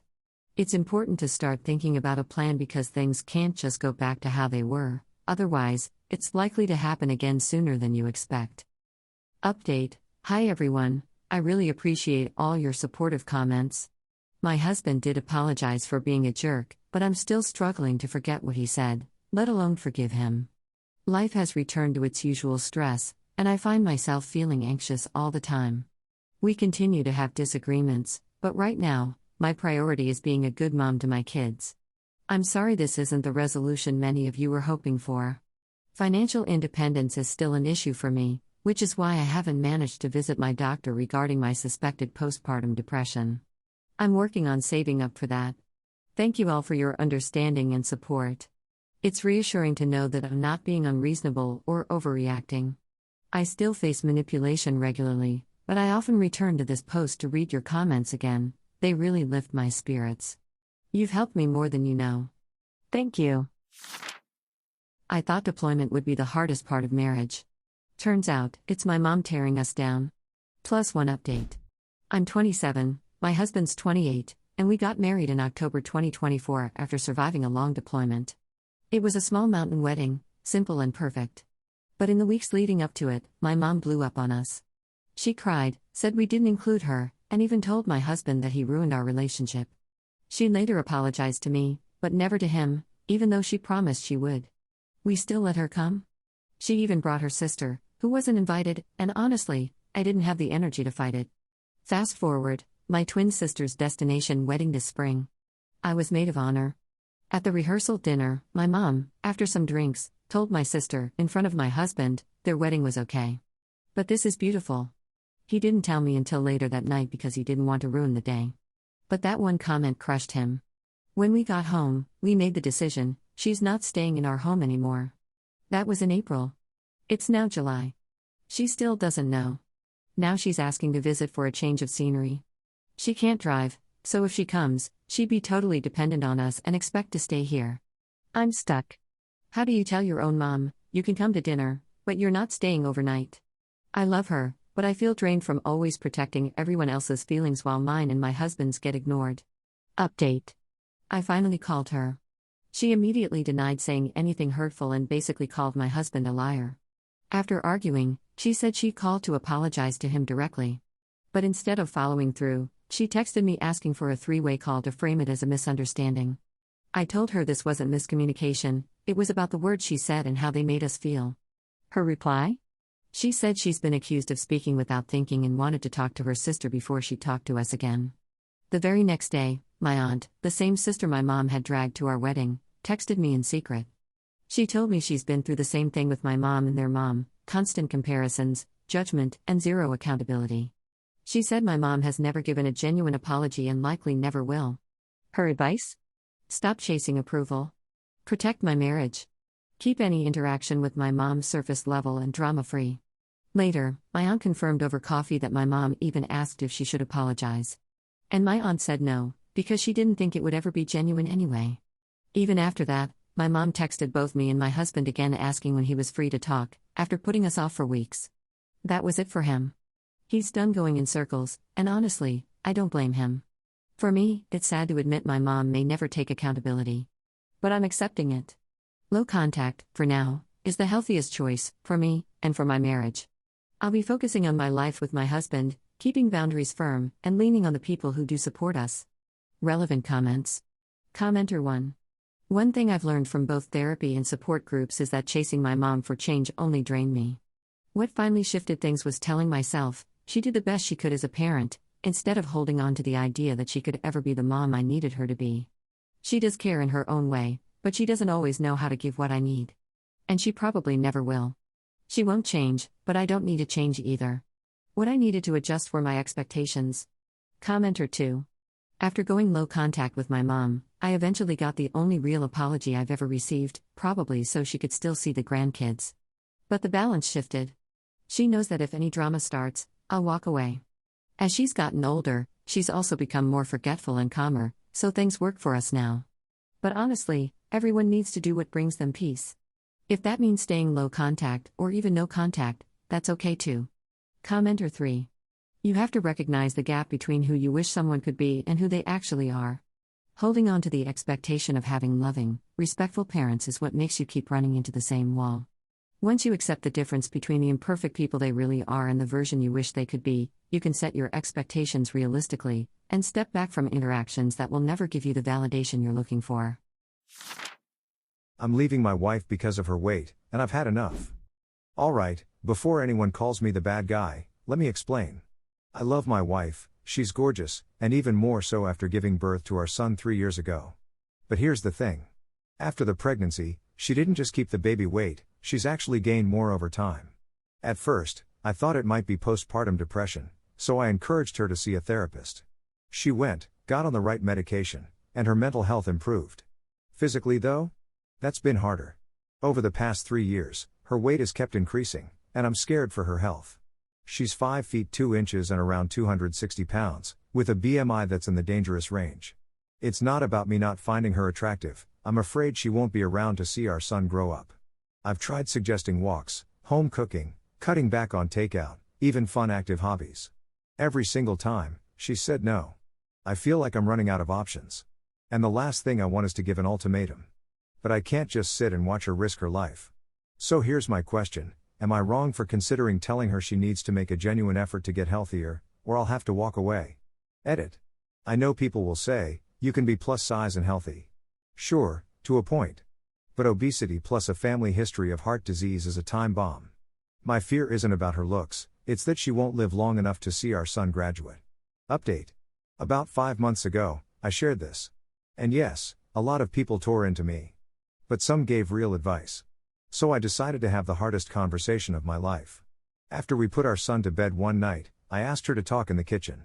I told her how serious I was, that I needed her to try for her health, and that I had even thought about separating. That part hit her. Fast forward 5 months, and she's down 35 pounds. I'm beyond proud. The first month was tough, but she's now losing weight at a steady, healthy pace. 3 days a week, we walk a couple miles together while talking or listening to music. She's happier, her confidence is coming back, and for the first time in years, I feel hope. I just wanted to thank everyone who gave constructive feedback, it truly made a difference. Relevant comments. Commenter 1. The best part about this is that you are doing things to stay active together. That quality time is so important. Rooting for her. Commenter 2. I love that you're proud of her for losing 35 pounds when, even at that weight, she's still very much in the unhealthy category for her height. It seems like you cared way more about her caring than about the actual number on the scale, and honestly, that's love right there. You don't want to see someone you love to stop treating themselves right. Commenter 3. I have a good friend divorcing right now because she's severely overweight, and has lots of issues she's trying to work on, and her husband uses that as an excuse to cheat, drink, gamble, and not be around the house.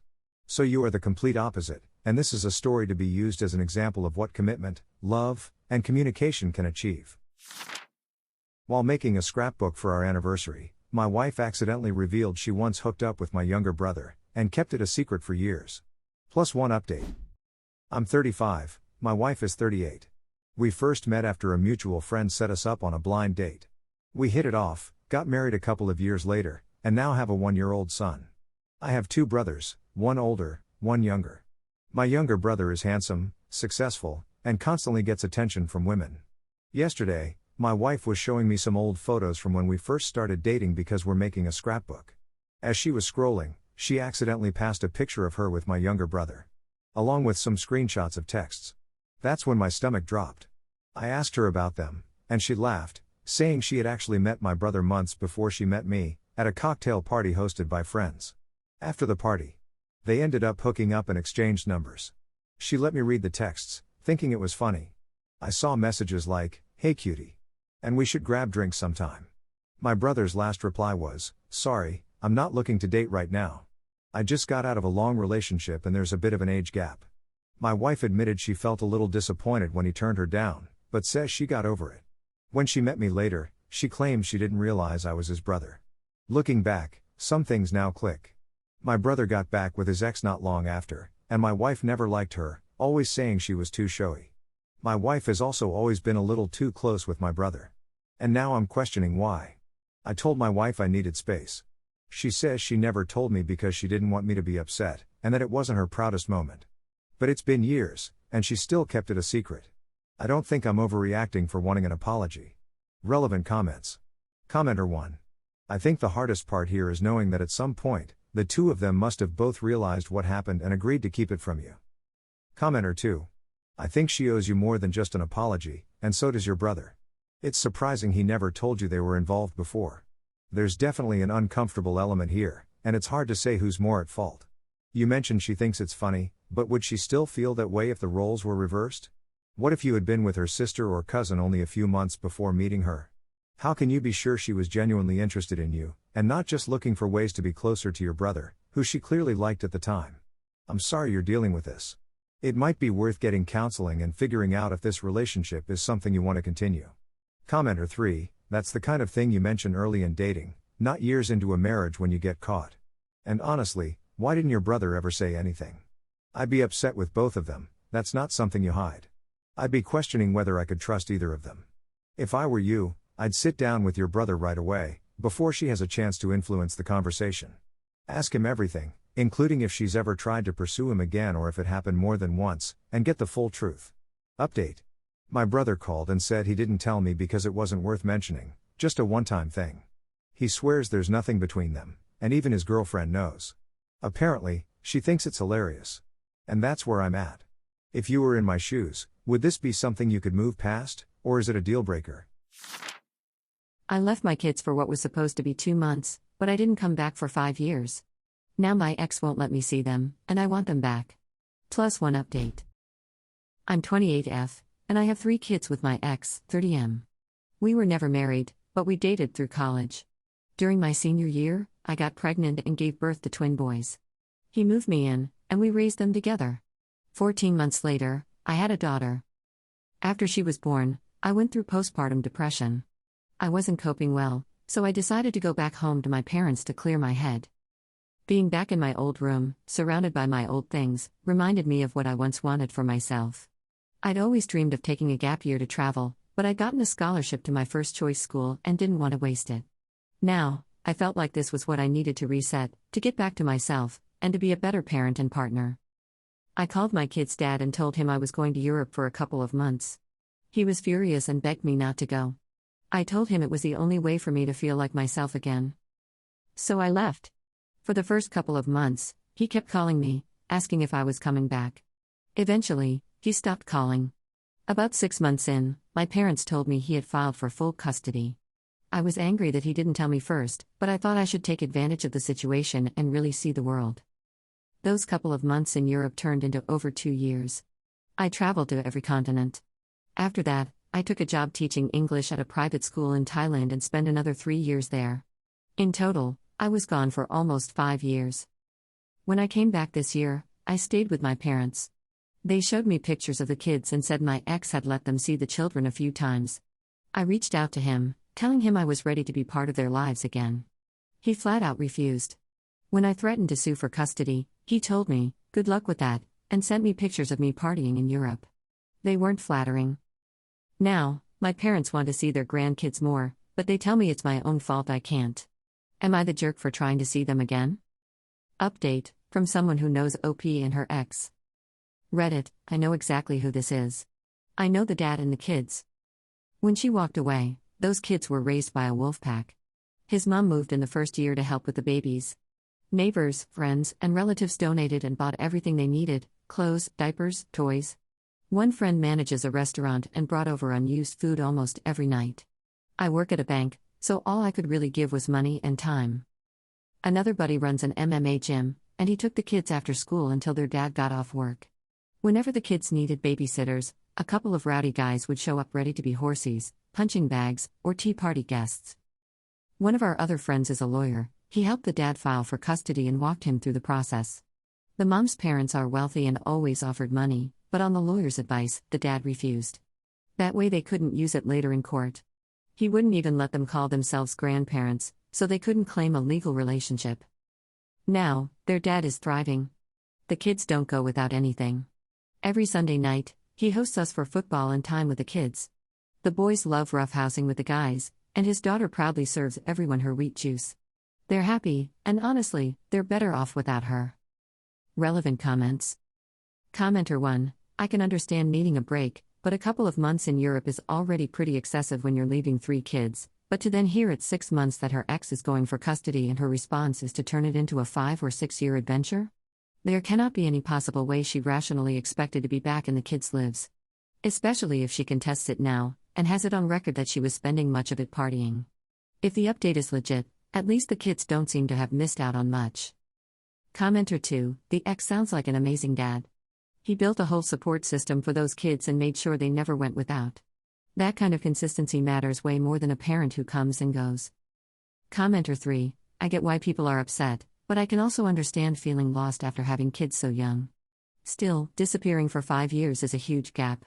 If you want back in, you'll probably have to start slow and prove you're reliable. My wife practices a different religion, and my parents can't respect it. When everything blew up, I told her to leave. Now she won't answer my calls. I'm 31M, my wife is 29F. We've been married a little over a year, but together for 5. My parents are very Christian. I grew up that way, but I don't really practice anymore. I'm more agnostic. I usually just go along with things to keep my family happy. My wife is Hellenic and takes her faith very seriously. She has 2 altars in the house, one for Aphrodite in the living room, and another for Dionysus in her closet. She celebrates festivals, makes offerings, all of that. It's never been an issue between us. But my parents have never liked it. Even before they moved in, my mom once joked about whether we were planning on letting the gods raise our kids, which I laughed off. My dad once refused to eat bread my wife baked for Christmas dinner because it hadn't been blessed his way, until I pushed him. My mom has said she worries my wife is inviting dark spirits in. Back in April, my dad lost his job. They couldn't pay rent and got kicked out of their place. They had nowhere to go, so we let them stay with us. It was supposed to be temporary, but now it's been 4 months. And since they've been here, it's been a nightmare. My mom broke one of my wife's offering bowls and then said maybe it was a sign those things shouldn't be out in public.